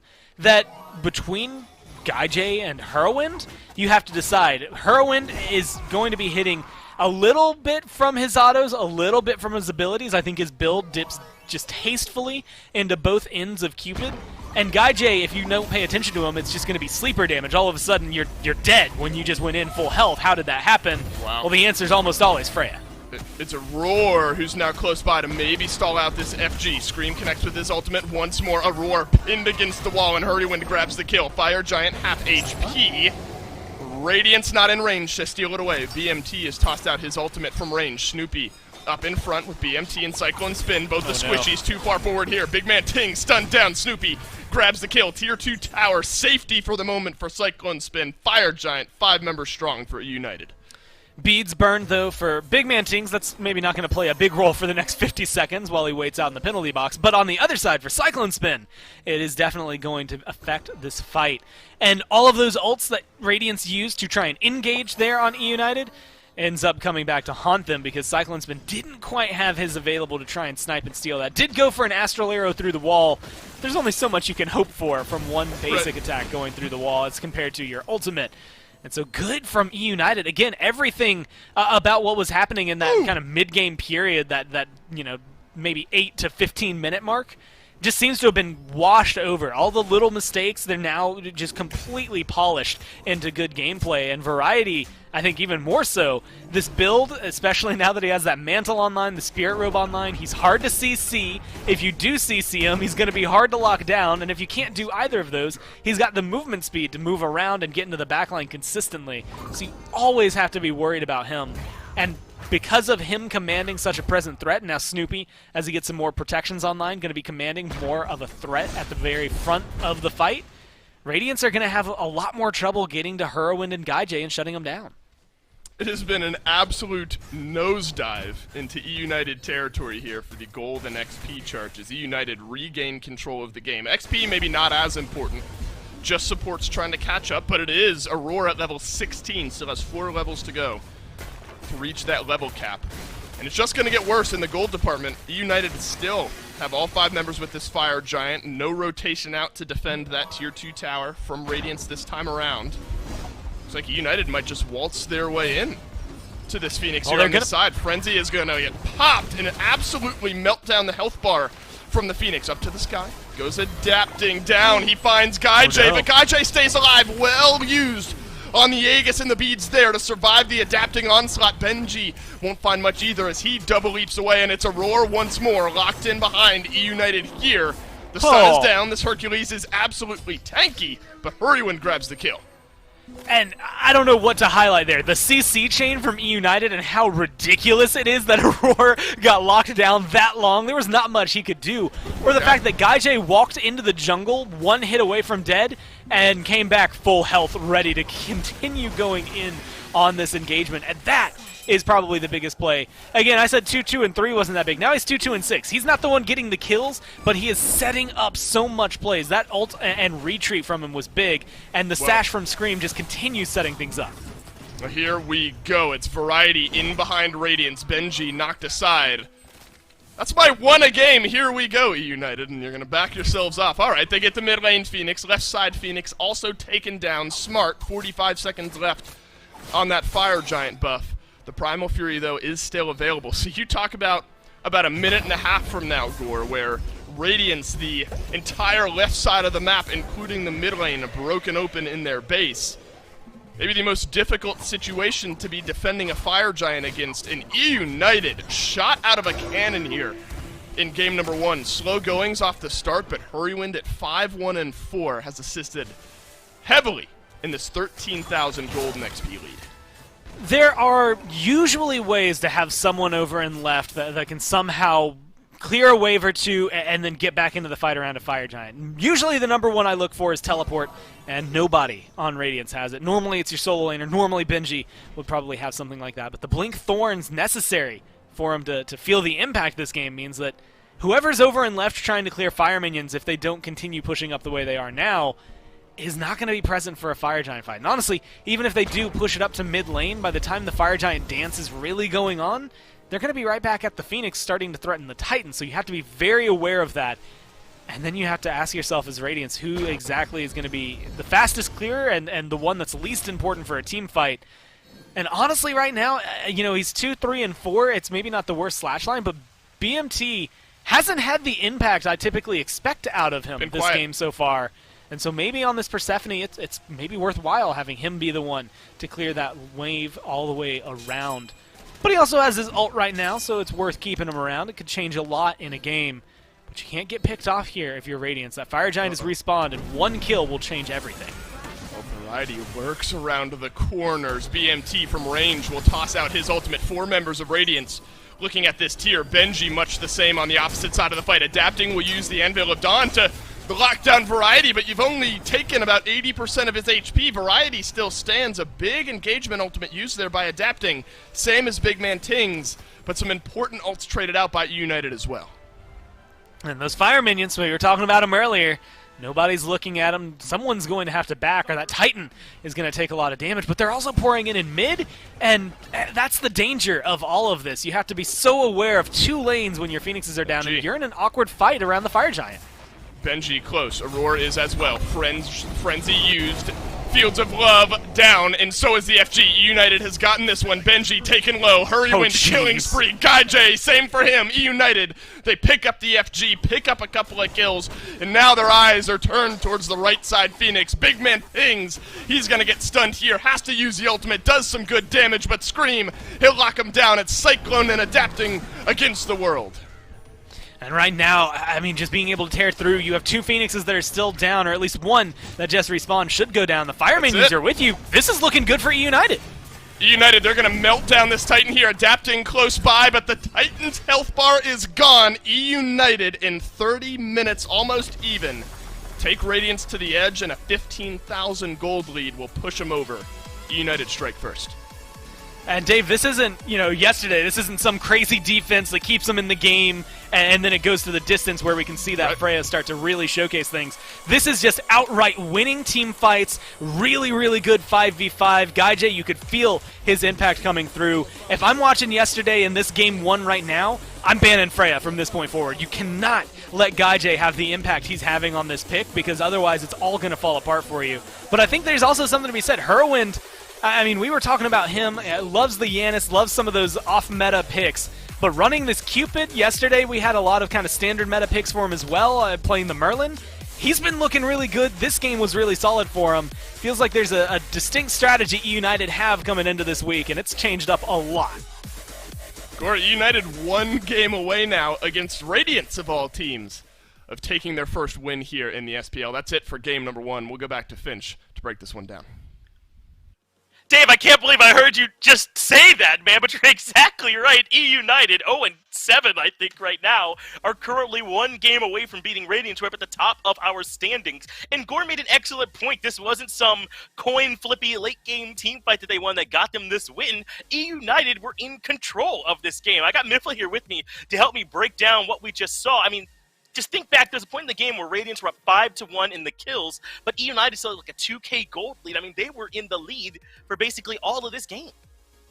Playing the map, playing together, team fights, it all really comes down to that. And you know what? I got to shout it out. Hurrywin, phenomenal performance on the Cupid. Yeah. GuyJ pops off. And you know what? Variety, this man was creating infinite space on the tier. It just really pans out. And I think it is a huge point to make. And it was right for Gore to say that it wasn't a 50-minute game. It wasn't, well, they just kind of snuck away with one team fight in the late game. It was that they controlled the pace. And even when they were losing team fights, they were ahead in gold, as you already pointed out. These guys are looking like a convincing competitor. And that's why we see so much respect put on United despite their standings. And I have always kind of thought that Herwin is a critical piece to making this United team work, because he has the potential to be one of the very best mid laners in our league when he's able to play consistently. We see it from him all the time when he plays things like the Giannis or pulls out some of his pocket picks. He certainly has that high-end potential, but I feel like we got to see it from him this game on this Cupid. Something for United was just clicking in this game. And Miff, I think this is why, you know, we've kind of had this feeling in the back of our minds when United comes up on the screen that they're one of the teams that we always keep thinking would be able to convert eventually into some wins. It's because they keep taking individual games, just not whole sets. They always look competitive. I don't know if anyone has more 3-game sets than them with this many losses. They keep getting this close. They just have to figure out how to consistently turn that into set wins. I've got faith in them completely. I mean, if you're going to be able to take one game off of Radiance, that tells me that you're going to be able to take games off of just about anyone and potentially sets as well. United are nuts. Each one of these individual players are mechanically talented.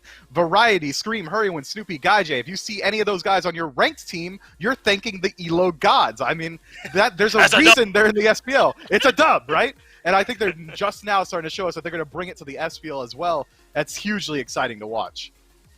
It is, man. It's exciting to watch them. And we haven't yet talked about how Radiance, I think, had some struggles here in this game. I mean, obviously, the kills were there, right? They were finding tons of picks, but in the teamfight stage, they seemed a bit scattered. Even though Adapting had a great early game, I thought he was kind of hard killing them throughout the beginning of this game. There were some times where he went in a little bit alone, a little bit ahead of everybody else, maybe trying to make a big play to turn fights around, but getting caught out. Radiance have some things to clean up here after that very first game.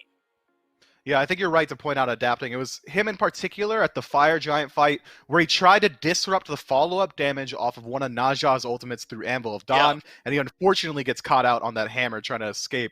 But that's the type of plays that you kind of ride the line on Thor. If you dunk in, you're committing your body. You're in the enemy team. He found multi-man dunks. It's just that there wasn't really any follow-up from his team, and I think that's a bit of a miscommunication on how much range do you guys have. Are you able to follow up if I find this dunk? I think if they clean that up even just a little bit, a lot of those team fights that were potentially game throwing can become game winning in the future.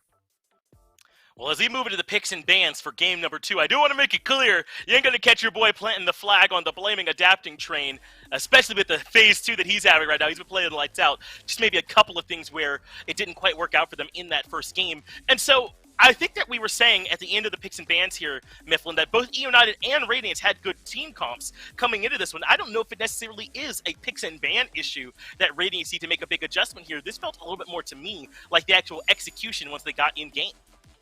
It was definitely play on field. You'll never hear me disparage a team composition that is comprised of Thor, Persephone. I'll stop there because I don't need to say anymore. But like that's nuts in of itself. And they had Rom as well, another highly contested top pick. I think you really can't look at P's and B's there. They both got away with some pretty strong drafts. I think it is 100% execution on the field, and that's why we're seeing a lot of parity in the bans again. Radiance identified immediately that they can't really look back on their P's and B's as a real loss factor. Yeah, I don't think that they can either, so I wouldn't be surprised if we see some fairly similar stuff happening in these picks and bans. So far, it's basically exactly the same. Radiance banning away the Nemesis and the Ola Run, United banning away the Amaterasu and the Cthulhu. Now, this last spot, I believe, is where we saw United ban away the Neath, if I'm not mistaken. I wonder if we see an adjustment from United there, but there isn't really a reason to. Obviously, things went really well for them in Game 1, so maybe line up with that same ban again. That's exactly the case, which means that Radiance, if they'd like to, can run it back, get that Persephone one more time for big man teams, and then see what the response is from United. And I think you absolutely should. There's not many gods that control the game that well. You might consider Freya one of them. The damage output is absolutely insane. But I think when you're talking about where Radiance lost last game, it was around that team fight phase. And Persephone might just be one of the best team fight mages in the game. Oh, you picked me off early. I'm still going to return damage. Oh, I missed my ultimate. Well, you're all crippled and taking damage anyway. It's such a strong pick in those jungle fire giant oriented fights that I think it's interesting to see that Radiance go ahead and pass up on it.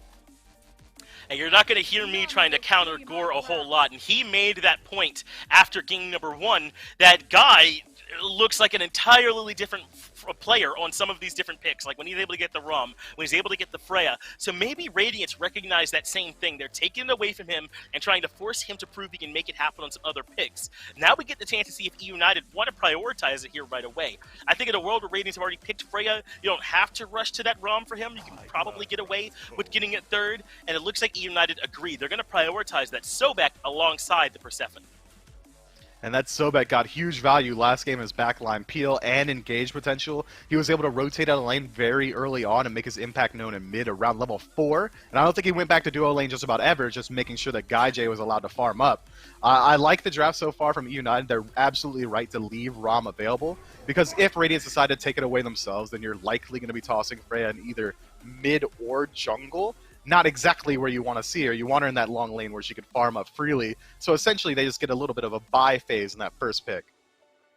Yeah, that's just good awareness from E United there. If they are planning on top 3 picking that ROM, then this would be the way to do it. Radiance, though, do take the Cupid. And we were saying they didn't have to make a ton of adjustments here in the picks and bans, but I think the ones they have made here in Mifflin are pretty smart. Taking away the Cupid from Heroine, he obviously popped off, and this Freya from Guy, even though it means they're going to be handing back over some of the same good picks they had last game, I think kind of forcing E United to show that with a different look, they can still look as strong is very smart from Radiance. And without much surprise, E United do end up taking that ROM. We got a little bit of a draft switch up here. It seems like Radiance are trying to run that E United look and see if they can wear it better. I like the draft so far. This Cabrakan could flex in a solo. You could very easily see it in the jungle. I think he's got a little bit more impact inside of that jungle role, especially meshed up with Cupid and mid. The ultimate combo there, drop Fields of Love. Well, you're not walking out of it. There's a Cabrakan wall behind you now. And barring that, you're stunned. You're stunned, you're tremored. He's got so much CC, so much damage potential that I think it should really work out. And into Persephone, a god that's only got one natural escape inside of that leap, you use that one, you're just going to be a sitting duck for this Cabrakan. Now, it's interesting to see if Radiance continue this trend of trying to take away some of those Game 1 picks that worked. They've got one more ban, and I wonder if they're considering trying to take Scream off that Najah from Game 1. Remember, he narrowly missed out on getting First Blood back in that first game where he was able to hit the sash, I think it was the ring bounce, that was just barely off the mark and prevented him from getting that first kill. So wouldn't be surprised if exactly this, Radiance are trying to take that one away from Scream and limit him a bit more. And then to your point about how Cabrakan might flex to the jungle, E United ban away the Robin and the Unbots. It looks like they're not completely sold that they're guaranteed going to be taking it there, so they're limiting some of adapting to other strong picks. Yeah, it makes me think that they're pretty sure it's likely to go into the soul lane, so that's a very smart ban from them. Variety going to the tier again. Good look. My man looked phenomenal on it last game, creating a ton of space. Might as well reprise that performance. United might have just snuck away with a straight-up better draft this time around. That's pretty scary to think about. But Radiance as well have got a lot of extremely strong tools. We saw Gaijay popping off on that Freya. Well, you can expect the exact same thing from Cyclone Spin. Sun Wukong getting picked up is interesting. That's another god that can flex both into solo and jungle, keeping us on our toes just a little bit. That's what it feels like here from Radiant. Still getting some value out of some of these flex picks here as we get later and later into this draft. Now, it is looking like with this Freya locked in, they're going to be giving that Cupid over towards Tings. So we're going to get our last bit of clarity with this next pick. It's the Thor coming in, adapting, going to run it back after that excellent early game he had. No complaints there, which means that likely we'll be seeing the Wukong. I mean, solo, you'd think Kabrakan support, but Myth, where are you landing on this one? Does this Radiant's draft look clear-cut to you, or do you think it's still up in the air? Man, I wish you didn't say that brings any more clarity at all, because I'm 3 ways cross-eyed, my ankles are broken. I don't know what Radiance is going for here, because Thor solo is incredibly strong, and it's got a decent matchup into the tier in that you can just clear from a range and then rotate out-rotate the tier if you can't beat him in lane. Sun Wukong jungle could absolutely work. We've seen Kabrakan support work out in the past, and I can say every single one of those pieces about each individual god in a different role, and I think that might be the strategy for Radiance here. They might not even know where they want to put each one of these individual pieces yet. That's got to be weighing on E United's mind. But it looks like they're going to stay home at this point. Scream, without the Najab, without the Ratatosker, without the Nemesis, 3 jungle bans just from Radiance, plus the Raven and the Unbox ban from United. He comes all the way down towards this Daji, often thought of as a great beads burner with great potential to stick to some of these mid laners when they're low on movement. Do you like this last pick here for E United? It's very strong, and it's arguably very potent into Freya. You blink in, you use the 1, she's going to take a ton of damage, and if she goes in the air and lives with a sliver of health, you've got the dot damage to finish her off. And having that beads burner on your team when you're matched up with a Tyr and a Sobek and a Persephone, you're only going to get huge value off of it. I think it fits out with this comp incredibly well, but it's not often that we get to see Daji in a Radiance game, and it's not going to adapting. That's right. I feel like adapting the one who I think of as kind of synonymous with this Daji. He had tons of great games with this one throughout his career and even just back in Phase 1. But certainly Scream, one would think could play it at just a high level. If we're going into this game, I did not think we'd be saying it with E United having a chance to 2-0 Radiance. Do they have the tools where you think that's possible here? It could easily work. It depends on how well they play around this Freya in the early game, and then the team fight phase rolls around. I think Radiance have a slight edge insofar as early game just because of all these pieces. Thor going to be able to control the map incredibly well. Kabrakan should find pressure in whatever lane they decide to toss him in, or the jungle. I'm still not sold on it. But E United, if they're able to make it to 25, 30 minutes from even, I think we might be in a miracle situation. Well, don't worry, Mifflin. We'll get those eyes uncrossed by sending it down to Game 2 and getting some clarity. Yeah, I'll help you out here, Miff. No extra information on my side, and I can tell you now it's Benji on the Wukong solo, adapting in the jungle on that Thor, of course, and then Aurora will be playing the Kabrakan in support core. Kabrakan has been a journeyman here as of late, hasn't he? I mean, he has gone solo lane into the jungle. Now we'll see a little bit more out of him in the support role. These guys slotting into a lot of different spots. He wanders around, and honestly, I think having him over here in the hands of Aurora, this composition has such high potential to just outright thrash E United. I mean, I could see this getting ahead very early on, stomping them in 20, 24 minutes, and then we're in Game 3. But I also feel like it starts to fall apart the later it gets. I mean, we haven't necessarily seen Kabrakan swing the way that you want. Maybe the support role, maybe the stuns, the setup that he brings is going to be solid. But I think you give her a win, maybe his performance on this Persephone being the linchpin for E United. If it's just as good as the Cupid, if not better, then it's absolutely going to stray that way. Gaijay's back on a comfort pick. Screams on Daji, which is not something we've seen a lot in Phase 2. In fact, I don't think we've seen at all in Phase 2 here. But she was running the show for Radiance in Phase 1. And then Variety's comfortable, Snoopy's comfortable. We just saw them have great games here. So there's a lot of little question mark factors for both E United and for Radiance.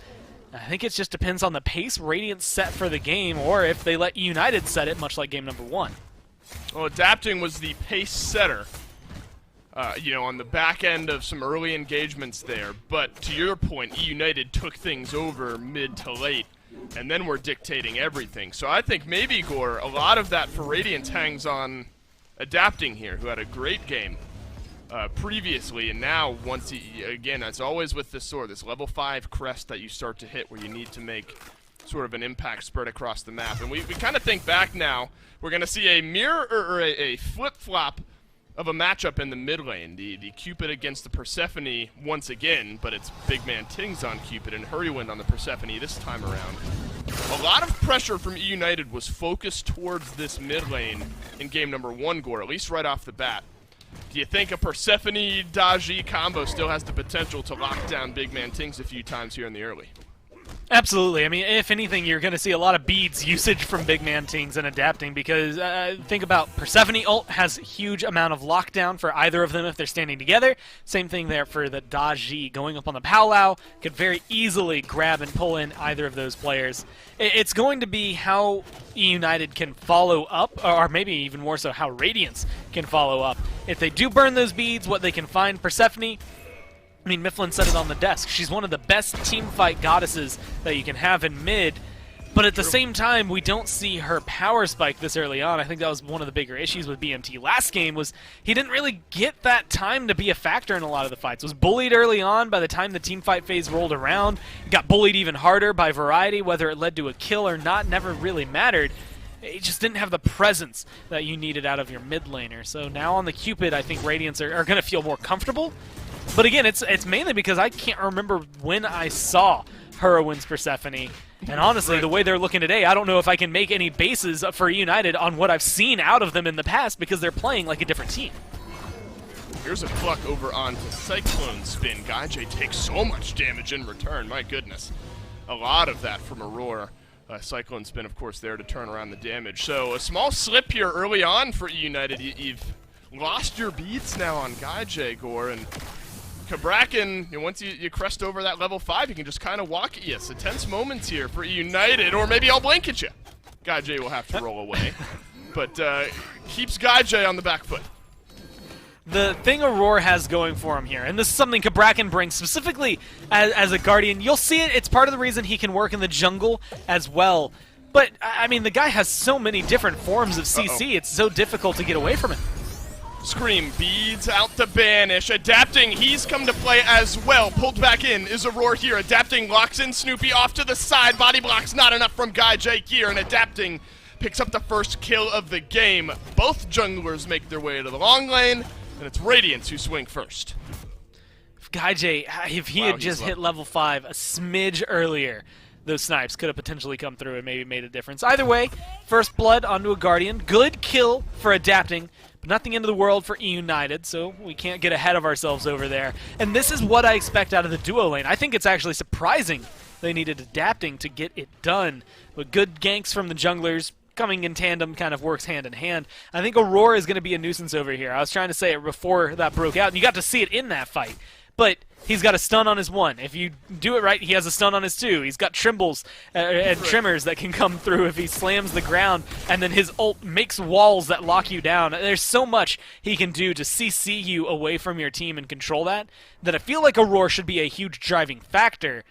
But so far, again, it's maybe been a little slower. There were some good stuns in that last fight, but I almost expected him to be up 1 to 2 kills by now. A lot more pressure. And I feel the same way about last game. The Hercules went a little slower pace than I expected overall. And I think that's the presence that United are commanding right now. And where this Freya comes in, she's not enough damage this early to be reliable to get aggressive with, but it's also too much damage to aggress into, so you couldn't get aggressive last game, and you can't get aggressive this game. Well, right back to the mid lane is Snoopy here. His ultimate is down. Pluck not ready to go. Aurora taken down. So just a few hundred HP. So there's your answer. If United would continue to look towards mid lane for some pressure, and they sure will, as Aurora catches a few of the United ultimates. What is this? Benji taken low. Has to use his ultimate now. Though maybe expected here. Benji has this 1 level lead over Variety. But Wukong into a tier is an interesting matchup to follow along with, and one that Benji's been able to build a small lead with. And that small lead, I think it means a lot, but again, I'm looking at Teamfight and what they're going to bring. Wukong has a lot of little hidden things in his kit. I mean, yes, the slow maybe is something people think of a lot. Did people realize that there's an attack speed slow in there? It's tied in tandem with it. It's those little things where you're like, huh, why does he have that when it comes through? And that's the greatest thing. He's got good clear. He's got an attack slow. It's 25%, which I think is going to end up affecting Gaijay a little bit later. Stuns that are solid with good damage, but he's very easy to kill. And when you don't have an ultimate, much harder to get the kill. Scream hits the last one from range, and down goes Benji. This means an immediate rotation from Radiance over to the Gold Fury. BMT quite low here. Hurrywind and Gaijay on the counter rotation. Adapting will go up, but so will Gaijay on the other side. Snipes looking for BMT, saving the last couple. Aurora's pretty low here as well. Adapting will drop down. Radiance confirm the Fury, but Snoopy goes beneath the ground. Aurora maybe not long for this world, and Snoopy will finally get the kill. 3-man stun from Adapting slows down the engagement from E United, but Adapting has to burn the beads, and a double banish from Cyclone Spin. E United, they're selling out here beneath the tier 1 tower. Scream kills Adapting, Snoopy kills Cyclone Spin. Big win there for E United. I think variety in Scream's rotation into that fight, that's a disengage Where'd they like come no from? other. I mean, you're in a tier 2 under tier 1. You're safe at that point. At least you should feel safe. Maybe Cyclone is still threatened and recognizes that the scenario isn't the best for him. But then both of them just being able to recognize, wait a minute, we still have these kills, nullify that Fury going the way of Radiance. And while that's still going to be impactful, I think it still pulls the reins back so that United do not have a massive lead after a successful fight like that. It's very similar to what I was thinking last time, except actually in reverse. United, this time around, seem to be winning all these early game fights, and Radiance are the ones that are seemingly farming better, getting the objective. How it translates into that 5v5 will be important, but I will admit, I have a little less hope in the Cabrakan in a 5v5 fight than I do everything E United have bringing. I think Radiance maybe going to have to shuffle a little bit better, and they're all world-class players, so I expect it of them at this point. But it's still going to be difficult to pull off, especially with how E United are playing right now. Scream has his ultimate. Aurora has no way to disengage from it. That means Hurrywind gets the kill. This is the counterpoint to, well, we're maybe concerned that it's kind of a one-pick composition. We lock down somebody and go from there. United are playing it near perfectly, though Radiance still hovering right around 500 gold behind. So Radiance, all things considered, have done a good job of maintaining farm, maintaining relevance in a game where they're being out-killed 5-1. A big difference, though, I think, from Scream here at Goremizer. We saw early pressure from Scream in Game 1, but this time, finally, E United are capitalizing on some of it. Yeah, I think I memed it a little last game when I said there's a certain point where I considered Scream almost just a living sash. Like, it was the CC that Naja brought that really made the difference. But now, because you're Daji, there's a lot more damage on the table. His build lends into more damage early on this time around as well, so it's just made it easier to get in there. And Dave, I don't typically feel what almost felt like visceral hate through gameplay, but Scream spammed so many chains onto a roar there, like he wanted to know that you are going to die. Yes, there's a little bit of extra damage, but Aurora was absolutely locked down. There was no getting out of that one, and so I like the way E United are playing it right now, just to get themselves further ahead. It's Stone of Binding now for Aurora. We've seen that as a pretty popular pickup on, well, obviously, what is the flavor text on it? Good for CC heavy gods, and Aurora and Cabrakan is certainly one of those. Cyclone Spin is going to use his ultimate here to escape from Snoopy, who burned the blink. Scream a little bit low, though, as Benji is here, dashes right back in. What's the Wukong doing this deep in E United's jungle? Another kill over to Scream. This Daji now on a killing spree. I can only think of a way to say this that comes out inherently BM, so I'm going to preemptively apologize for this. But Wukong is known for staying alive, right? It's one of the only things he can do well. And when you're not doing that, the question does start to fall onto what are you accomplishing in the game. I mean, he's able to CC a lot, he has good knockups, good stuns, but both of those are tied to one ability. His ult maybe gives you some damage, can let you jump into the backline, but right now Benji's getting bullied and he can't really do anything to turn it around. That's the deficit that Wukong brings. If he's able to gank in a team fight or anything like that, that's where the change is going to be. So I'm still looking towards the 5v5 for Radiance to be where they shine. But right now, none of them are getting off to the start they really want. And if United can control this pace. It's right now 1,200 gold, still very small, but something you can nurture. That Gold Fury, or that Fury now, Oni Fury, spawning up in about 40 seconds, will make a difference if E United can get it. It'll take a lead and turn it even further in their favor.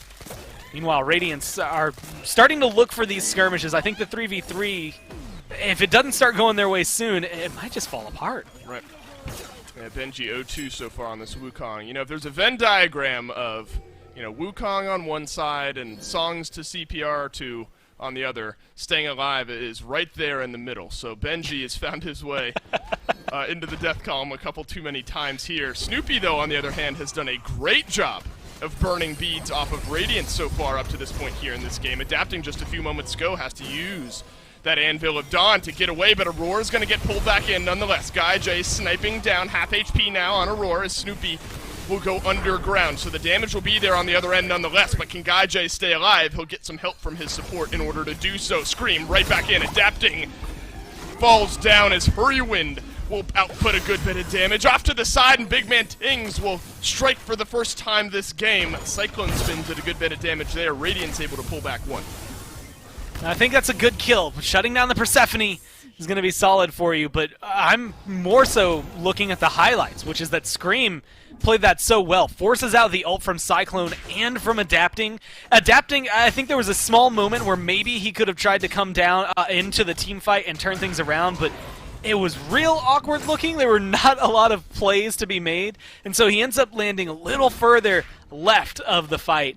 And because of that, it just became easier to run him down, run the rest of Radiance down. So, you know, like you said, they pull one back here, and killing Persephone, I think, is always going to be great. But it's overshadowed by the great plays E United made.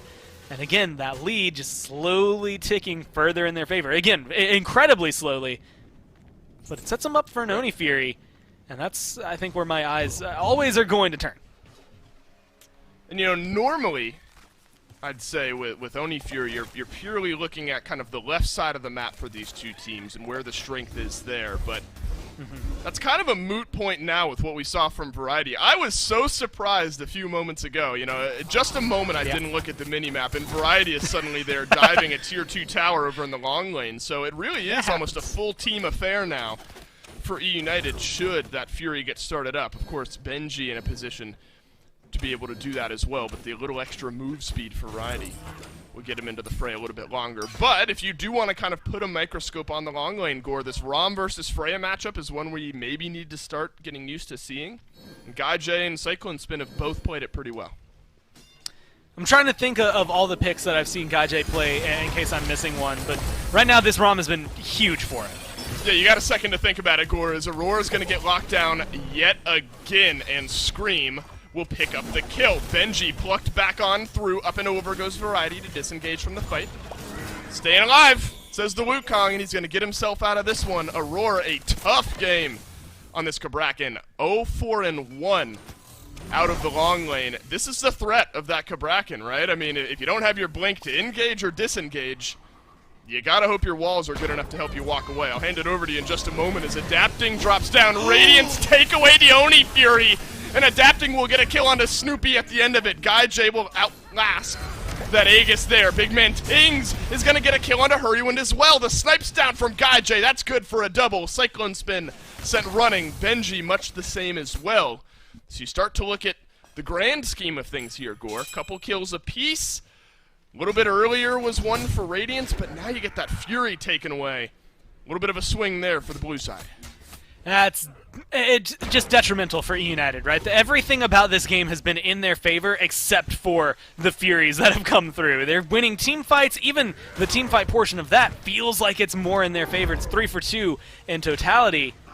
But they lose the important part, the Gold Fury, the Oni Fury. That means a lot of pressure on the map that is now having to be dealt with on them. They can't get aggressive elsewhere, which is keeping Radiance alive. Otherwise, we'd be looking at a completely different game state. I mean, we'd be looking at E United potentially winning over Radiance in the next 10 minutes as opposed to slowing it down, which is what Radiance has done a great job of doing. They're hanging on to this, and not even by a thread. I mean, it's virtually even at this point. I think a few hundred gold now starting to go the way of E United as they start farming up again, but that's the only real significant difference coming between it. Kills still in their favor. The team fight still looks good for them. That's maybe frightening for Radiance overall. Going into the late game, I haven't seen enough of them in these team fights, successfully coming out and one that you can qualify as a victory to be able to say that they're set for Fire Giants and Pyromancers. I think they still have to figure out how all these picks work together, and more importantly, Aurora just needs to farm up. I think at this point, he's only a level down compared to Snoopy, but he's 0-4-1. He's getting picked off a ton. I think they could actually relax for a little bit on this point for Radiance before maybe trying to get aggressive. Well, that's what Radiance do. It's in situations like this, and even ideally with a lead, the risk of rehashing the same topic from game one. They'll slow these games down and then suddenly find a way to pull these big advantages. Sometimes it's a Fury steal. Sometimes it's a big fight that you didn't expect. So, yep. Aurora definitely still at a point, despite being 0-4-1, where the core of what Cabrakan wants to do is lock you in, is still on the table kind of regardless of how far behind he is. So maybe not too far off, Gore, from sort of the Ymir conversation we've had, where he's going to lock you in, he's going to wall you away, and if he's able to do that, he's done his job. But unfortunately now, for maybe the 5th time, Aurora's going to get pulled back in. Adapting has to take to the sky. Aurora knocked back by Variety, so that's the 5th death for the Cabrakan, but the stun there from Adapting immediately knocked up. I'm surprised he went back down onto that one with really only Benji off to the side. BMT was close, but not close enough. A 2-kill swing for United. I think the polite word I can use is brave play from Adapting. I think there's several ways that dunk can go. Maybe looks like it's going to be able to find 3 people, but I mean, even then, cool, you stunned 3 people on E-United for 4 of them to still remain around you. Like, you buy yourself a little bit of time. I just don't know if the damage follow-up was ever going to be there for them. Yeah, this should be an easy Fire Giant. They don't have anyone to contest, save for Benji. I mean, if BMT and Cyclone Spin come over, E-United can just take the fight. Vanish onto Snoopy. I think smart to start it for United. Gauge the response from Radiance. And then respond in kind, depending on how much of Radiance shows up. Though interesting, I mean, likely would have been easier to, well, not likely, it is easier to lock down that Pyromancer, but now United having to retreat is going to give that small gold swing over to the Radiant side, barring a steal away, which United won't find. So Radiance playing that situation well, Gore, despite being a man down. The only term I can use to describe United there was a little greedy, and it's not, it sounds way more negative than it is. I think you had that opportunity to try and burn down the Fire Giant or force a fight around it. I just think, and even I got caught up in this, I didn't look down to see, oh yeah, Hastened Ring is there for Cyclone Spin, therefore damage is good. You have to worry about that when he makes that rotation. If he was a smidge slower, then you have no issues taking that fight. But Radiance, they're not going to play like that. They're definitely going to keep their heads about them, and so that makes the big difference. Otherwise, you could have easily gotten the Pyromancer in the same amount of time. I think United maybe lose out a little bit right there. But again, it just keeps the game state safe. Maybe pulls a little bit of gold now in favor of Radiance, but at the end of the day, Radiance are still finding these small things that are keeping them, I wouldn't say alive in this, rather than getting knocked down, because United are still playing most of these team fights a little better. It's just the objectives right after that are the problem. But unfortunately for United, objectives are how you win the game. It's not always on the Pyromancer, your Furies, and your Fire Giants. It's all around the towers. They all kind of add up together. Well, Gora, effectively everyone in this game has some sort of CC in their kit, depending on what you consider, ROMs to be. So as such, there are 9 out of 10 slots filled with 9 out of 10 potential slots filled with beads. Only Snoopy does not have the beads on his side. All 9 of them are available, so this is a big fight to see what can get burnt off. Benji has to use his here. Up to the skies he goes. Scream will get the beads out of Aurora. Benji will leap on down, and Adapting won't connect for much onto his ultimate. Variety, though, unable to complete the frames on his. Frenzy popped, though, by Snoopy. And Aurora left running, so United not shying away from the Primal Fury. And what I like is that right now Radiance are still in a great position to get aggressive. That Primal Fury is almost delivered to them at half health. I think they can start it up, especially because United don't have much chance here. But I'm watching Adapting as well as Heroine. If they had Variety with them, then they could have potentially tried to start up a Fire Giant and just left the Fury for something else. But right now, Radiant's not only staying alive in this, that's a huge win for them, killing off Variety as quickly as they did. And they really swing back in control, at least gold-wise, but 1,000 gold sort of spread across everyone at this point. Maybe nothing to write all that much home about. Benji level 19 to Variety 17. So while we've, given some knocks to Sun Wukong and some of the utility he's able to provide, Benji, after an 0-2 start, I think has done a good job, all things considered. You're 0-2-0 to start off this game. Now, in the last couple of kills that Radiance has pulled back, Benji has been involved. And able to stay alive. Again, it's the one thing Wukong does best. And again, his early game maybe didn't start off the way he wanted to, but now he's able to showcase that. But, you had highlighted it, forced into the beads, forced to use them there. Maybe not the biggest impact he won out of them, so there's still some room potentially to grow here for Benji. Although, keep your eyes on him. I think he's going to be very potent coming into the late game. And I think also in that beads conversation, you have to look at CCR. Spirit Robe picked up there for Variety. Essentially trying to stop exactly what just happened to him from happening. Unfortunately, it didn't work there. So Right. more than likely going for, I think, a Mantle of Discord, try and fill things out. I think fully slotted, Variety is still going to be able to make plays like we've kind of gotten used to these last two games so far in the 22 minutes here.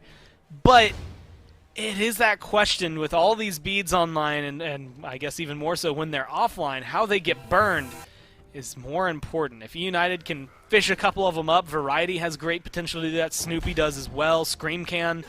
And once they get rid of them, it gets so much easier to lock down Radiance.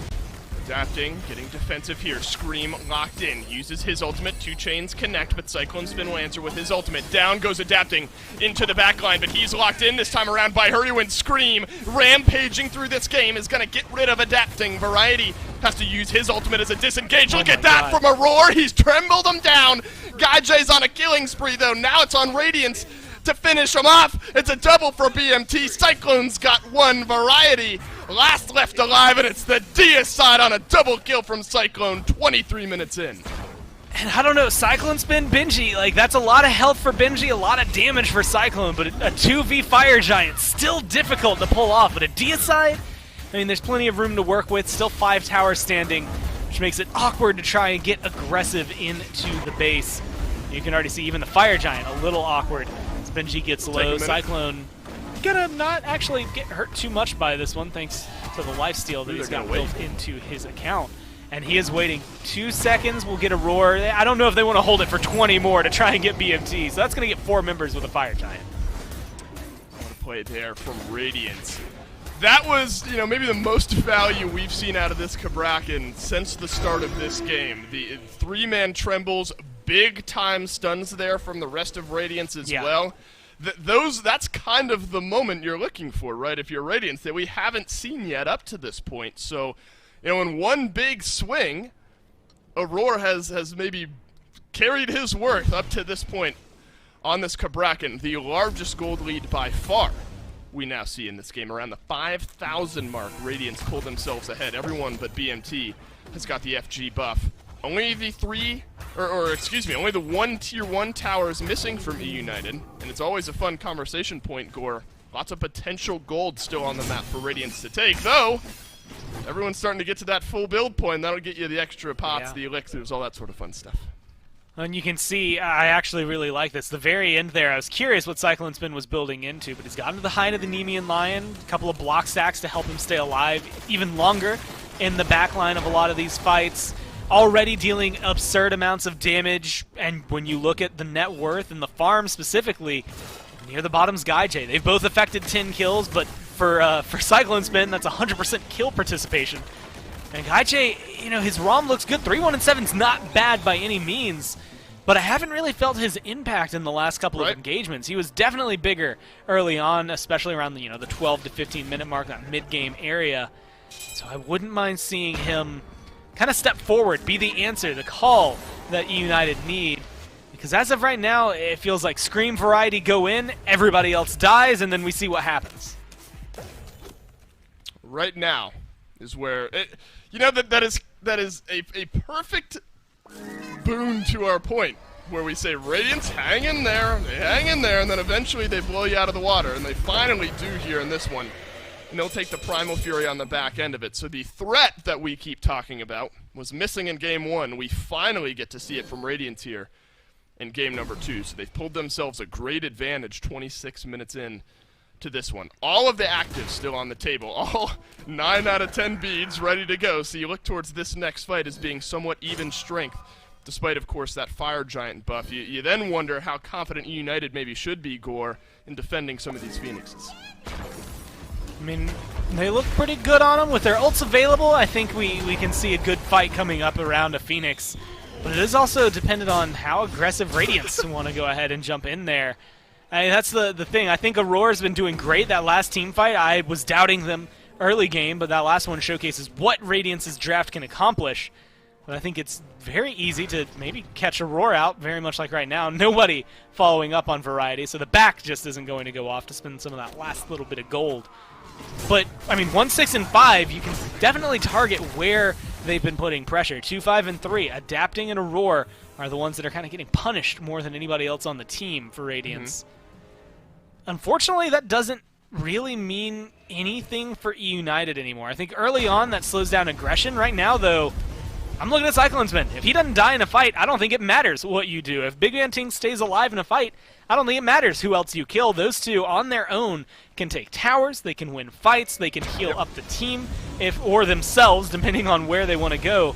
I think they're going to be the deadly ones, and honestly, as much as getting rid of the front line is useful, the stuns from Aurora, making sure they're offline are going to be nice. I think getting rid of the damage from Cyclone Spin or Big Man will be more important for your victory if you're United. Ooh, there's the big old up swoop on the XP and gold, but the Fire Giant buff will disappear here. So now kind of that 1 minute bit of downtime, Gore, before this next Fire Giant spawns out. It'll be enhanced shortly after it spawns. I'm not sure how much that maybe plays into the decision-making process here. But I think if you kind of got to rewind to now if you're United and wonder what went wrong at that previous Fire Giant engagement, because you were dictating the pace, you were controlling this game up to this point, you were punishing Aurora. And maybe you just get too grouped up against a team that wants you to group up, and that's what you need to change before this next FG. I think there was a simultaneous Scream got very, very low, and even though he was able to make some plays while he was low health, Aurora catches him out, and I think that's the lockdown. Like you said, maybe a little too grouped up overall, and Tremor's locking you down for Cyclone Spin. It's never going to be an equation that wins for E United there. So I think that's really where the strength came from. Maybe if they can play, I don't even want to say less grouped up, but either kill Aurora faster, which, again, I think I'd rather you slow that down and put some focus onto some of the backliners if possible. Then maybe you just burn him up. I mean, try to kill Aurora and or focus away from him. Try to win the fight on this side. He's going to have control of the Fire Giant pit, though, especially right now with a 10k gold lead. So you're going to have to rethink your engage strategy if you're United. I didn't even know the FG was going, and it's already down. Radiance takes down the Fire Giant. Variety has found Big Man Tings on the back. Adapting will drop down here. So does Scream, though. A bit of a split engagement. Scream's going to be left alone. Will get a chain over on the Big Man Tings, looking to dash away. Gets his bubble pop, dashes over to the Harpies. Good escape so far from Scream, and plenty fast enough maybe to get out alive. Looking for the cooldowns from Adapting. He's gotten his way in there. CC immunity waiting for that wall. Oh, and he dashes to the Harpy as well. Radiance will get the Pyromancer. At this point, Scream may be just wasting some time as the rest of E United lock back into their base. There's the stun. There's the kill. Finally, Scream goes down. And all things considered, Gore, Scream's the only one who dies. It's got to be a defensive win for United. Unfortunately, they used a lot of ults there, Dave. They do not have a ton. And honestly, I just want to talk about how good Adapting was. And it's only one small moment, but he teleports to his hammer, and we saw the beads for Scream blare up. And Adapting didn't throw down the wall. And so those beads just ended up wasted, much like Snoopy's ult might end up wasted here. Snoopy underground gets a little bit of damage onto Aurora. Hurrywind dunked on here, but the wall is separating Adapting from the kill. He gets it nonetheless over onto Snoopy. Will stun down one in the back. Snoopy's the only one who dies here in this fight. Some good damage turned around by E United. Left side Phoenix goes down. I think this is a good calculated move by Radiance. Change our focus towards the mid.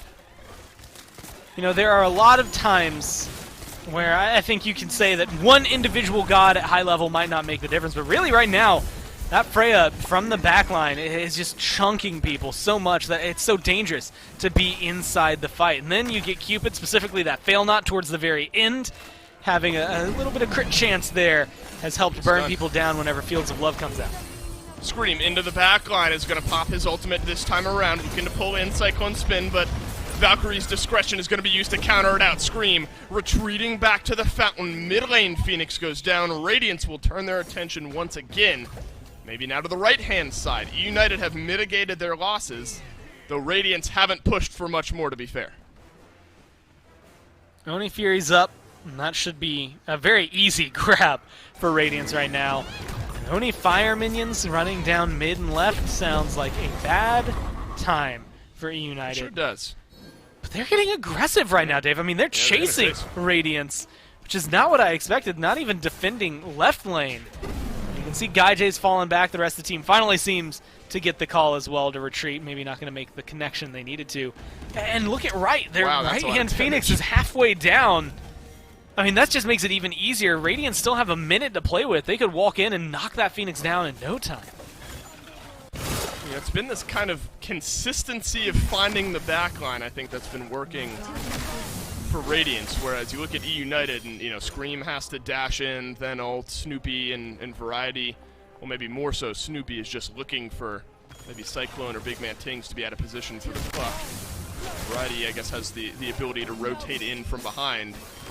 But, you know, Fields of Love, a big Thor dunk, you know, that's there for Radiance to kind of engage now onto these fights. So maybe it's on Radiance to be caught out in a bit of a missed position to give E United an advantage, but this is going to be a tough one, Gore. Half HP on this right side Phoenix. You kind of got to make a stand maybe if you're United, but maybe Titan is the final line of defense. Well, we really don't see a lot of people come back from 3 Phoenixes down, and right now Adapting's in the air. This is just to ward them off. That's going to be the third bird. And this is the make or break for E United right now. I don't even know if they can find anything off of that, though. G gets a little bit of damage done to him. Fields of Love drapes over. Anvil of Dawn still down. So United winning in that ultimate conversation. But effectively nothing else in any other conversation United are winning in.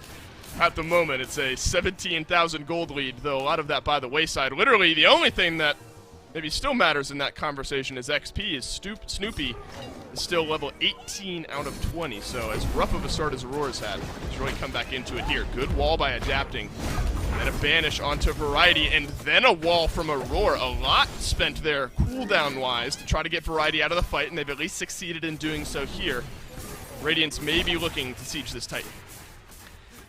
Right now, it's that awkward moment where Radiance aren't so sure of their ability to kill off E United and the Titan, so they can't go in. Yeah, Fire Giant coming up in about 10 seconds. They've got some patience, but I mean, you have to defend left lane if you're E United here. They've got 2 people right now there, and with 3 Phoenixes down, you almost can't afford to send anybody over to the Fire Giant, so I'm not surprised to see Radiance take this one for free. But Dave, I'm trying to rack my brain and how United stay alive in this. Outside of just one insanely stellar defense, which we have seen today, so honestly, is not exactly something I can write off. It's just not looking too easy for them is the best way to word it. I mean, almost 20,000 gold at this point, a weakened Phoenix in left, about to be a weakened, if not re-dead Phoenix in mid. It's just too many pressure points that are bleeding for E United right now. Mantings on this Cupid has put together a great performance for himself. Same with Scream out of the jungle for United. From range, Hurrywind's ultimate does not connect. That bounce off Adapting's wall? It might have, but Hurrywind gets nothing for his ultimate there. And now the middle lane Phoenix back up as the left lane Phoenix will fall as well. Radiance rotate over to that one. Gore, look at these minions. 3 full waves of fire minions pushing in. E United almost have to take this fight maybe away from their Titan. Radiance could just turn the damage there and end the game. I'm actually surprised that they're not doing that. Wow. Maybe they're trying to bait E United out of here. Nope. Cyclone and Big Man are back in base. This actually is a good opportunity for E United. They don't have a lot of their big damage dealers. But man, if they could have caught just a single person out, that could have been their way right back in. At least a 4v5 slows Radiance. Again, it does the Radiance play, right? It says, we're not, like, you're ahead. We're going to play catch-up.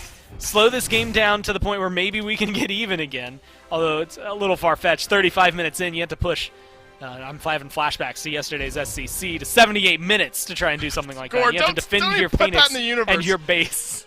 You're telling me we're not even halfway through this game yet? Dude, when you have good defense, there's a decent chance you can hold on forever. But They have a that's where things fall 78-minute apart. defense. I don't think they have a 78-minute defense. I give them at best 50, 55. Maybe you can push to 60 here if you're United, but I don't know. I just don't feel it. I feel like Aurora, especially if he can just find one person, Just need a group. it falls apart. But we haven't really seen United find anything aggressive, and Snoopy's just been getting melted. There you go. Let's lock Snoopy in here and get the ball rolling. gone. Radiance find the first pick here, but Cyclone Spin is taken solo as well. Adapting will dunk in. Radiance looking to end the game here, but United clawing themselves back into the fight to go down. Now Radiance have the numbers to walk on in should they choose. That's the should they choose part is the part of the sentence that, in my mind, shouldn't exist right now. You have the numbers advantage. Yeah, your ults are low. Maybe adapting's a little too low. So they're playing patient, and I like to see it. It's the safe call. But get in there and end this game. Right now you're playing with your food. Here we go. That's it for this games. Here we go. But Big Man Tings has deleted Scream. Hurry win low as well. Titan will finally go down. It seemed like it was just a matter of time for Radiance to finally group up and push themselves in. Radiance tie up this set. United are headed to another Game 3 Gormizer against a top 4 team. Brutal for these guys. Can't get that clean to a win. Radiance fought back in traditional Radiance fashion. I think that was about as Radiance as a win gets. You blow them out of the water in one big fight, and they look good now for maybe a Game 3 win. I've got, I think, good news, bad news. The good news is, even though that was a loss, it still looked pretty good for a long portion of the game for United, so there's a lot of benefits there. But the bad news is that historically, 2-1s never go the way of United, and so Radiance should be happy going into this game because just history favors them. We'll have to see if United can maybe break that curse.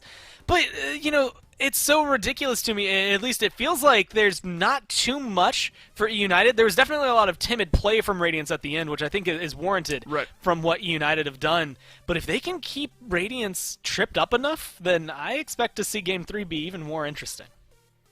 Right, I mean, it was just sort of a, all right, Radiance, let's take a deep breath, find that one pick. Poor Snoopy just got absolutely piled on there at the end, and Radiance are able to walk it in with ease and grab themselves the win. We are all tied up here. Game 3 just over the horizon, but first, go back to the desk to break down game number 2. Thanks, Dolson and Gormizer. And that is the dichotomy of E-United, right? That sometimes they look like Game 1, where we're thinking, hey, this team's about to turn it all around, and then sometimes it like here in Game 2, where really, for the most part, this game was entirely in Radiance's control. But I think this is why we have our hopes up for this squad, Mifflin, because they give us games like that first one, but things obviously going off the rails here in this game, even with adapting and Aurora kind of having some struggles a little bit in that early game. The rest of Radiance really pulled it together and kind of felt like they were just giving United their due respect and making sure they closed that one out clean.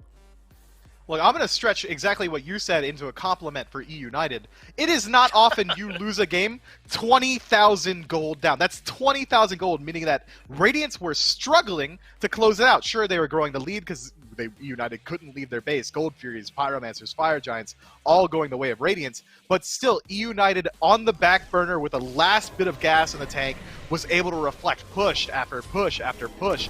Even when they're losing, this squad looks good off the back of phenomenal play from each one of their individual players, and it did really come down to exactly what Gore said. One pick where Snoopy gets piled on was enough to break the bank, but even then, it shouldn't have taken that much. It shouldn't have been that much of a stretch, so much effort coming through from Radiance with a lead that they'd have established for themselves. If you're an E-United fan, don't let that one sit heavy in your heart. I think Game 3 has the potential to be incredibly exciting.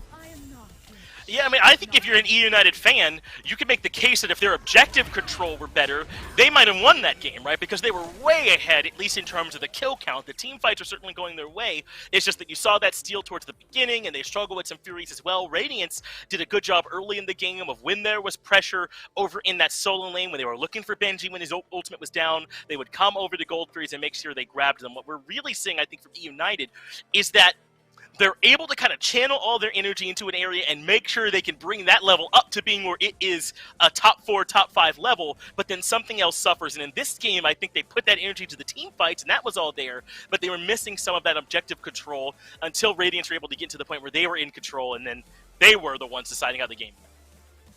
Agree completely, but you know what? We gotta give credit to the winners. Radiance played well. We can't just gloss over it. Big man Tings made big man plays. This dude on Cupid looks phenomenal. Maybe Cupid's the clincher between these two squads. We'll call it Cupid Diff this time around because his damage output, his team fight potential, his ability to get in onto these high priority targets, even when it's still a 5-on-5, it is not easy as a hunter. And a mid laner playing a hunter at that, auto attack are not their thing. I don't know if you've ever caught an aggro stream, but he was still able to find his way into the back line and absolutely dominate. This guy is looking incredibly good in Phase 2. He certainly is, man. I've been on this big man Tinks train for a while now, and I don't think it's going to stop anytime soon. Let's move into the all-important picks and bans for game number 3, because I, like the fool that I am, said back at the beginning of the picks and bans for 2 that it wasn't all that important, that because of the way game 1 went, that there wasn't going to be that much to watch there, and obviously I was wrong. Radiance made the adaptations, pulled some of those important picks away from them, like the Cupid, like the Freya, and had those responses that they needed to in the picks and bans. So, now it's United's turn to show us in a different spot. They're in first pick for the first time. Can they make the adjustments to set themselves up for success?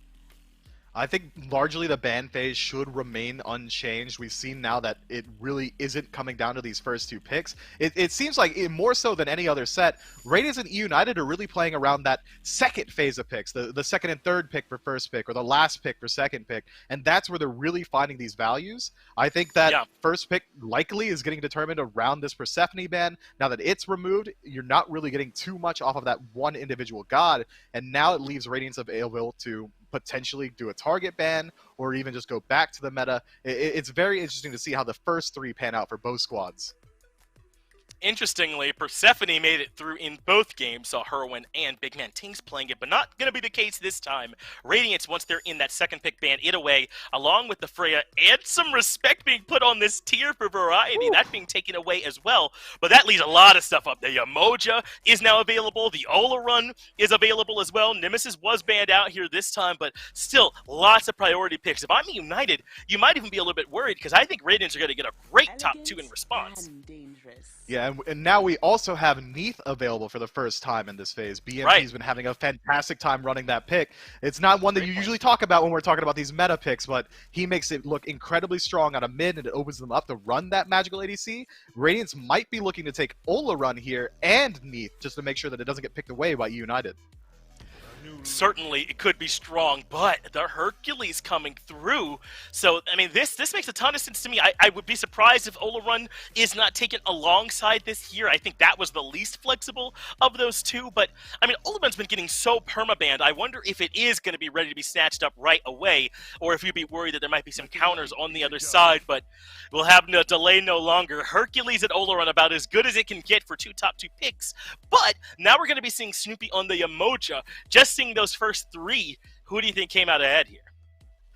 Radiance has potentially the best support possible going in with an Ola Run, if that is a Hunter Ola Run, just because of how it works. You go into lane at level 1, Hercules pulls the wave, you take your second ability on Ola Run, that's instant clear. I think that might be the strategy, but it's so hard to talk about United's draft not being better just because of Yamoja. What Yamoja brings, this high pressure support, potentially the highest pressure support in the game, the ability to completely separate a team fight with your ultimate, out of combat healing off of your auto attacks, give your teammates that don't have mobility.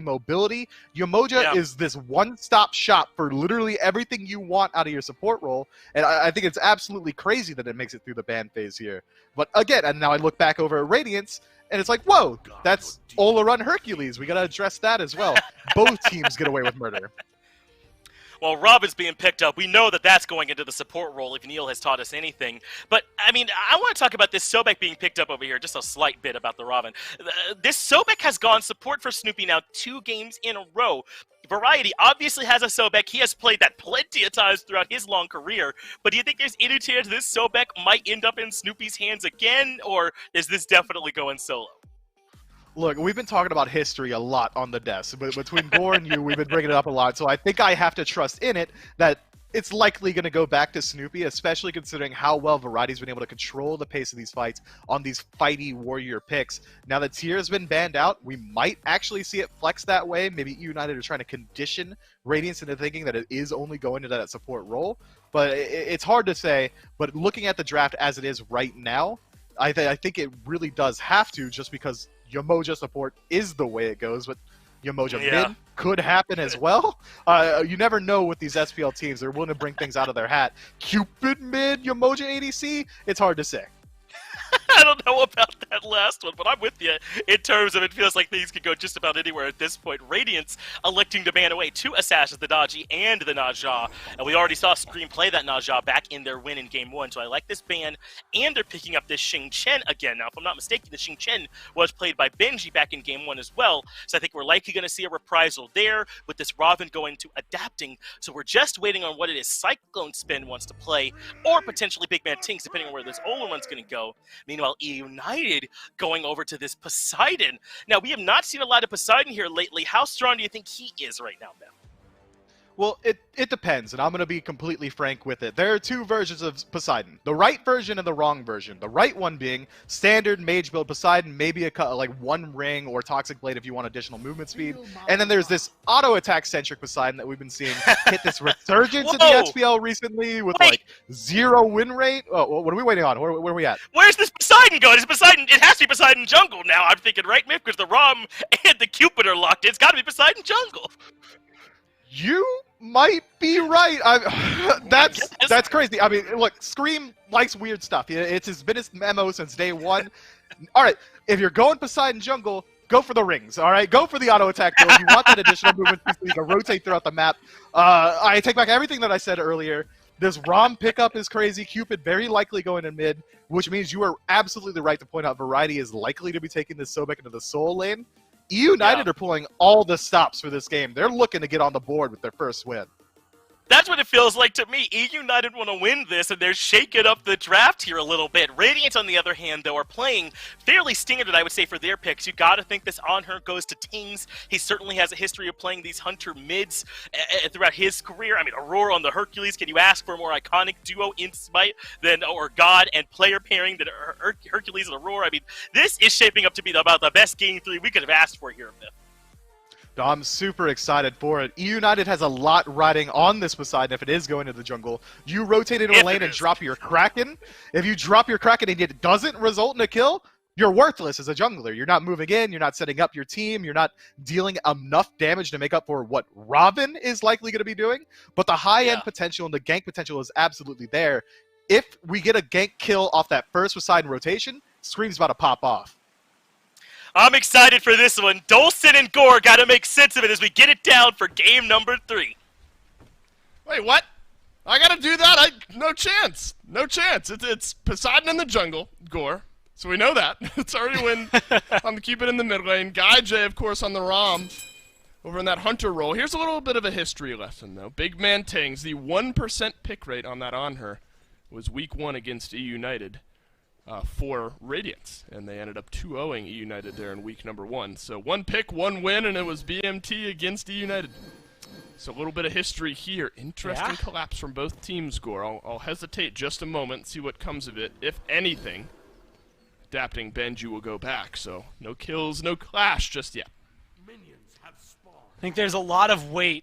More or less on this Poseidon to showcase what it can do, but that's going to be a good pluck. It doesn't matter if you get the kill there. Look at those beats, and look at that timer. 160 that's going to be offline. And so now you've got BMT in a position where this On Her is not going to be as safe, and that is going to help out Scream immensely. A Whirlpool now underneath this On Her, whether it's level 1, 2, 3, 4, ideally 5 for the Kraken. Either way, you're going to be able to set up some good kills in that mid lane, but you only have a little bit of a window to work with.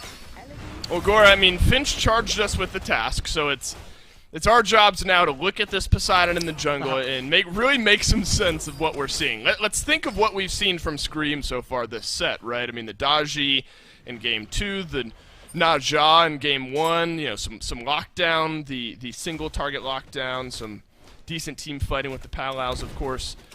That's something totally different in this Poseidon. Still have some lockdown, but lots of damage potential there mage-wise, so interesting for Scream.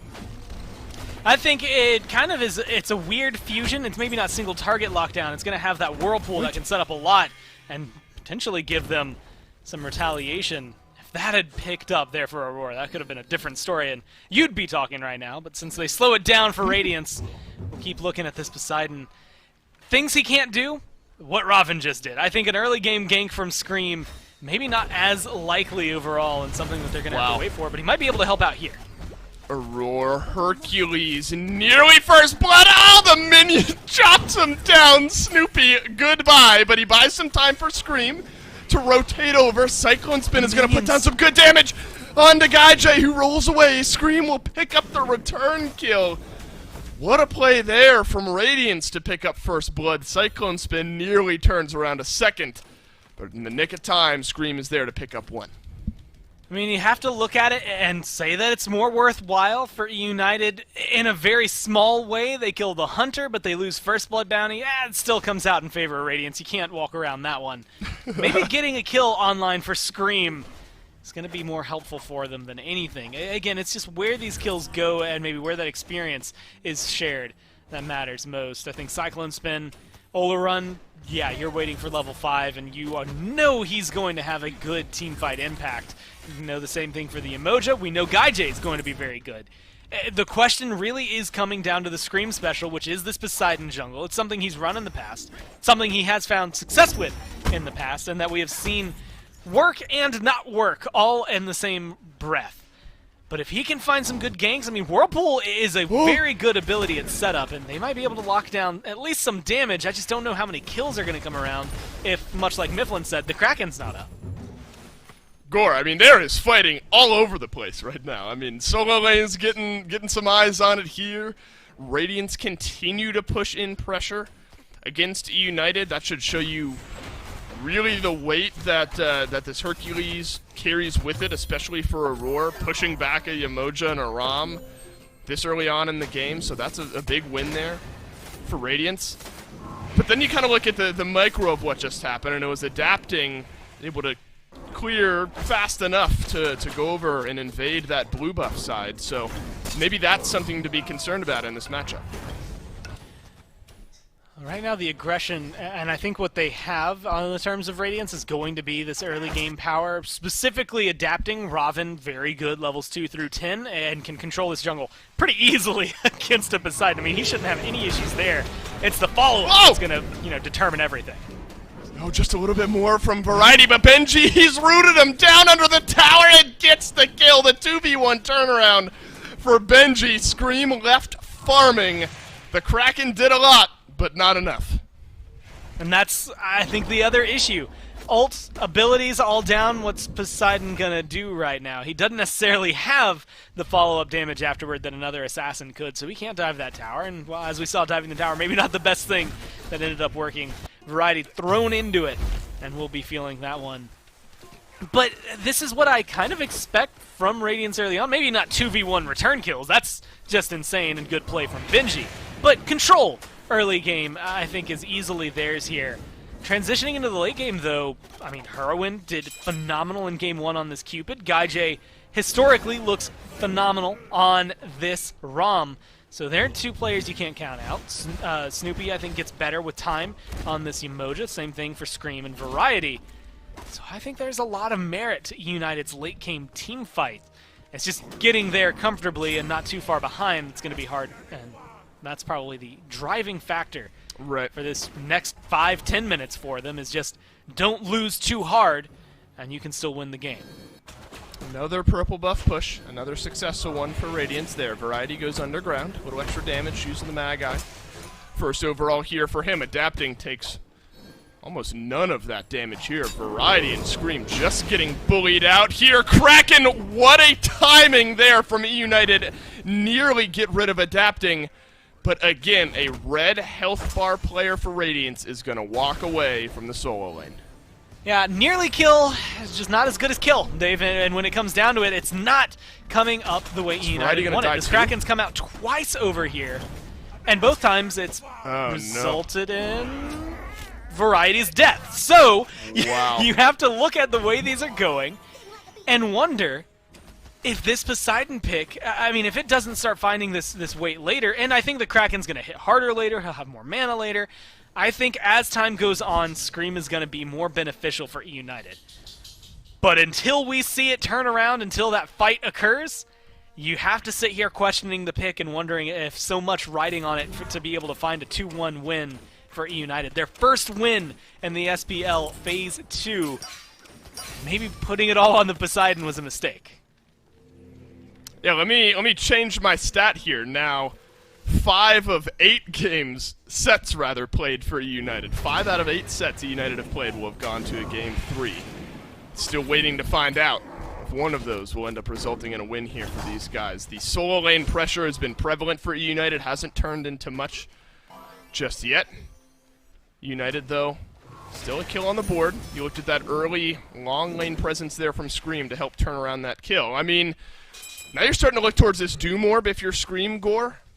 The clock is still there for Scream to maintain some relevance in this game, I think, to your point. Still a kill on the board, hasn't resulted in anything except for Variety, just going a couple of levels down. So now if you're Radiance, if you're Benji, maybe we flip this coin, not talk about how what E United has done hasn't resulted in a lead for them, but let's look at Benji on the Xing Qin and what he needs to do to make this lead worthwhile. Maybe more of this, setting up some kills for himself and adapting.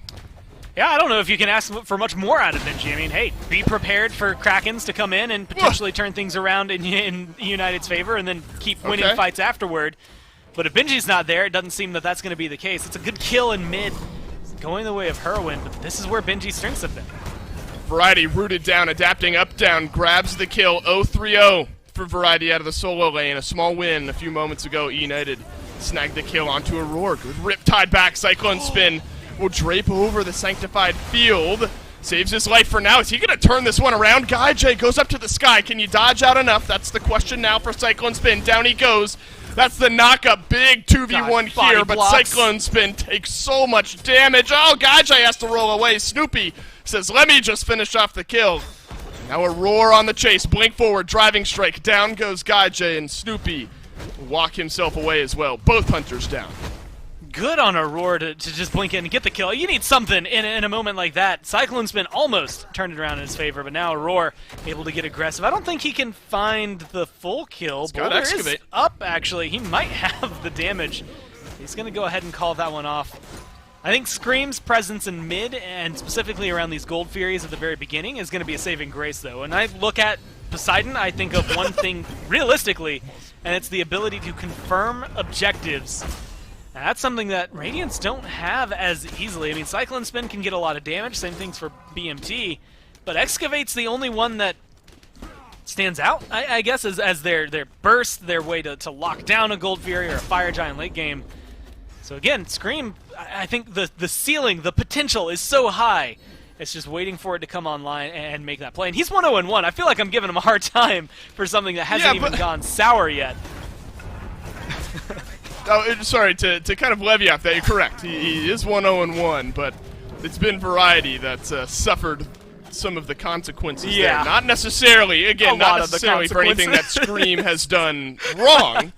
The damage has literally just been a hair short from a lot of these solo kills turning around, or these solo lane kills rather turning around. So not necessarily that Scream has played poorly. The damage just a bit short on a couple of occasions there. Variety, though, 3 levels down now, adapting basically on cooldown. Radiants have that blue buff cooldown, so they're just going to return there over and over and over again, I imagine. Keep Variety as far behind as you possibly can. Now you look at this from Benji. He's going to maybe move over, proxy some waves as well, help out with this Fury fight in a little bit. I mean, you've got 2.5, almost 3 levels up on Variety, so Benji's more than comfortable, I think, being able to get aggressive. Maybe too aggressive. I was actually hoping to see Scream rotate in. I thought we were about to see another collapse, and then Benji inevitably 2v1s everybody again, and we're questioning everything. But I think where that position is in the solo lane, it's something you can shrug off a little easier. It's definitely unfortunate for Variety. 0-3 and 0 is not a comfortable look, but if all of your kills are in the solo lane, it slows him down a little bit, but kind of keeps him on par with the Guardians, at least for now. He's still going to be able to get solo lane farm. There's a certain point where Benji won't be able to kill him without the help of adapting.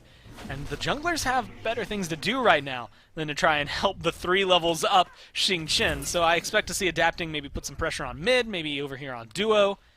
That's where I want Scream to go as well. I think hitting level 12, it's going to be a detriment to him. Aegis is going to start coming online for everybody on Radiance when they get that, or anybody who wants it. BMT just hit his and grabbed it up. But Scream over here offers a protection that, again, nothing else on E United does, and nothing else that I think Radiance has does. And that's the ability to lock down a Gold Fury, whether you are looking to burst it down for your team or steal it away from Radiance. And it's still a huge team fight ultimate. He just finished Doom Orb. He's got a lot more damage online now, and I want to see it. Snoopy looking to run away. Fields of Love sends adapting back. Not a lot of damage returned around onto that Robin. 4 ults down now for E United. Only adapting having to use his. Maybe a chance for Radiance to turn around a fight, but instead it's E United who goes searching. That's the knockback now from Aurora. Scream stunned down, taken low, excavate.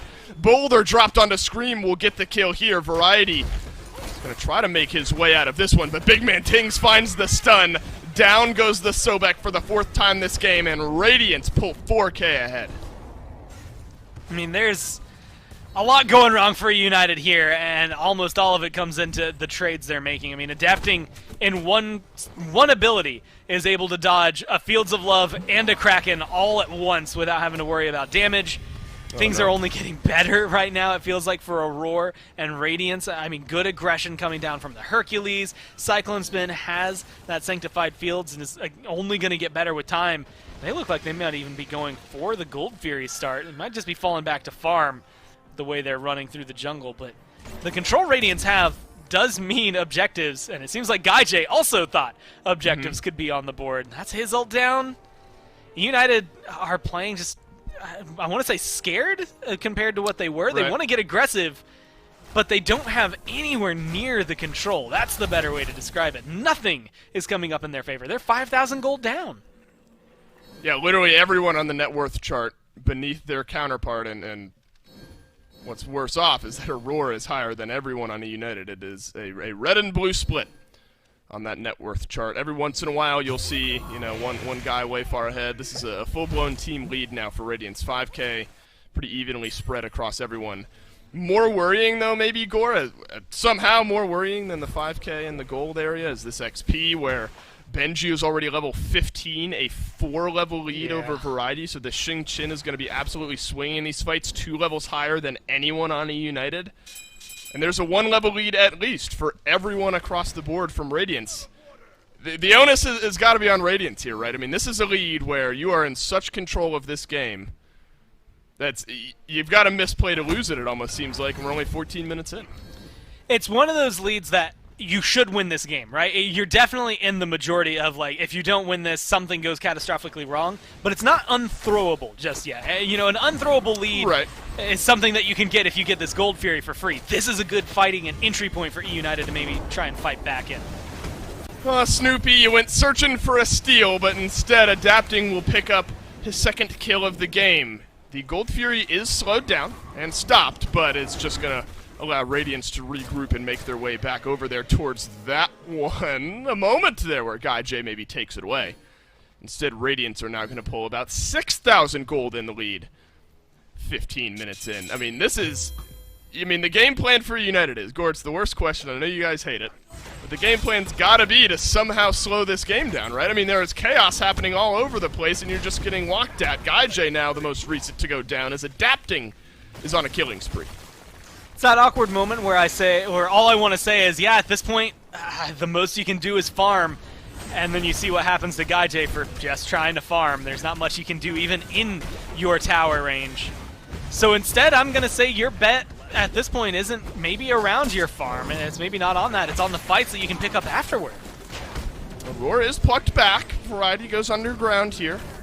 Scream close by with the Kraken if the damage is there, but Snoopy knocked back here. Big man Tings is going to rotate over as well. Sanctified Field over Scream. Kraken does some good damage, but Cyclone Spin isn't taken down just yet. Scream finally gets the kill. 1-for-1 trade, relatively good so far for E United. Hurrywind will rotate himself over. Stun on back, adapting low. Variety dodging out some shots, but Benji has rotated through. Whirlwind of Rage and Steel chasing down Hurrywind won't be there.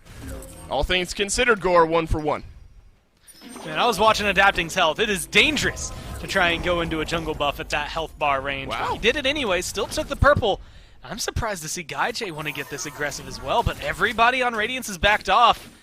I mean, not the best fight for E United, but not the worst fight for E United, so I think it still ends up coming a little bit in their favor.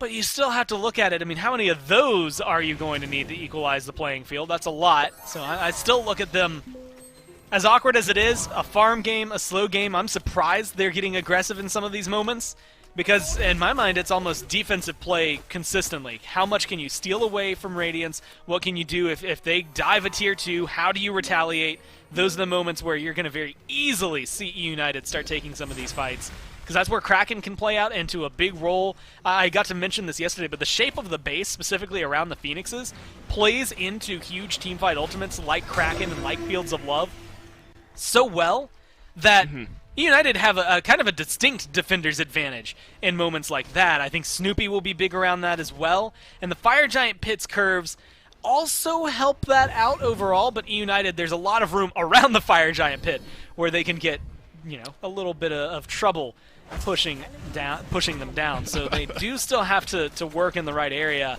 And you have to look at damage numbers. I mean, Scream, we've seen this Kraken come through and not quite kill so many people.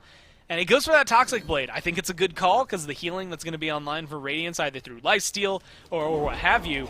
But at the same time, it feels like it's maybe slowing down a little bit of the damage he could be doing here, as opposed to maybe going for some of those more mage items that we're used to seeing, kind of like the Bancrofts I'm guessing he's going to go into here. Goro, let me say this. I love you, and I think every point you just made 100% valid. But if we're talking about the curvature of the map maybe being what gets E United back into this game, they're in a difficult spot. Variety is stunned back now beneath the pillar. Big man Tings is going to find the stun there. Half HP now on this 0-4 Sobek. The gang is all here for Radiance, and Variety's going to have to burn his ultimate. We'll stay alive. So win there for E United, though now it just means the Tier 2 tower is being ushered at 18.5 minutes in. You got an exposed right side Phoenix in the E United base. Yeah, now that I'm thinking back on it, that can't be too great of a sign for any team when I'm talking about their Phoenix defense 16 minutes into the game. I think but you're I right. do think This is maybe, sorry Goro, we'll go back to it in a moment. I just want to see if Scream maybe has a chance here to do something. Kraken defensively is adapting. Will go up and over. Yeah, he sure doesn't there. Adapting 403 now as Scream will fall look at Gaijay yet again. This is maybe what you have to do. You realize you're not going to get the Fire Giant. Let's break down a Tier 1 in the right, or a Tier 2, excuse me, in the right, and in the mid as well. If you want to write it down, I mean, there's 2 towers left standing for both teams at this point, but one's a Tier 1 and a Tier 2 for Radiance. And that, it's not much, but honestly, in a losing state like this, Scream goes down. You have, in my eyes, barely any chance, if any, to try and steal that Fire Giant away. Gaijay's your second best bet. Maybe you could do Whirlwind. No point in trying to commit to that fight. I think Radiance thrash you, and then we're looking at them taking a Phoenix right now instead of being in the middle lane. Pushing the towers pulls a little bit of gold back in your favor, gives you something to put in the coffers, which then gives you some items online to equalize the next fight. You lose a Primal Fury, you're probably going to lose your last 2 Tier 2s, but then the curvature of the map around the Phoenixes, that's when it starts to come into play, Dave. This is how it comes back right here. I think Fire Giant is easily going to help these Tier 2 towers disappear, no problem, especially with Cyclone Spin on Oleron and BMT here on this on her. But the Phoenix defense, I think, is pretty solid for E United. Scream just has to get back and in position, and that could change everything. Sanctified Fields isn't up as well. This is a good chance for E United to maybe turn things around. Time maybe now. 20-minute Fire Giant for Radiance. Right side Phoenix, looked at, left away from by big man Tings. A lot of it, maybe leans on, rather. goes Kraken. Sanctified Field from Cyclone Spin has tried to counter it out a good bit of the time here. Snoopy being looked at by Benji. Over the right-hand side, 4 members of Radiant still back outside of Phoenix range here. Gotta watch out for that Whirlwind of Rage and Steel. Might just be waiting for that minion wave. Maybe an opening pick here. Down goes the Whirlpool. I'm waiting for a big engagement to come through. There it is. Variety knocked on back. Has to use his ultimate. A River's Rebuke from Snoopy is going to separate Radiance from following up a lot of that damage. Kraken, backline, dodged out. Benji, he goes in. Whirlwind is going to send Scream into the awaiting arms of Benji, who is now on a killing spree himself. This is 21 minutes into the game, and the Titan is maybe being looked at. No minions there. Phoenix does fall. Honestly, if they get 1, maybe 2 more kills there for Radiance, that's the end of the game. I honestly am having trouble figuring out United fighting back into this. A lot that they just used on defense didn't connect at all. I mean, everything I highlighted as could be a good ult. Fields of Love came out, and everyone on Radiance just kind of said, okay. Kraken came out, and they just looked at it, and they were like, that's a cool ability, but it didn't do anything. Same thing for River's Rebuke. They got to find something here, or else it's over. Hurry Wind quite low here. Knocked back. Excavate. Will bounce off the walls. Mid lane, Phoenix almost taken down. Yeah, 21 minutes into the game, by the way. Cyclone Spin uses his beads, avoids Variety, plucking him on back. Sanctified Field slows down Snoopy, but he gets out nonetheless. Hurry Wind, if nothing else, safe on this Cupid, able to get out alive as well. Variety rooted down by adapting. He'll dash away as well. So, left side Phoenix down, mid lane Phoenix down, and Goremizer, we are 22 minutes into this game. Radiant still have 45 seconds left on this FG. Maybe time for another push. Instead, Pyro, heal, buy, maybe look at the Fire Giant a minute or so from now. Yeah, it all plays into their timeline. Pyromancer is going to make it easier to get back in here. Spend all that gold you just got from towers, from phoenixes, from kills even, and go ahead and figure out what your final items for 2 of them, Aurora as well as Cyclone Spin. They just got a full tier 3 off of that back, so they're happy with the changes, and now they're even more powerful in this fight. But timers, I'm still looking at this 12k deficit. What can E United do? I'm playing for them in my mind and how to get back into this. Maybe you can contest a Fire Giant fight. If you can get aggressive, you've got good wave clears on the map, so you can go forward and try to make it a little more troublesome for these fire minions to get back towards the base. And you have good steal potential on the team. But you've got good team fight ults. It's all around how you get this engage. I think that right-hand or left-hand Phoenix is probably a good example of what order not to use them in, and really showcase how to, well, just give Radiance an advantage where you should have one. So they do need to change up their play, but at this point I still believe in them. I think the premise is there, the theory is there. Right. And now you're just getting stronger. I mean, you get a full Typhon's Fang from Scream. He's going into a little bit more lifesteal, so it's going to be an extra power spike for him. And I think it's all going to exist. It's just execution now for E United. And taking down a team like Radiance is not going to be easy for anybody in the league. I mean, we just saw them 2-0 Ghost. But being able to put that on your belt, just get a win finally in this phase, it could be huge. That's right, we have reached the point in the game where Scream now even level 20. Hurry Wind just a little bit behind. So while it is a 12k gold lead, closer than maybe where we stand. Yeah, take a look at the FG. Cyclone Spin. He did this in week 1 against United. Granted, this one a little bit, I don't know, maybe it's not even further into the game. Cyclone Spin was the Chronos FG solo, and does it again here on the Ola run, also against E United. E United have learned that one the hard way. Aurora plucked back in. They don't have Cyclone Spin for a moment. Maybe the best fight for E United here. Aurora locked in, Tremble the back. Kraken doesn't get the kill. Stays alive. Gaijay trying to lock him down. The sniped won't find the back line. That's a triple knock-up from Variety, but the follow-up not there. Big Man Tings finds the opening kill of the fight. E United, they see those low health bars. And they'll slow things down. Don't want to bite off too much. Right side Phoenix still alive. Dave, I'm done looking for the silver lining. They used 5 ults to try and get a kill there, and they didn't even get the kill on E United. I don't know if there's much ways to fight back into this one. All the damage they do in the world doesn't seem to matter to Radiance. This lead, almost insurmountable the way they're controlling it. 2 Phoenixes down as of right now since left respawned. The Fire Giant buff's still strong on them. They've only killed Variety. As long as E United have 4 members, I don't think things can go that drastically wrong for them. But it's so difficult to argue in their favor right now when Radiants are just going to tear them down 25 minutes, 26, 27 minutes into the game. Gore, you're the best of all of us, and I won't be convinced otherwise. There's still a world where E United, I don't want to count them out. 3 Phoenixes down. No, you can't. You absolutely cannot. But 3 Phoenixes down, 5 members strong with the Fire Giant buff.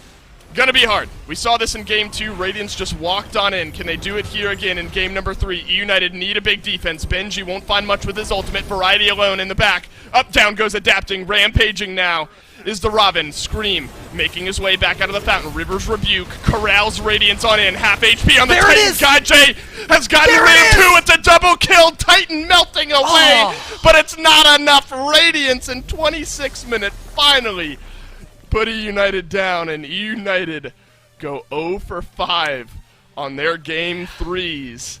5 out of 8 to start off the phase. Go to Game 3. E United still searching for a win.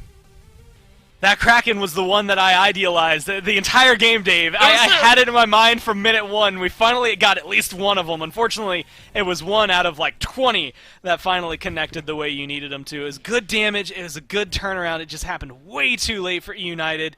I mean, there's no nice way to say this. Variety essentially just became a slightly bigger minion on the map. He was 0-6 towards the end of it. The beginning of it paid for Scream's jungle. At the end of it, it just ended up being an easy kill for Radiance. They got so far ahead that snowball's the only true term for this one. Yeah, 4 pi r squared. That's the area of a sphere, and the curvature just miscalculated a little bit there by United towards the end of it. Radiance, they take game number 3 here. Still, goose egg in the win column for E United. They have an aptitude for game 3s, just not finishing them out.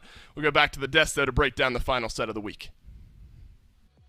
Making it to game 3 certainly worth something, but at a certain point, they got to be able to win that second game as well. And I wonder how much of this does go wrong because of the jungle, or at least Mifflin, where the jungle spent their time. I mean, we saw, 2 ganks over there towards Solo, looking to get that kill, and Benji just stuffs them both. The first time getting the kill in the Variety, the second time getting one on his own, and it kind of felt like things were a bit downhill from there. What did you see in this game where things got so out of control? Just about everything, Finch. It was going Radiance's way from minute 0. And it feels bad because E United are doing something incredibly interesting with their draft in that meta be damned. We're going to play what we want. Scream probably sat there, bottom pick said, lock me Poseidon, and it happens. And it honestly almost made a case for itself. There were a bunch of really good ganks that work out in the mid lane, but Benji's performance on this Jing Shen was admirable. It's one of the few gods in the game that you can leave alone in the solo and just expect that it's going to float no matter what. Not often do you get to say that Jing Shen's going to outright win a lane or even kill the enemy opponent, but it just worked out. He did exactly what you said, turns a 2-for-1 into or 2-on-1 rather, into a 1-for-0, and then he came back 2 minutes later and stole his lane opponent again. It's crazy. Yeah, for me, this felt like the turning point, though, Miff. I mean, they really, I think, really needed this gank to work. Because we talked about it, too, a little bit, right? The way the Variety started this laning phase was that he started with less pressure because of the abilities he leveled. And so they needed that gank to be the equalizer in this lane for Variety to be able to stand on his own. And it just didn't work. That set up for Benji to get this return kill right afterwards. And then Benji just became a nightmare for them. I mean, I think he led in all players in damage with this 19,000. You're seeing at the bottom of the screen, too. Just an excellent performance from him. I mean, that's why Aggro's been hailing him as in contention for the best in the world ever. Not right now in Phase 2, not right now in Phase 1, not in the past. This guy is considered one of the best, most consistent solo laners on the planet, and that's a game where you could truly make an argument for it. He absolutely dominated that lane on a god pick that shouldn't. I want to emphasize that Jing Shen should not body lane ever, and he absolutely history there, huh? Is there any history with solo laners playing Xing Chen there, Miff, or is that what's coming through? a little bit, yeah. Sometimes your solo laners say, pick me Jing Shen, and you can't agree with them because it doesn't win, but Benji made it look good, as did Dorst in the past. Shouts to homie. Well played. Certainly, no, you got a lot of love for that guy, and I can't believe it this whole time without talking about Adapting's Robin that game. I mean, he was also setting the pace on the other side of the map. Anywhere where he showed up, it was instant pressure, and Adapting is the one that we have standing by for the post-game interview. That's right, Adapting here with me. First of all, congrats adapting on the 2-1 win here over to United. This United squad, they love their game threes. Unable to turn one around just yet, though. I am curious, though, mentality. You're going into the set against the United. You lose game 1. What's the communication like to kind of turn things around for games 2 and game 3? Well, we just had to recognize the key mistakes we made in game 1. I think we just weren't talking enough, and yeah, so like we kind of went in on engagements, not really knowing what we're doing. So we solved that for game 2, and we didn't really have the best start, but things started looking up once we started having team fights. So right, able to close out game 2 and then move on, close out game 3 there as well. I am curious. This is maybe a bit removed from this set.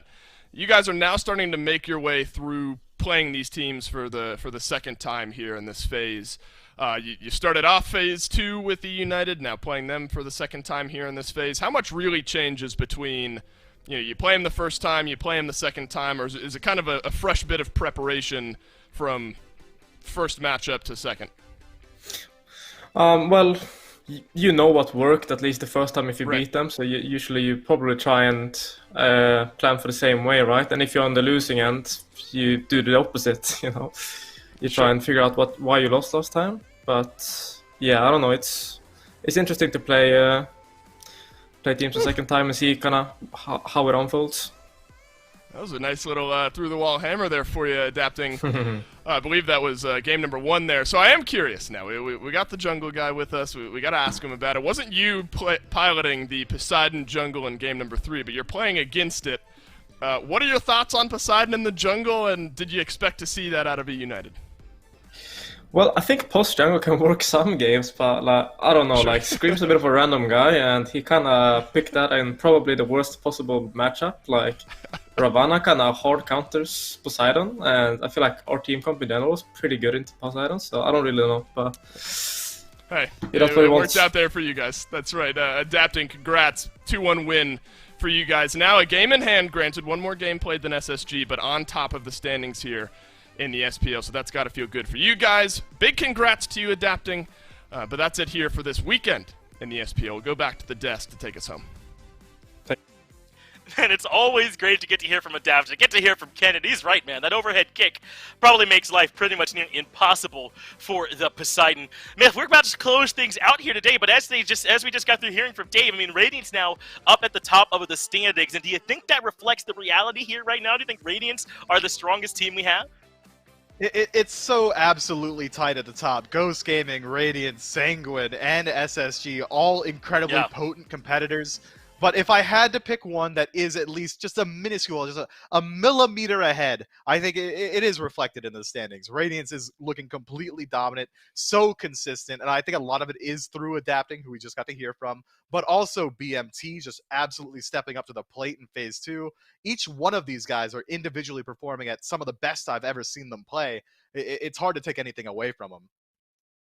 I gotta agree, man. Tinks has played really, really well, and there's tough competition in mid right now to be the best. Shinto, Dardes come to mind as some guys that are playing absolutely lights out right now. So to be in their company, I think pretty impressive for big man Tinks here at this point. Obviously, E United 0-8 right now with that struggle, but I think still showing us they've got a lot that they can build on by taking games off some of the very best. Here's the schedule coming up for next week, and there's obviously some big sets there. Space Station and Pittsburgh, nice start off as a big one on Sunday. We got Sanguine versus SSG. That's a big set too. And Raids could be playing up against Knights. Often considered that team right on the bubble of those top 4. So it'd be interesting to see how they'll match up too. Mifflin, a lot of good sets coming up. Hey, man, you didn't even mention the most exciting one. Renegades up against Obey Alliance. Obey fans? Yeah, that's on me. We don't get a lot of shots at dubs, okay? It doesn't happen very often, but I think up against Renegades, we might be able to pull one through, all right? Let's all show up on that day and give them some power, all right? I think that's going to be interesting to watch too, Miff. And I know that you're just the Obey fanboy there, so I'm going to laugh a little bit at that. But you're right, man. I think that's a big set. I mean, just as much as we follow along with those ones up at the very top to see some clearance there, some clarity there, seeing Renegades and Obey and how E United play against each other is also just as critical. So I'm excited for those matches too, Miff, and I'm right there with you. That's going to do it here for us for the SPL. The next time that you see us with SPL action, it's going to be on Friday of next week, so make sure that you are there. For everybody that makes the show happen, though, in production, the other casters, as well as Mifflin, who's right here next to me, thank you for watching, and we'll see you next time.